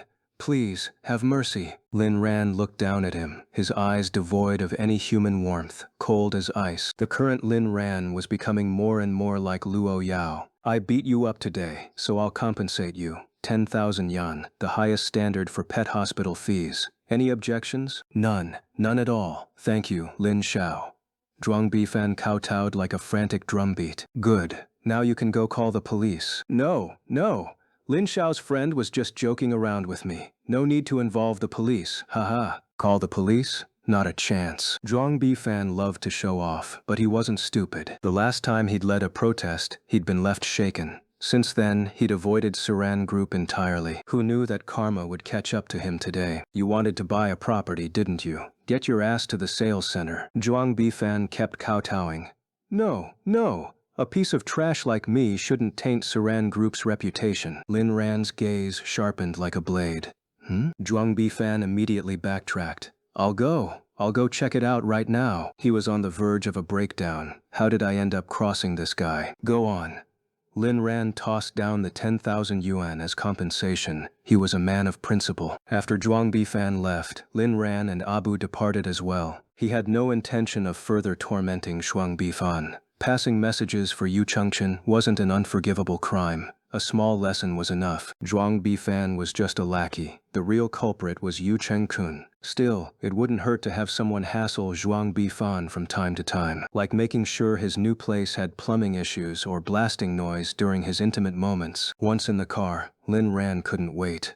"Drive, I need to pick up my wife." At Luo Corporation, Luo Yao received some news. The amusement park at the estate was complete. All the rides had been tested and approved. This was a playground she'd built for Lin Ran, so of course, he had to be the first to enjoy it. Tonight, she wanted to give it to him as a gift. At the same time, Lin Ran arrived at Luo Corporation and successfully picked up Luo Yao. Yao, I've been so lost without you. Life has no meaning when you're not around. Lin Ran wasn't lying. No matter what he did, all he could think about was being close to his wife. At this moment, he realized something serious. Without Luo Yao, his world was devoid of life and color. He couldn't even imagine how broken he'd be if she were ever gone. Just the thought made it hard to breathe. Luo Yao noticed his distress and immediately hugged him in reassurance. Don't worry, Aran. Soon I'll be with you all the time. Let's go home. I have a gift for you today. What is it? It's a secret. Back at the estate, the first thing they did was have dinner. While eating, Luo Yao recalled the sweetness of their lunch together. Somehow, fighting over food with Aran makes it taste better, so she pushed away the chopsticks Lin Ran was using to feed her. Lin Ran paused.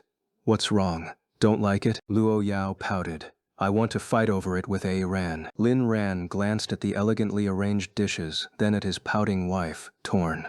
This plating doesn't exactly lend itself to a food fight. All right, he pulled one dish between them. Then let's compete over this plate of Jian Shouqing mushrooms. Whoever eats more wins. Deal. Dinner was a delight for Luo Yao, though she felt something was missing without Lin Ran feeding her. Yao Yao, from now on, you decide how we eat. If you want me to feed you, I will. If you want to fight over it, we'll fight. Luo Yao frowned. Can't I just eat normally? Well, you could, but you wouldn't enjoy it as much. Luo Yao smiled. No one understands me like Aran. Aran, let's go for a walk. I have a gift for you. All right. Lin Ran didn't know what Luo Yao was planning, but just in case, he gave an order before stepping out. Uncle Fu, prepare the soup in advance. Uncle Fu grinned knowingly. Of course, outside the villa, the weather wasn't as cold anymore. Lin Ran took Luo Yao's delicate hand in his, savoring its softness, his heart full. As they walked, Luo Yao suddenly stopped and stretched out her hand.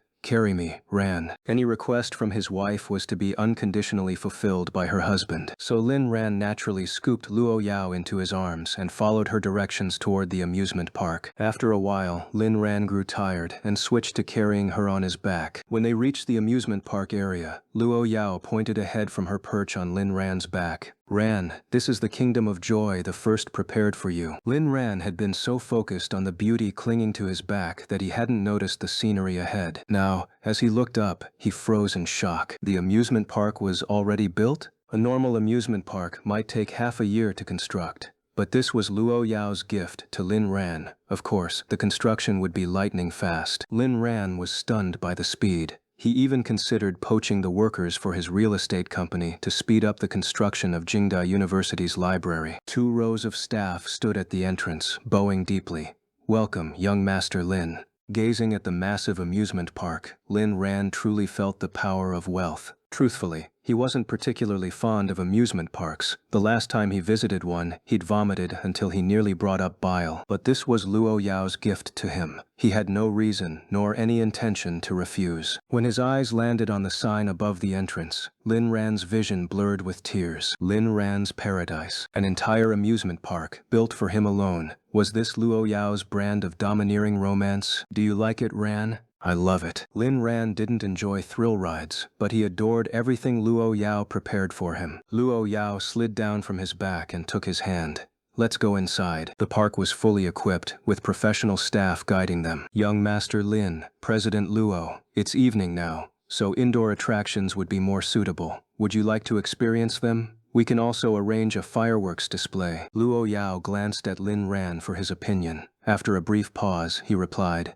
Yao Yao, I love this gift, but let's save the rides for next time. His wife had been exhausted lately. She needed rest, not amusement park thrills. All right, whatever Ran says. From the introduction, Lin Ran learned that most attractions here were designed without high-altitude spins, tailored specifically for him. Sometimes, it was the little details that moved people the most. Did Lin Ran truly dislike amusement parks? No.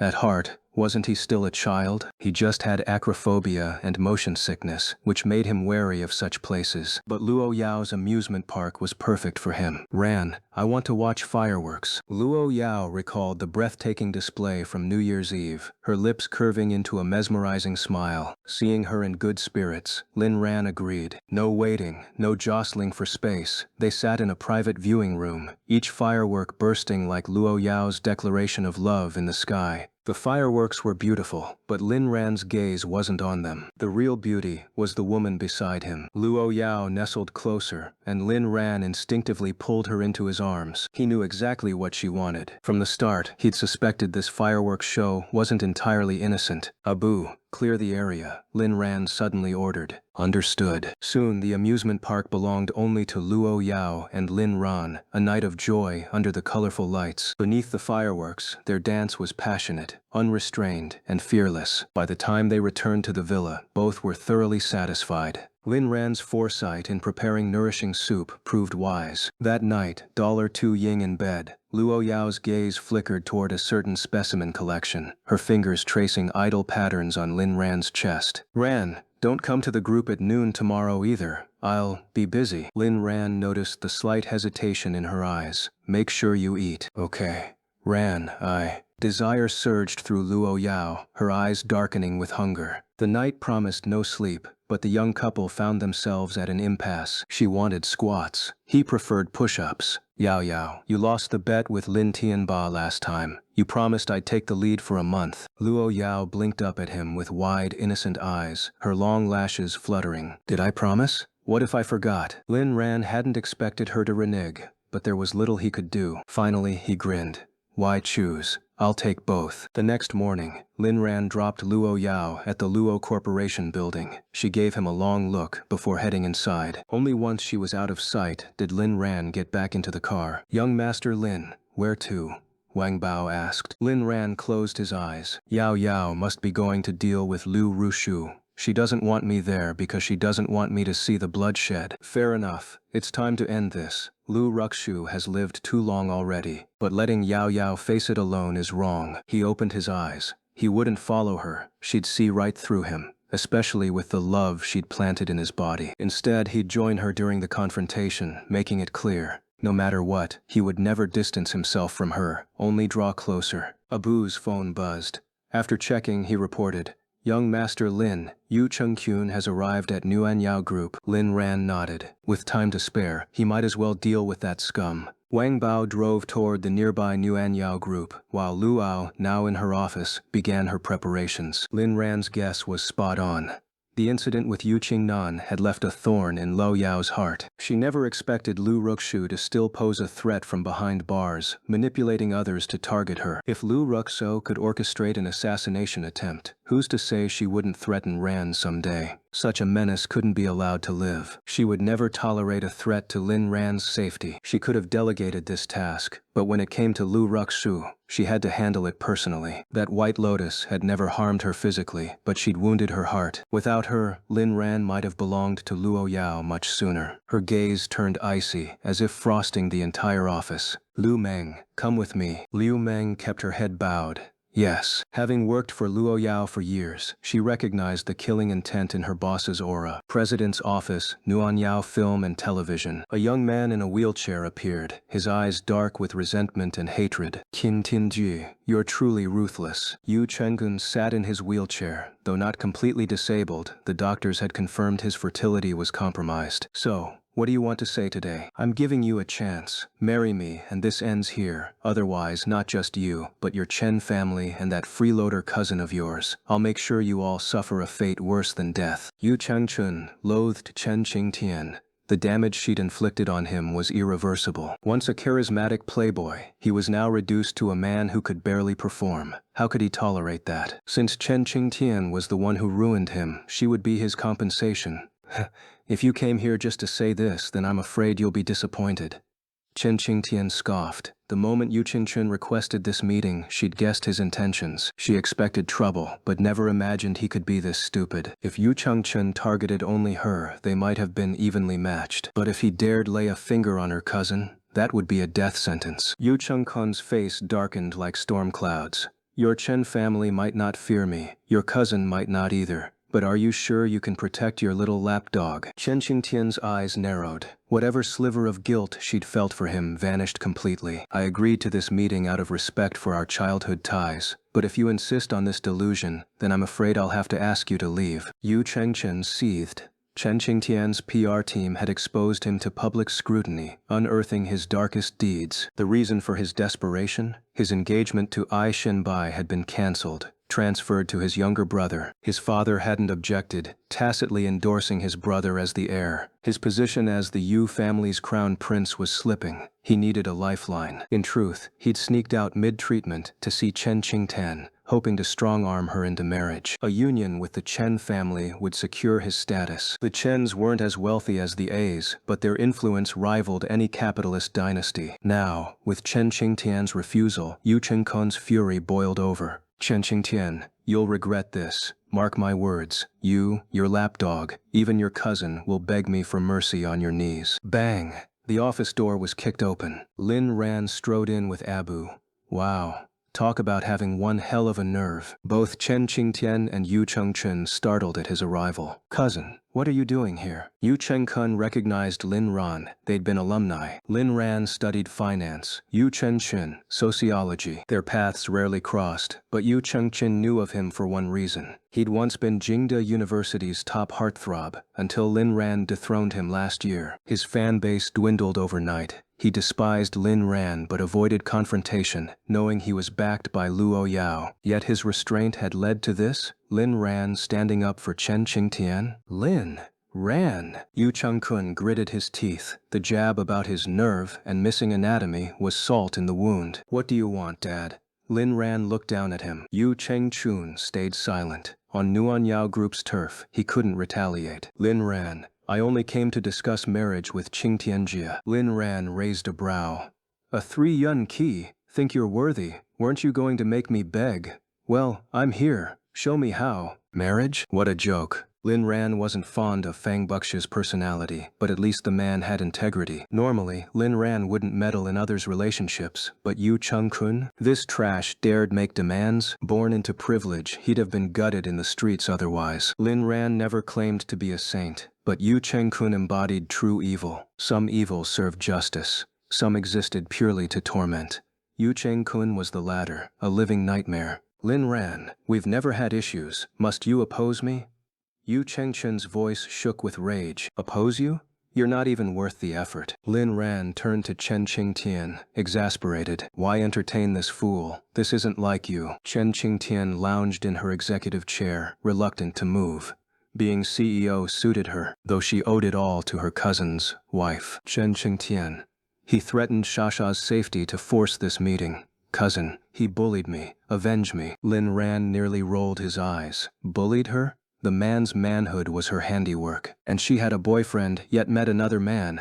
Wait, no, that was normal for regular couples. His love with Luo Yao was different. If he met another woman, she'd be furious. Truly, his wife's love was one of a kind. Lin Ran glanced back at Yu Chengkun, the spark that ignited Luo's early corporate war. The battle with the Yu, Ai, and Zhang conglomerates had stolen their time together. But this clash was inevitable. Maybe sooner was better. As for Yu Chengchun, a scumbag, yes, but Lin Ran wasn't the law. Luo Yao was. Still, a beating was overdue. Abu, drag him outside the building. Let the streets see this trash suffer. Abu walked over and dragged Yu Chengkun's wheelchair away without hesitation. Yu Chengchun screamed in terror. Lin Ran, how dare you hit me? Do you even know who I am? Cut the crap. Of course I know who you are. Your entire Yu family is my wife's rival. Now that you've shown up in front of me, not beating you would be a disservice to myself. Lin Ran wasn't bloodthirsty or violent. He simply wanted to teach this scumbag Yu Chengchun a lesson, and, by extension, slap the Yu family in the face. You dare oppose my wife. Better surrender now, and stop wasting my time with my darling. Meanwhile, at the Yu family estate, a servant reported, Elder Master, young Master Chengqin left the hospital without permission to go after Chen Qingtian. Yu Taidu narrowed his eyes. That idiot. Even after losing his balls, he's still thinking with his lower half. He's going to cause trouble sooner or later.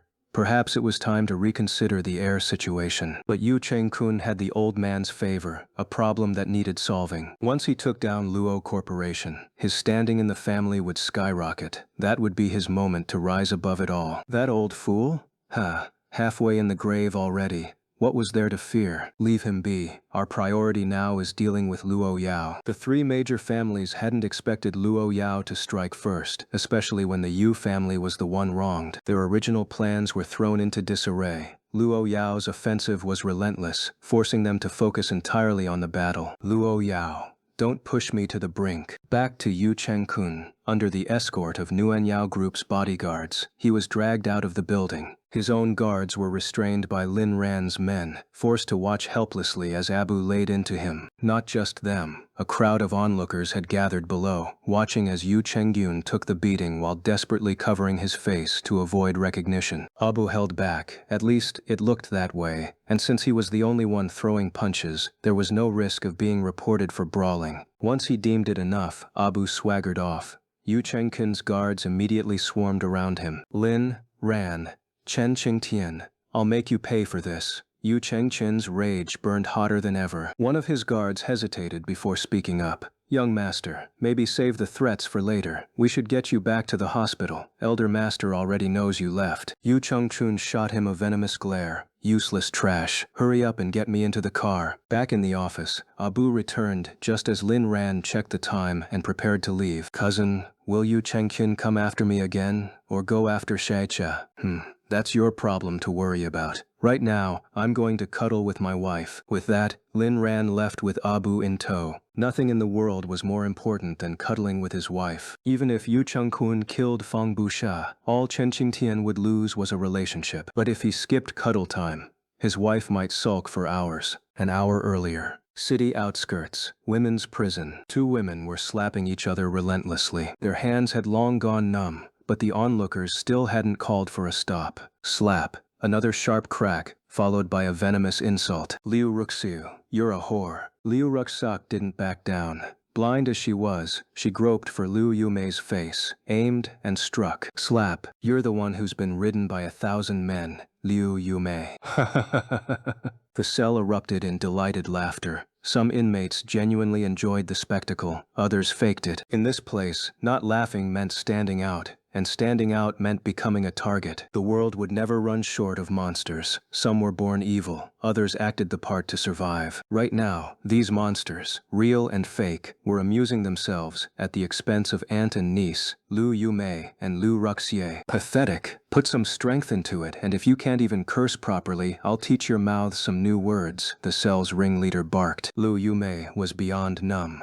When she first arrived and saw Liu Ruxu's condition, she nearly fainted. But the true horror was the people here. She'd once thought herself cruel, but compared to these women, she was an amateur. Her usual tricks were useless. From the moment she entered, the torment never stopped. She'd complained to the guards, but it only made things worse. Not just her. Even Liu Ruxue, blind and helpless, wasn't spared. This hellish existence was driving her to the edge. The only reason she hadn't broken, her sentence was just a few months. Abuse of Lin Tianba wasn't a major charge. She could endure until then. That hope kept her going. Everyone, settle down. I'm coming in. A guard's voice echoed outside. The inmates scattered instantly. Moments later, the cell door swung open. Liu Ruxu. Here. Her voice was weak, her face swollen beyond recognition. The guard blinked at the sight of her and Liu Yumei. What happened to you two? Faces like overripe pumpkins. Liu Yumei kept her head down, not daring to glance at the others. Liu Ruxei stayed silent. They knew better than to snitch. The guard shrugged.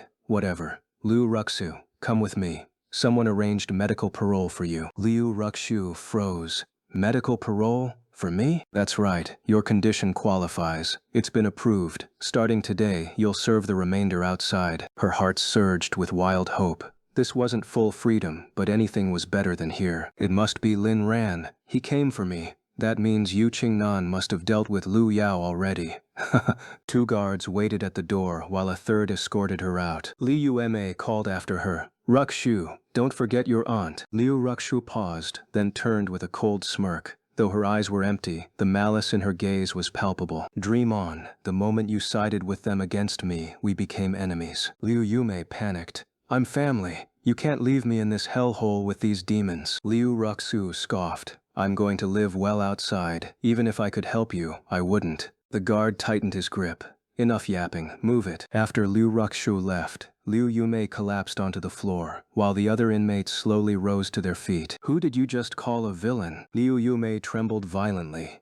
I said Liu Rushu. The leader of the group slapped her so hard she fell to the ground, unable to get up. You lot, give this disgusting woman another taste of hell. Outside the prison, Liu Ruxu breathed in the air of freedom once more when a woman's voice suddenly spoke. Let's go. After groping her way into the car, Liu Ruxu asked, Did Lin Ran send you to pick me up? No one answered. A sudden chill ran down her spine. She couldn't tell if the feeling was real, but it was all too familiar. Lin Ran won't come. I'll never let you see him again.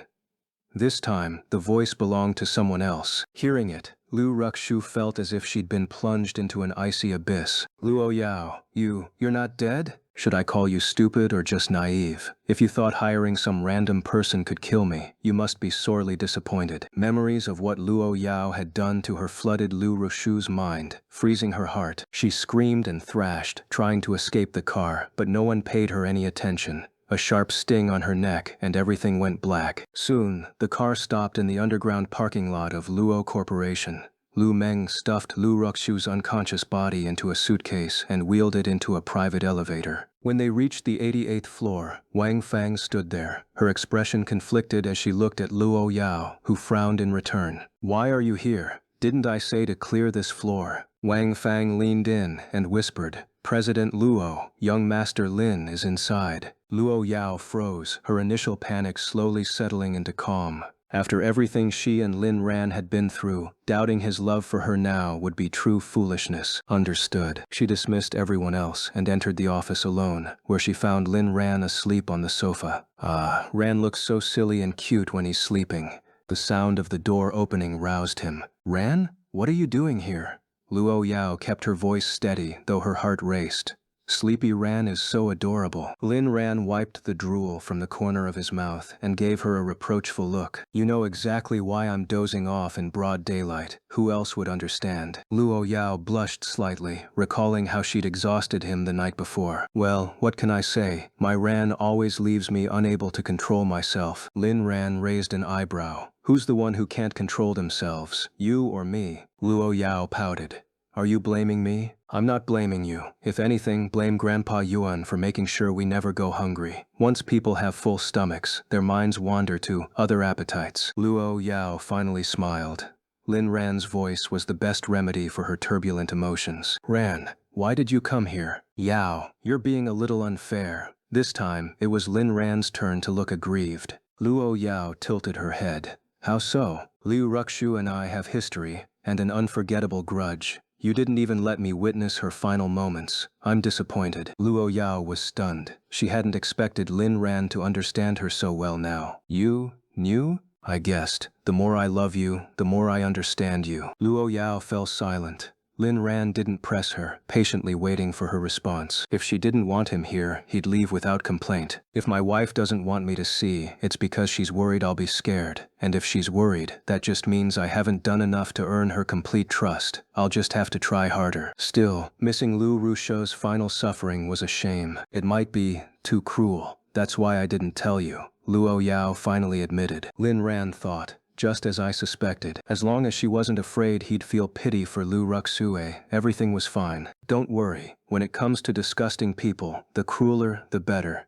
Don't hold back on my account. His words were a silent promise. No matter what, he wanted to face everything with her. Bring her in. Luo Yao made up her mind and gestured for the suitcase to be wheeled in, then opened a hidden door. Liu Meng dragged the suitcase inside and unceremoniously dumped it into the secret room. Instead of following immediately, Luo Yao stretched out her arms toward Lin Ran, her eyes pleading. Carry me, Ran. Lin Ran scooped her up, hands supporting her petite frame, and carried her inside. Liu Meng immediately averted her gaze, though her lips moved as if muttering under her breath. Inside the room, Lin Ran gently set Luo Yao down, amused at how his once yandere wife had turned into such a clingy sweetheart. But his amusement didn't last long. A bucket of ice water jolted Liu Ruxu awake. though she couldn't see anything. Shivering violently, Liu Roshu gasped, "Lu Yao, let me go. If you don't, Lin Ran will never forgive you." Before Luo Yao could respond, Lin Ran spoke. "Who gave you the delusion to spout such nonsense?" Liu Ruxu froze as if petrified. Lin Ran.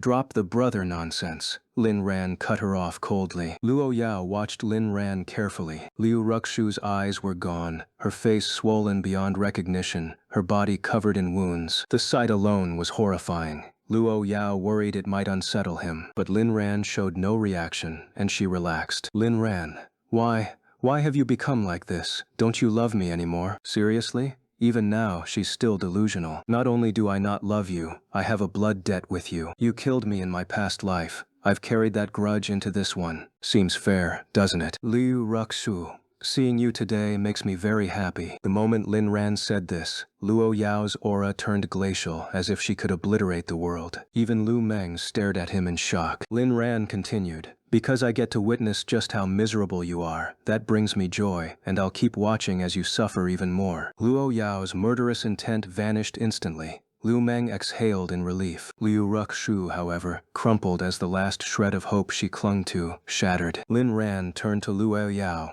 "Wife, I've said my piece." Luo Yao took his hand and nuzzled her cheek against it. "Ran, I'll make it quick." Her lips curled into a smile as her eyes darkened to a deep crimson. She stepped toward Liu Ruxu. As if aware of her fate, Liu Ruxu began struggling desperately. "Spare me. Please spare me. I won't compete with you for Lin Ran anymore." With Liu Ruxu's scream, a visual spectacle unfolded before Lin Ran's eyes. Nearly 10 minutes later, they finally emerged again. "Ran, you said you wouldn't be scared." Lin Ran thought to himself. Scared? More like physically revolted. Strange, really. Even after witnessing the same scene in his past life, seeing it again still unsettled him. He was just too sensitive. "I wasn't scared of you. It's just my first time seeing something so eye-opening. I'll get used to it next time." Hearing Lin Ran's words, Luo Yao regretted making him face this and her own unchecked brutality. "I'll have her sent to Southeast Asia. You'll never see her again, Ran." "Okay." Luo Yao stepped into the office bathroom to wash away the filth. Midway, Lin Ran joined her, reaching out to help. "Don't touch me, Ran. It's dirty." Lin Ran shook his head. "You're my wife. I'll never reject you, no matter what. Even the blood staining you. Let me help wash it away." Luo Yao gave up resisting, letting Lin Ran tend to her. After the bath, Lin Ran dressed her in fresh clothes he'd prepared earlier. Luo Yao stretched out her arms. "Ran." Lin Ran lifted her effortlessly, carrying her out of the bathroom. At this moment, Luo Yao felt truly happy. Her only rival would never reappear. Liu Ruxu wouldn't die. She was simply reliving her past life fate. Just as Lin Ran was about to shower Luo Yao with affection, an untimely knock interrupted them. The moment Lu Meng entered, she sensed a murderous aura. "Luo Yao, this better be important." "President Luo, they're crumbling. The Zhang family is already trying to withdraw." Lu Meng wiped cold sweat from her brow. "Withdraw? It's not that easy." Luo Yao narrowed her eyes. "Do they think I, Luo Yao, am some pushover? They jump in to take a bite, then flee when the fight turns against them? What a joke. If I let them walk away unscathed, others will think I'm weak. Next time, every vulture will swoop in for a piece. Ramp up pressure on the Zhangs. Force all 3 families into the same corner." "Understood." Liu Meng fled, leaving the couple alone again. Having just vented, Luo Yao now needed comfort. Time flowed like sand. After bonding, Lin Ran prepared to return to the manor to cook dinner for his wife. "Darling, I'll head home first to cook. Finish work early, okay?" "Ran, you don't have to work so hard. You're practically stealing the chef's job." Lin Ran kissed her forehead. "I've got nothing else to do. Once your stomach's healed, I'll stop. It's just cooking, for my wife. Not tiring at all. Because I love you, I'll do anything for you." Luo Yao's eyes sparkled like diamonds. After Lin Ran left, she remained lost in his sweet words. I wonder if Ran ever said things like this to Liu Ruxu. The thought snapped her back. She summoned Liu Meng. "Send the person in the basement to Southeast Asia." Liu Meng glanced at the hidden room. Done. Disposing of someone wasn't simple. Liu Meng fabricated evidence of Liu Ruxu's suicide for the authorities. After verification, her identity was erased. Then, with a call to Brother Blade, Liu Ruxu was loaded into a vehicle, speeding non-stop toward the border. This life's ending mirrored her last, perhaps even crueler. How long she'd survive in Southeast Asia depended on her own luck. Paradise Manor. Lin Ran finished dinner just as Luo Yao arrived home. A habitual kiss. Welcome back. Despite the earlier nausea, Lin Ran was in high spirits. His past life death, being pushed off a rooftop, had been steeped in terror, despair, and regret. Now, he'd repaid every ounce. Only he knew the euphoria of vengeance. All thanks to his extraordinary wife. Liu Rukshu was gone. Lin Tianba's life was misery. Only Lin Jian and his mother remained. Once they left prison, he'd ensure their suffering. Then his hatred would vanish. With vengeance sated, one mystery lingered. A story about a cat. Luo Yao sniffed the air. Ran, you made mala tang? Lin Ran nodded. Yep, safe, healthy, and tasty. Not too spicy, gentle on your stomach. Best part, we can fight over it. Luo Yao hugged him softly, warmth blooming in her chest. As the couple bickered playfully inside Yutiduo's private villa, I Renki, I family head, Zhang Deshuai, Zhang family head, and Yu Taidu huddled in secret discussion. Zhang Deshuai, the weakest link, would have collapsed without the alliance. Yu Taiduo's face darkened. That lunatic Lu Yao won't spare us. Proceed as planned. Zhang Deshuai frowned silently. I Renki sighed. My men have tracked Lin Ran's movements, but are we really doing this? His guards aren't pushovers. Yu Tiduo smirked. No matter how skilled, they can't stop an army. The men exchanged glances, resolve hardening. Just then, Yu Taiduo's wife, Chong Lufu, entered with tea. Gentlemen, you must be tired. Rest and drink. Poised, she sat beside Yu Taiduo. Darling, my friends invited me for an all-night mahjong session. Will the first win or lose? Yu Taiduo nodded. Go. Winning doesn't matter, just enjoy yourself. His elegant wife had no major flaws, save one, an insatiable gambling itch. She often played till dawn. Initially suspicious, he'd tailed her, only to confirm she genuinely played with friends. Eventually, he stopped caring, even funded her mahjong parlor. Chang Lufu covered a giggle.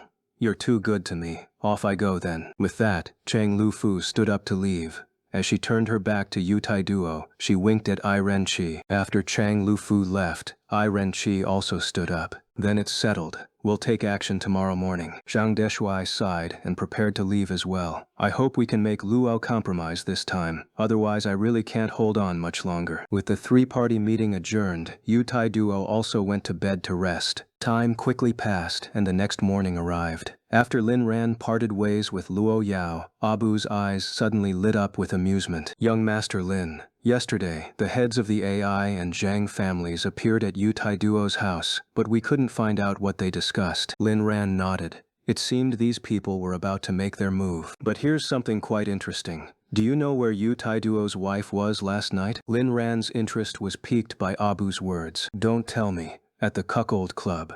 Abu's eyes crinkled with laughter.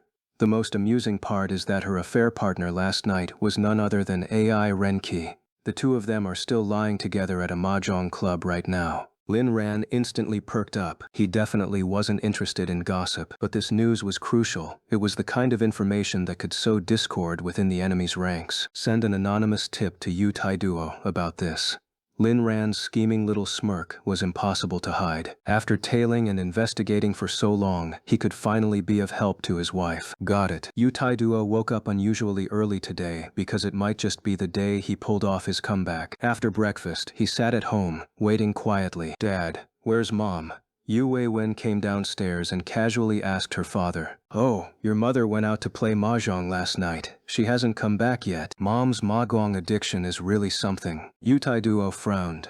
Don't talk about your mother like that. Yu Weiwen stuck out her tongue, putting on an adorable act.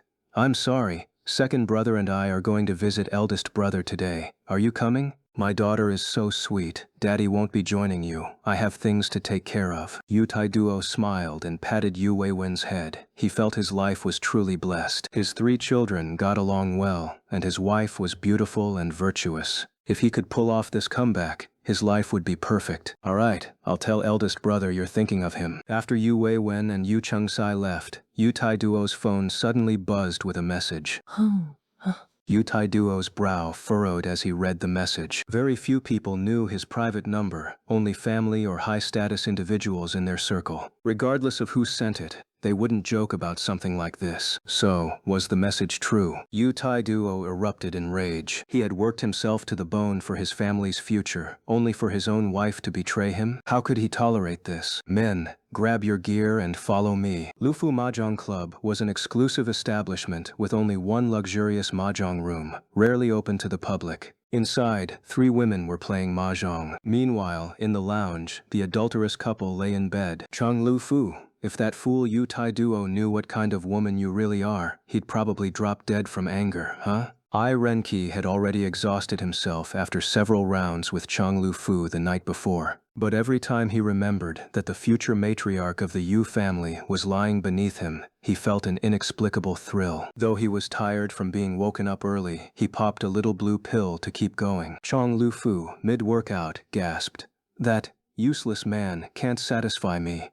You're so much better." Ai Renshi smirked. "What a fine wife you are to the Yu family." Outside the lounge, the 3 women continued playing mahjong while complaining. "Lufu really has some nerve, always making us cover for her like this. If we're getting paid, just keep quiet. I'm exhausted. How are these 2 still going at it after a whole night?" "Ah, look at her life. Married to a billionaire, playing around with another billionaire. Tss, keep it down. If Lufu hears us, we're finished." Suddenly, the door burst open, and the 3 women stared in shock at the intruders. "Brother-in-law, Lufu, she went to the bathroom. I'll go get her." One woman quickly reacted, but her panic gave away the lie. "No need. I'll fetch her myself." Yu Tai Duo's eyes burned with fury as his bodyguards stormed in and restrained the women. Just as Yu Tai Du was about to enter the lounge, the door opened. Chang Lufu stepped out, her clothes slightly disheveled. "Honey, what are you doing here?" "I was just resting. I was tired." Yu Tai Du noticed the panic in her eyes. He took a deep breath and closed his eyes. "Chang Lufu, I'll give you one chance. Is there a man in there?" Chang Lufu widened her eyes and shook her head. "No, of course not. I was alone." Crack. Yu Tai Duo's heart shattered. He knew his wife well. When she lied, she had a habit of staring intently, as if to convince the other person, and that very habit now made his blood run cold. Without another word, Yu Tai Duo marched toward the lounge. Chang Lufu grabbed his arm. "Honey, are you here to take me home? Let's go." Yu Tai Duo shoved her aside and kicked the lounge door open with a bang. The room was empty. Chang Lufu's breathing grew erratic, her heart pounding in her throat as she quickly sent a message. Yu Tai Duo stepped inside, scanning the messy bed before yanking the covers off. No one. He pulled back the curtains. Nothing. Opened the wardrobe. Empty. Checked under the bed. No one. Finally, he entered the lounge's bathroom. Still nothing. Huh? Had he really misunderstood? Yu Tai Du sniffed the air subtly. That unmistakable scent. Every man knew it. He was certain that even if there was no man here now, Chang Lufu had still cheated on him. Just as he turned to leave, he froze. Ai Renki stood awkwardly behind the door, waving. "Hey there, what if I told you I time-traveled here? Would you believe me?" Dressed only in his underwear, holding his shoes in one hand and his clothes in the other, Ai Renki looked utterly ridiculous. Yu Tai Duo's face darkened. "I believe your mother." He threw a punch, and Ai Renki's nose instantly gushed blood. 2 bodyguards rushed in and grabbed Ai Renki, who panicked and tried to explain. "Brother Yu, let me explain. I was just passing by to use the bathroom." Yu Taidu responded with another punch, a loud, painful-sounding impact. Ai Renki's ears rang, his vision filled with stars, but he gritted his teeth and begged for mercy. "Brother Yu, let me go. I'll help you secure the position of the Yu family's patriarch, all right?" Ai Renki had no choice. The place was swarming with Yu Taiduo's men, and he had to submit for now. A real man knew when to bend and when to stand tall. Escape first, revenge later. Right now, he deeply regretted not having bodyguards stationed outside while he was fooling around. Yu Taiduo threw another punch. "You think I need your help?" This one landed square in Ai Renki's gut, doubling him over in pain. "Be Brother Yu, I can still help you deal with Luo Yao. Just let me go." A man was never more irrational than in moments like this. Right now, dealing with Luo Yao was the last thing on Yu Taiduo's mind. Bang! Another punch. "I don't need you for that." This time, Ai Renki finally snapped. "Yu Taidu, have you lost your damn mind? You're throwing away everything for some worthless woman? Yuteduo didn't even dignify his words with a response. He motioned for the bodyguards to pin Ai Renchi to the ground and beat him senseless while he strode into the mahjong parlor, stopping in front of Chang Lufu. Chang Lufu knew she was doomed. She'd played with fire too many times. Today, she'd finally gotten burned. Husband, touch me, love me, please? Yu Taidu remained unmoved, his cold gaze locked onto her. Years of marriage told her this look meant he'd made up his mind to kill her. She was on the verge of breaking down. Husband, I was wrong. Forgive me this once. I swear I'll only love you from now on. Yu Taiduo's voice was icy. He was right about one thing. You are a worthless woman. Go repent in the underworld. His hand clamped around her throat, tightening relentlessly. On the floor, her three friends trembled in fear. Right now, their biggest regret was helping Chang Lufu cheat. If Yu Taiduo wouldn't spare his own wife, why would he spare them? Stop! Just as Chang Lufu was about to suffocate, Yu Paoyan, the patriarch of the Yu family, strode in. Son, let your wife go, Yu Paoyan ordered. Yu Taiduo narrowed his eyes. Father, what are you doing here? If I hadn't come, you'd have made an unforgivable mistake. Now release her. Yu Taiduo's cold gaze swept over his bodyguards, all of whom immediately lowered their heads. For the old man to arrive so quickly, someone must have tipped him off, and that person was definitely here. He just didn't know who. Yu Taidu exhaled sharply and loosened his grip. Lock this woman up. As for Ai Renki, cripple him. Yu Paoyan quickly intervened. Don't act rashly. How can you lead the Yu family if you're this impulsive? Yu Taiduo stepped up to his father and snarled. I'm only sparing these two because I'm giving you face. Without it, you're nothing. Yu Paoyan nearly choked on his fury. You unfilial wretch, you absolute disgrace. Yu Taiduo scoffed and turned away. Lock the old man up too. He doesn't leave this room without my say-so. And as for these three women, bury them. Chang Lufu's three friends burst into desperate sobs. Brother Yu, please, we were wrong. It was all Chang Lufu's idea. She made us do it. Spare us. We'll serve you instead. All three of us, however you want. The other two nodded frantically, but Yu Taiduo didn't even glance their way as he walked out of the parlor. Whether they'd been coerced or willing didn't matter. The outcome was the same. Inside, the bodyguards moved swiftly, some crippling the AI family's patriarch, others securing Yu Paoyan and Chang Lufu. The rest knocked the three women unconscious and transported them to the outskirts for a live burial. To the world, Yu Taiduo was just the Yu family's ambitious heir, fighting for power. But in truth, he'd long been capable of taking over. He'd only held back, waiting for a legitimate succession. Today, his father's meddling had crossed a line, and if that was the case, he had no problem accelerating his rise. Just then, Yu Weiwen called. Dad, it's bad. Big brother's gone missing. Missing? What do you mean? Second brother and I just got to the hospital, but he wasn't there. His bodyguards said he left early this morning. No one knows where. Yu Taidu had no patience for trivial matters now. Idiots. Forget about him. You and your brother go home and stay there for the next few days. Got it. After hanging up, Yu Taiduo ordered Zhang Deshuai to cancel the day's operation. With the AI family out of the picture, the plan was compromised. Originally, the three families were to act together, Yu Taidu handling official connections, the Zhang family funding, and the Ai family supplying manpower. But with AI Renki crippled, gathering enough men on short notice was impossible. They'd have to delay. Tomorrow. They'd move tomorrow. Outside, Yu Taiduo gave his men one last command. You have 1 day. Make Ai Renki call his men and have them ready by tomorrow morning. The subordinate hesitated. And if he refuses, Yu Taidu made a slashing motion. The man nodded in understanding. Meanwhile, Zhang Deshuai, the other partner, narrowed his eyes upon receiving the news. Had they figured him out? Unlike the Yu and Ai families, the Zhangs lacked deep roots. But becoming one of the 5 great families wasn't just luck. Most saw him as a nouveau riche, but this upstart was the shrewdest of them all. He'd already begun liquidating assets and moving funds overseas, a contingency plan.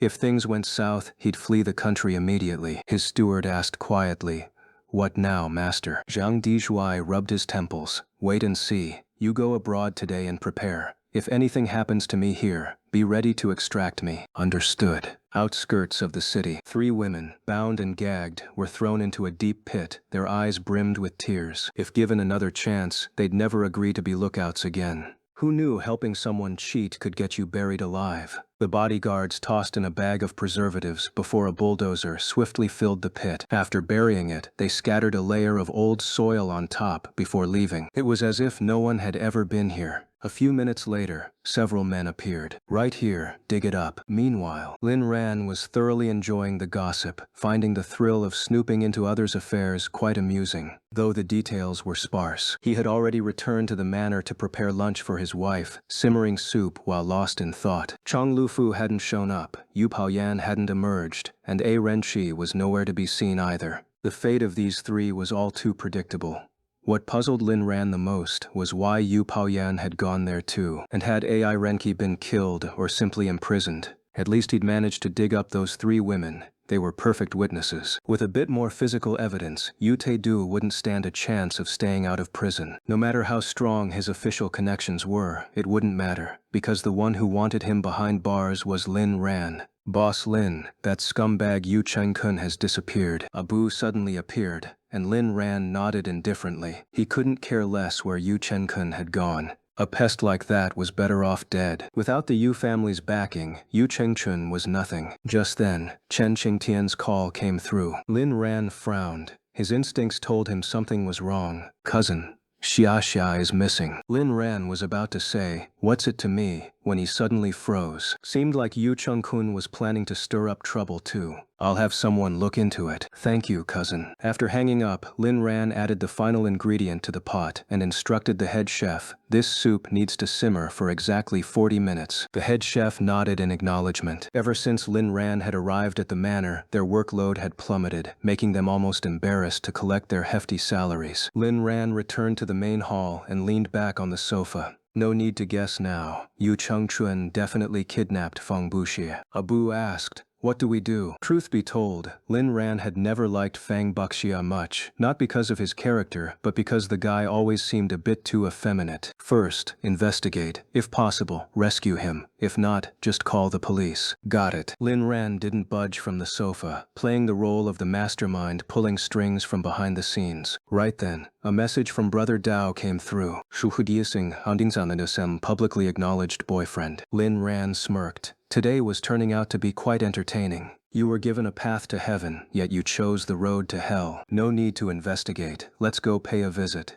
Lin Ran called Abu back just as he was about to leave to relay orders. After getting ready, Lin Ran reminded the chef, "Once the soup's done, keep it on low heat. I want it still warm when I get back." The head chef replied solemnly, "Consider it done." With a grin, Lin Ran headed out. Tormenting a lowlife like this was a nice diversion from his otherwise dull life. He didn't contact Chen Qingtian. He needed to confirm something first. Meanwhile, in the underground third level of the entertainment city, home to fight rings and private dispute resolution chambers, anything could happen as long as you paid the right price. The staff would clean up any mess. Inside a sealed room, Yu Cheng-chun's smile was vicious. "Fang Buxia, do you know where you are? Here, you have no chance." Fang Buxia, covered in injuries, glared at Yu Cheng-kun with pure hatred. He never imagined this guy could be so lawless. Breaking into homes, kidnapping, beating people at will. Was this how the wealthy behaved? If so, Fang Buxia never wanted to be rich. Yu Cheng-kun pulled out his phone and sent a video. "Hong Baoxia lives. Otherwise, I can't guarantee he'll stay in one piece." Chen Qingtian's video call came through almost instantly. "Yu Cheng-kun, have you lost your mind? Let Xia go right now, and I'll pretend this never happened. Otherwise, I'll destroy you, even if it costs me everything." Yu Cheng-kun sneered. "Chen Qingtian, you're in no position to make demands. Just tell me, do you accept my terms or not?" "Fine, I agree." Chen Qingtian didn't hesitate. Fang Buxia, gritting his teeth through the pain, shouted, "Qingtianji, don't do it." He couldn't bear the thought of her being blackmailed because of him. In the video, Chen Qingtian shook her head, eyes brimming with worry. "I've agreed. Now let him go." Yu Chengchun looked smug. "Words mean nothing. My people are at your office. Sign the marriage contract and I'll release him." Chen Qingtian knew Yu Chengchun wouldn't back down easily, but she had no choice. Not when the boy she'd hurt for 3 years was in his grasp. Soon, Yu Chengchun's men arrived at her office. "Chen Qingtian, don't say I didn't warn you. Once you sign, you're marrying me. Break the engagement and your family will pay the price. I'll ruin you." Fang Buxia watched as a single tear rolled down Chen Qingtian's face on the screen. Gee, don't do it. Her hand, poised to sign, hesitated. She looked up at Fang Buxia, struggling in the video. Seeing her delay, Yu Cheng-kun wheeled closer to Fang Buxia. You worthless insect, you're dead. He reached out to strike, but Fang Buxia moved with unexpected speed, sinking his teeth into Yu Cheng-kun's fingers. Ah, let go, you dog. Yu Cheng-kun dropped his phone, clawing at Fang Buxia's head, but Fang Buxia clenched his jaw, blood spilling from his lips. No matter how hard the bodyguards pulled, they couldn't pry him loose, until… Yu Cheng-kun trembled as he lifted his hand. 2 fingers were gone. Fang Buxia, mouth full of blood, grinned in savage satisfaction. Yu Cheng-kun erupted. Fang Buxia, give me back my fingers. In response, Fang Buxia started chewing. Disgusting as it was, he ground Yu Cheng-kun's fingers into pulp, ensuring they could never be reattached. By the time the bodyguards forced his mouth open, only mush remained. Yu Cheng-kun felt his blood turn to ice. Now, even if Chen Qingtian agrees to marry me, you're dead. He was beyond reason, swearing to kill the boy before him. But Fang Buxia only laughed. Ha, mad? Then kill me, you worthless cripple. Come on, do it, you pathetic excuse for a man. Fang Buxia had always been introverted, never one to lash out. But today, for the sake of the sister he cherished most, he broke free. Even if it cost him his life, he wouldn't let Yu Cheng-kun lay a finger on her. All of this was captured by the phone camera lying on the ground. On the other end of the video, Chen Qingtian covered her mouth in disbelief. Watching Fang Buxia's fearless expression, she suddenly felt that her once gentle, little puppy had turned into a ferocious beast. Yet, she cried, because it seemed she no longer had the power to save Fang Buxia. Yu Cheng-chun, I beg you, let him go. Yu Cheng-chun sneered. In your dreams. Outside the door, Lin Ran sighed. Open it. The door swung open, revealing Yu Cheng-kun, who was just about to strike. The moment he saw Lin Ran, his entire body froze. Lin Ran, his face was still bruised and swollen, his body covered in injuries, all courtesy of Lin Ran's men. Lin Ran stepped into the room and glanced at Fang Buxia. At least you've got some backbone. If Fang Buxia had been completely spineless, Lin Ran might not have bothered saving him at all. Fang Buxia was equally stunned to see Lin Ran, but hope flickered in his heart. He might actually be saved. On the video call, Chen Qingtian panicked when she spotted Lin Ran. Cousin, please save Shasha. Lin Ran picked up the phone from the floor and ended the call. By now, Yu Cheng-chun's men had been subdued, and Fang Buxia was freed. Take Chen Qingtian's little puppy away, Lin Ran ordered. 2 of his underlings immediately carried Fang Buxia out. Lin Ran stepped closer to Yu Cheng-kun. Do you know the 2 kinds of people I despise the most? One is those who act like Lin Jian. Yu Cheng-kun gritted his teeth. And the other? The other is Lin Jian himself, and you're the former. Lin Ran believed that if Yu Qingqin wasn't taught a lesson, countless innocent people would suffer in the future. He wasn't exactly a saint himself, but at least he didn't commit such atrocities. Beat him up first, we'll talk later. Abu only needed 3 minutes before Yu Chengken passed out from the pain, repeatedly. Each time he woke, it was only to be knocked unconscious again by the agony. When Yu Chengchun regained consciousness once more, Lin Ran finally spoke. That's enough. He called over a few subordinates. Keep an eye on him. No food or water unless I say so. Yes, boss. Lin Ran considered the situation. The Yu family and Luo Yao were rivals. Keeping Yu Chengkun around might prove useful. Lin Ran, you can't lock me up. Do you even know who I am? Lin Ran didn't bother turning back. A fool like this, being born into the Yu family, was both his luck and his curse. After leaving the room and getting into his car, Lin Ran finally called Chen Qingtian. Cousin, you owe me again. On the other end, Chen Qingtian fell silent for a moment. What I owe you and your wife, I'll never repay it in this lifetime. Hanging up, Lin Ran headed straight back to the estate to pack the soup he'd prepared. No matter how chaotic the outside world was, nothing would stop him from nurturing his wife's health. By the time he arrived at Luo Corporation, it was already past lunch hour. Lin Ran regretted his decision deeply. He should have just ignored Fang Buxia, and in his heart, he cursed Chen Qingtian 800 times. Even if Fang Buxia died, all Chen Qingtian would lose was a fling. But if his wife's stomach ached because her meal was late, unforgivable. Entering the office, he found Luo Yao still working. Seeing her man, she smiled. Of course, she already knew everything Lin Ran had done today. Whenever they weren't together, she made sure to check his whereabouts and messages at least twice a day, morning and afternoon. She wasn't jealous that Lin Ran had saved Fang Buxia. Perhaps when it came to true love, even she could show mercy. Still, she pouted playfully. Ran, if you'd come any later, I would have starved to death. Hearing his wife's complaint, Lin Ran cursed Chen Qingtian again in his heart. Blame Chen Qingtian and Fang Buxia for wasting my time. He unpacked the lunchbox. I made a new stomach-nourishing soup today. Drink up. Luo Yao brought the bowl to her nose and inhaled. It smelled like happiness. Okay, I'll finish every drop. As Lin Ran laid out the rest of the dishes, he fed her while recounting the day's events. Luo Yao pretended to listen intently. When he finished, her gaze turned thoughtful. Lin Ran had mentioned Fang Buxia's ordeal, but conveniently skipped the Yu family gossip. Though she knew he was helping her by stirring trouble for the Yus, his deliberate omission still annoyed her. Lin Ran took a sip of water. Oh, and here's something funny. You know Chang Lufu from the Yu family? What a talented woman. Luo Yao's smile returned, and she ate with renewed appetite. By the time Lin Ran finished his story, her meal was done. Nothing made food taste better than juicy gossip. Suddenly, she paused, touching her stomach. Her expression turned pitiful. Ran, I think I'm still gaining weight. Lin Ran shrugged. He thought Luo Yao's increased appetite lately was a good thing. A little weight gain was natural. Besides, when she complained about being fat, it was only relative to her previous figure. In reality, she probably hadn't even reached the standard weight. It's fine. I'll love you even more if you put on a bit more. It's all thanks to me, anyway. Luo Yao hugged him gently. Ran, make me some diet meals from now on. Not a chance. You're not allowed to diet until you hit standard weight. Luo Yao beamed. Meanwhile, at the Lufu Chess Club, Yu Paoyan was throwing a tantrum. You bastards! Let me out! I'm your family head! The guards remained silent as Yu Paoyan ranted. Chang Lufu emerged from the lounge. Dad, stop shouting. It's pointless. Yu Paoyan fell silent for a moment, studying her.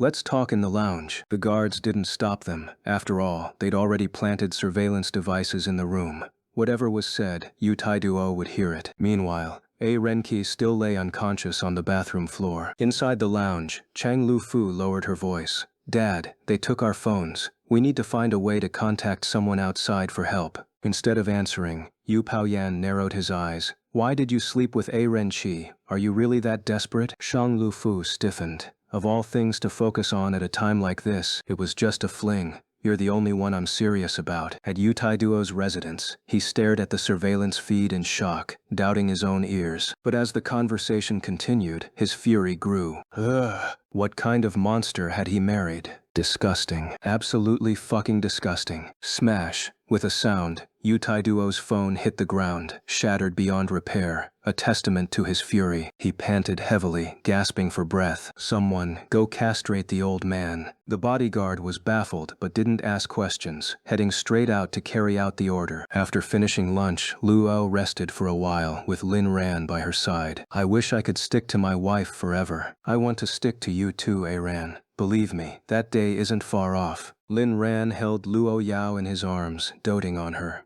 I have a not very important friend.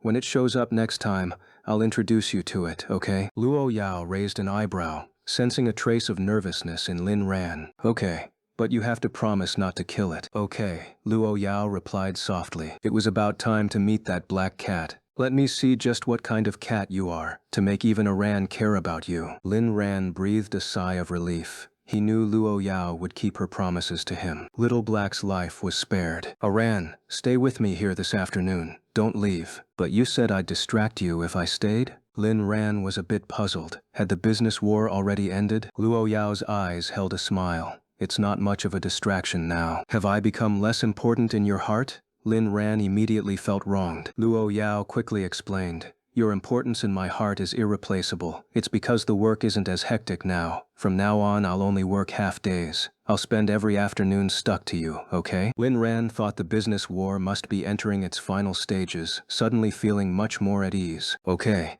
I'll spend every afternoon with you. Once this current problem is resolved, we'll be together 24/7. They spent the entire afternoon being lovey-dovey together, and nothing else happened for the rest of the evening. Returning home, they finally settled back into their ordinary married life. Glancing at a certain corner of the room, Luo Yao suddenly posed a question. "Haran, do you want Lu Yumei and Lin Jian to be punished?" Did he? Of course he did. He'd wanted it for a lifetime. That mother and son had emotionally manipulated him since childhood, exploited him when he grew up, and even killed him after he lost his value to them. And what had he done wrong? His biggest mistake was being born into the Lin family. "I treated you as family, and you treated me as dead?" Actually, Lin Ran had pondered one question. If, in his previous life, they hadn't killed him but merely kicked him out of the Lin family, would he have forgiven them? Later, he found his answer. Given how much he valued family ties in his past life, he likely would have let them have their way. But in the end, after getting the share transfer agreement, they still pushed him off the rooftop. Just how evil does a person have to be to deal such a cruel blow to someone who only ever wanted familial love? "Let's wait. After you finish your work, I'll settle accounts with them."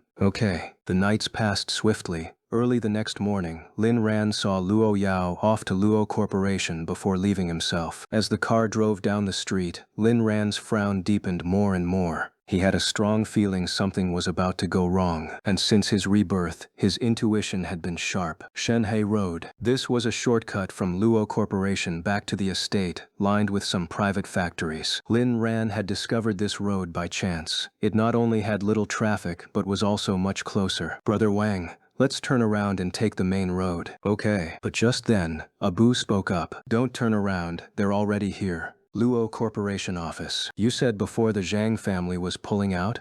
These past 2 days, Luo Yao had been preoccupied with other urges and hadn't given it much thought. Now, pondering it, something felt off. Liu Meng looked serious. "That's right, and starting yesterday, I noticed the Yu and I families also seem to be preparing to give up their fight against us. According to intelligence, AI Renki is already under Yu Taiduo's control. But the strange thing is, the A family doesn't seem to have reacted at all." Luo Yao frowned, sensing something amiss. Even Lu Meng found it odd. The 3 major families seemed to be passively enduring Luo Corporation's business attacks, yet they also didn't seem to be fighting with their full strength. Although their liquid funds are depleted, they haven't sold off any shares or assets. "President Luo, do you think they're plotting something bad?" Luo Yao narrowed her eyes. "You think? What could it be?" Suddenly, Luo Yao's eyes widened. Lu Meng seemed to realize the same thing at the same moment. They looked at each other and simultaneously pulled out their phones. Liu Meng contacted Brother Dao, while Lu Yao called Lin Ran. The call connected.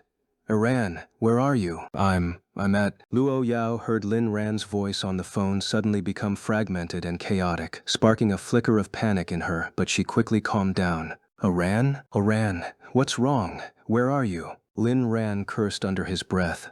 "Damn it, we're surrounded." On Shenhe Road, without another word, Luo Yao strode out of her office, running into Lu Meng right at the door. "I've already contacted Brother Dao. He's gathering men." Luo Yao. "Tell them to head straight to Shenhe Road. Dare to touch Iran? You're seeking death." What was Luo Yao's one true taboo? Not Luo Corporation, not the Luo family, not even Iran Capital. It was her man. If this world were a transaction, she would trade it all for Lin Ran's love. That was Luo Yao. Entering the elevator, her phone lost signal. Luo Yao cursed herself for not having developed a phone that worked everywhere. She headed to the rooftop, opened a tracking app, and set off with Lu Meng and the company's security team. Damn it! She should have kept Iran by her side. She never should have let him leave. Shenhe Road. A line of luxury cars was putting on the year's best chase scene, with the most eye-catching being a limited edition Rolls-Royce. Wang Bao drove as if they were filming a movie, weaving and dodging to avoid collisions from other cars. Meanwhile, Lin Ran's convoy of bodyguard vehicles fought desperately to block the cars attempting to encircle them. If any vehicle got too close to Lin Ran's car, the bodyguard team wouldn't hesitate to ram it, even if it meant mutual destruction. This was the caliber of professional bodyguards Luo Yao had trained. Their quality was unquestionable. Faced with this scene, the opposing vehicles all instinctively gave way, afraid of getting caught in the crossfire, which gave Wang Bao even more room to maneuver. Lin Ran hung up the phone. If not for the seatbelt, he would have been thrown from his seat. "Brother Wang, you're amazing. All that driving practice really paid off." Though tossed around in the car like he was at a rave, Lin Ran didn't stop his stream of praise. Empowered by Lin Ran's constant compliments, Wang Bao found his groove, driving the car like a race car. Suddenly, a strip of spike strips was thrown onto the road ahead. Wang Bao's eyes widened instantly. "Hey, I'm playing a game of skill here, and you resort to tricks?" At this speed, a blowout would mean no one in the car would survive. Realizing this, Wang Bao immediately executed a drift. He even added a fishtail. A black streak cut across the road, accompanied by the screech of tires. Wang Bao executed an extremely tight drift to turn the car around, making Lin Ran feel like they were on the verge of flipping over. Fortunately, they righted themselves in the end. Just as Wang Bao was about to charge through the blockade of vehicles, he froze. "Aren't there a bit too many cars?" Row upon row of them, a dark mass completely blocking the road. Wang Bao wore a look of utter misery. "Young Master Lin, if only this car could fly, huh?" Lin Ran shook his head helplessly. "You think I don't know that?" Little Tong frowned and asked, "What do we do now? Get out." By now, Lin Ran's security detail had been left God knows where. It wasn't that the bodyguards were incompetent, but the other side simply had too many people. Lin Ran looked out at the dark sea of people outside the window. Only an idiot would get out now. Quickly scanning their surroundings, Lin Ran pointed at a tightly locked black iron gate nearby. "Ram through there and find a good defensive position. Otherwise, we'll be attacked from both front and rear." Wang Bao also saw the factory gate. He shifted gears and rammed it. Bang! The gate burst open. Once inside, they were dumbfounded. It was actually an abandoned sand yard. Inside, aside from a few rusted loaders, there was only a single, rust-streaked small prefab building. Only an idiot would go in there. Looking at the empty lot, Wang Bao's face was full of worry. "Doesn't seem to be a good position here either." A swarming crowd appeared at the entrance. Little Tong narrowed his eyes. With this many people on their side, this is no longer a simple case of gathering to cause trouble. They came prepared. Lin Ran smacked him lightly on the head. "Of course it's not just causing trouble. This counts as a terrorist attack. Who knows what the authorities are even doing?" "I can take on 10, Little Tong said, starting to calculate based on the number of opponents. Hearing this, Wang Bao also started claiming his share. "Then I can take 20. Little Tong was taken aback. "Brother Wang, what makes you so confident? Our skills are about even, half a pound to 8 ounces. Because I'm the team leader. If a team member like you can take 10, it's only reasonable I double that." Lin Ran was just about to call them childish when he heard Abu start counting off numbers too. "Well, I'm teacher to both of you. I'll take 60. Exactly double the combined number of Wang Bao and Little Tong. Lin Ran had a black line running down his face. Lowering his head meekly, he said, "Then, by that logic, I'm your boss, so I take 120? Bao nodded. "I estimate there are only about 150 of them. It's a bit short to go around. Young Master Lin, you only need to handle 60. Good grief, someone dared to say it, and someone dared to believe it. For God's sake." Lin Ran truly experienced what speechlessness felt like. Abu revealed a confident smile and pulled a case from the back seat. "Don't worry, young Master Lin. With this, dealing with 70 or 80 people isn't a problem." He opened the case, revealing a submachine gun lying inside. Abu quickly began assembling it.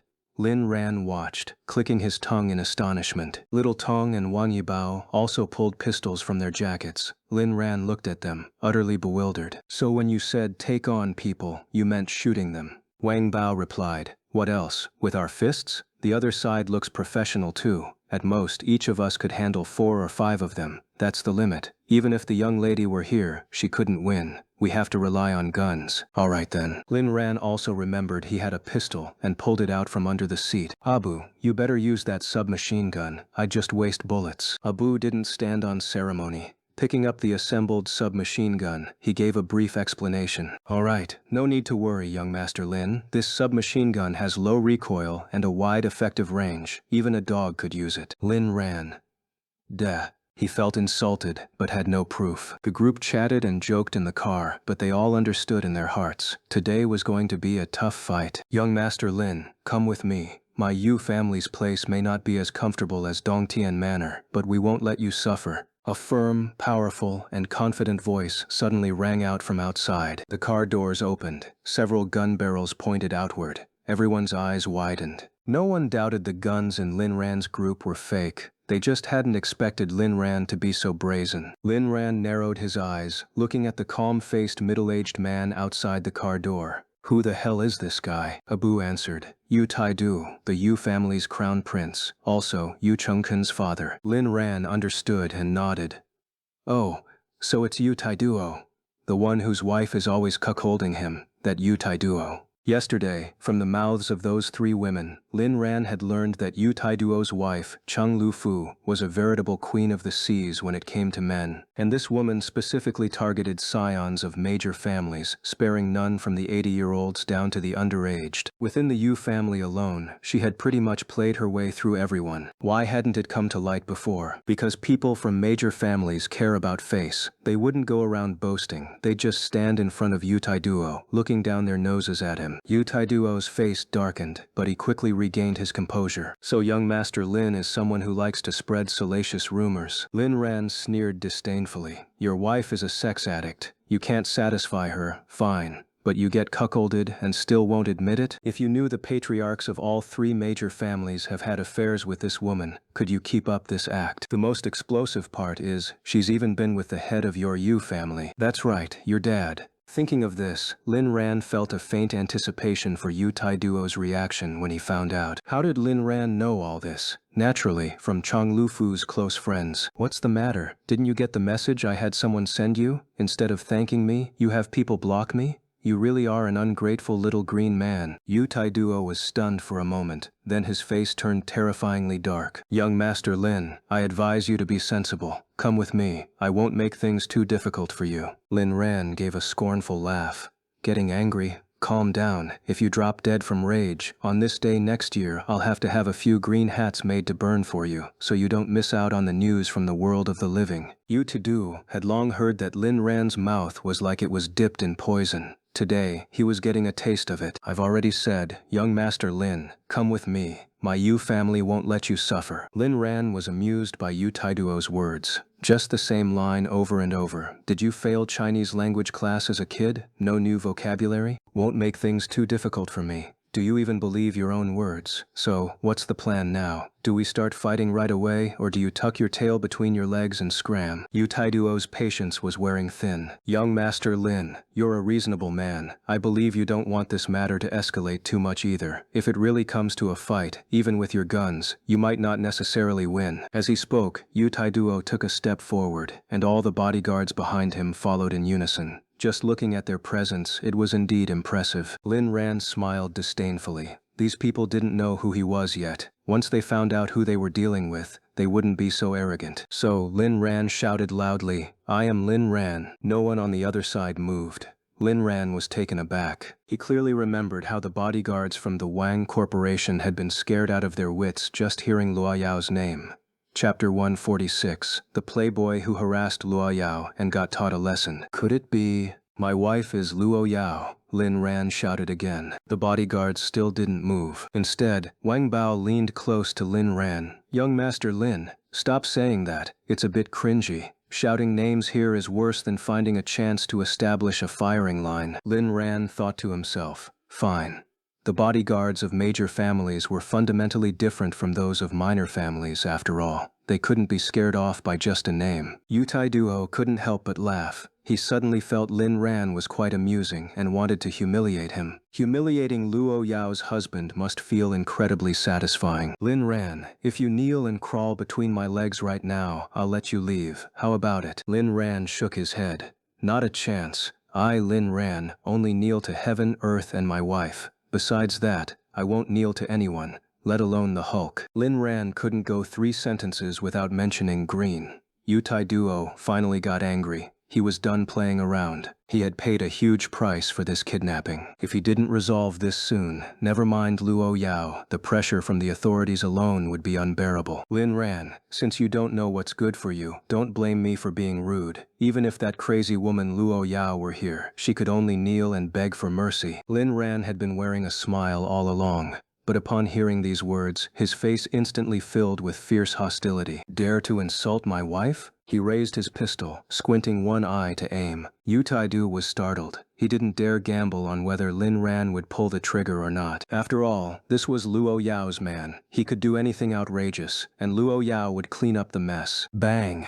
Lin Ran pulled the trigger. But after all, it was his first time firing a gun. The moment the bullet left the chamber, Lin Ran's hand jerked and he almost dropped the gun. The shot went wide. It didn't hit Yu Taiduo, but struck the toe of a bodyguard behind him. 2 seconds passed. Aiu! The bodyguard jumped up, clutching his toe. The other bodyguards all lowered their heads slightly. They hadn't expected Lin Ran to actually fire. Yu Taiduo took a deep breath. In that instant, he understood that Lin Ran's thinking was different from an ordinary person's. Even though he was the crown prince of the Yu family, Lin Ran would pull the trigger without hesitation, because the Lin Ran opposite him was just as crazy as Luo Yao. You think you're the only one with a gun? As he spoke, Yu Taiduo also pulled out an exquisite pistol from his jacket. Lin Ran almost died laughing. So, after all that, you only have this little thing? Abu silently watched the movement of Yu Taiduo's finger, ready to save Lin Ran at the first moment. Attack.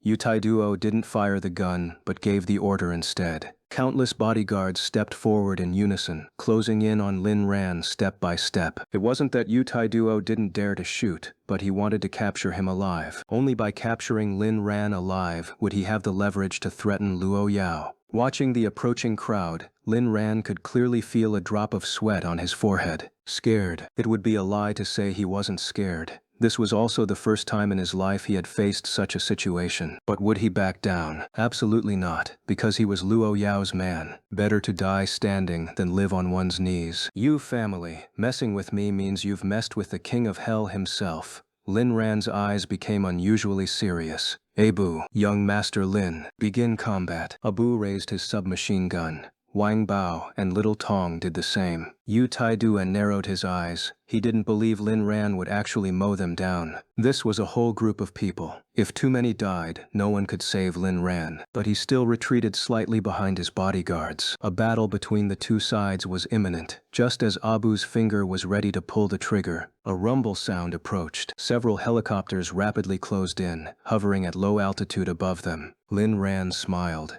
Indeed, the person who could always bring him the greatest sense of security was Luo Yao. With Luo Yao here, he wasn't afraid anymore. Even if they died, they'd be companions on the road to the underworld. The helicopters descended directly, not caring at all if anyone was below. Of course, no one was foolish enough to stand there. Luo Yao emerged from the first helicopter and ran straight to Lin Ran, checking him over carefully. Thankfully, her A-Ran wasn't scratched. It's okay, don't worry. Luo Yao looked up and planted a kiss on his lips. She felt a sense of having survived a disaster. Seeing the other side's numbers increase, Yu Taiduo dared not delay any longer. Luo Yao had brought at least a dozen people. Not to mention their combat ability. If he delayed any further, the consequences could be severe, because now he was facing two maniacs. Luo Yao, I'll give you a chance. Call off the attacks on the Luo Corporation and submit to my Yu family. Luo Yao's eyes filled with boundless killing intent as she slowly raised her head. Dare to touch a Ran? You're seeking death. As she spoke, she actually started walking towards Yu Taiduo. Lin Ran was startled. Yu Taidu had a gun in his hand, so Lin Ran also prepared to charge forward, but was pulled back by Abu. Young Master Lin, the young lady's skills are excellent. How excellent could they be? No matter how skilled, you can't dodge bullets, right? Luo Yao got closer and closer to Yu Taidu. This time, it was Yu Taidu's turn to be nervous. Suddenly, Luo Yao flashed to the side, dodging just as Yu Taiduo began the motion of pulling the trigger. Yu Taidu's eyes widened. He hadn't expected Luo Yao to be so agile. He was just about to continue firing. Swish. Ah! Yu Taiduo's hand, along with the gun it held, was severed from his body. Looking at the palm on the ground, Yu Taiduo couldn't believe it. Looking up again, Luo Yao's dagger was already pressed against his neck. Everything happened too fast. By the time the others reacted, Luo Yao had already completed the reversal of the strong and weak positions, and Yu Taiduo, only at this moment, began to feel the heart-wrenching pain. Luo Yao narrowed her eyes. I originally wanted to confront you head-on, but you made me resort to force. Since that's the case, you don't get to live. Only now did Yu Taiduo realize his predicament. You can't touch me. If you touch me, you won't leave this place alive either. Luo Yao coldly swept her gaze across the entire scene. Everyone lowered their heads. Seeing this scene, Lin Ran felt infinite emotion. It wasn't that the bodyguards were high level, it was that his own level wasn't high enough. Luo Yao raised her weapon, ready to finish off Yu Taidu with one strike. "Stop!"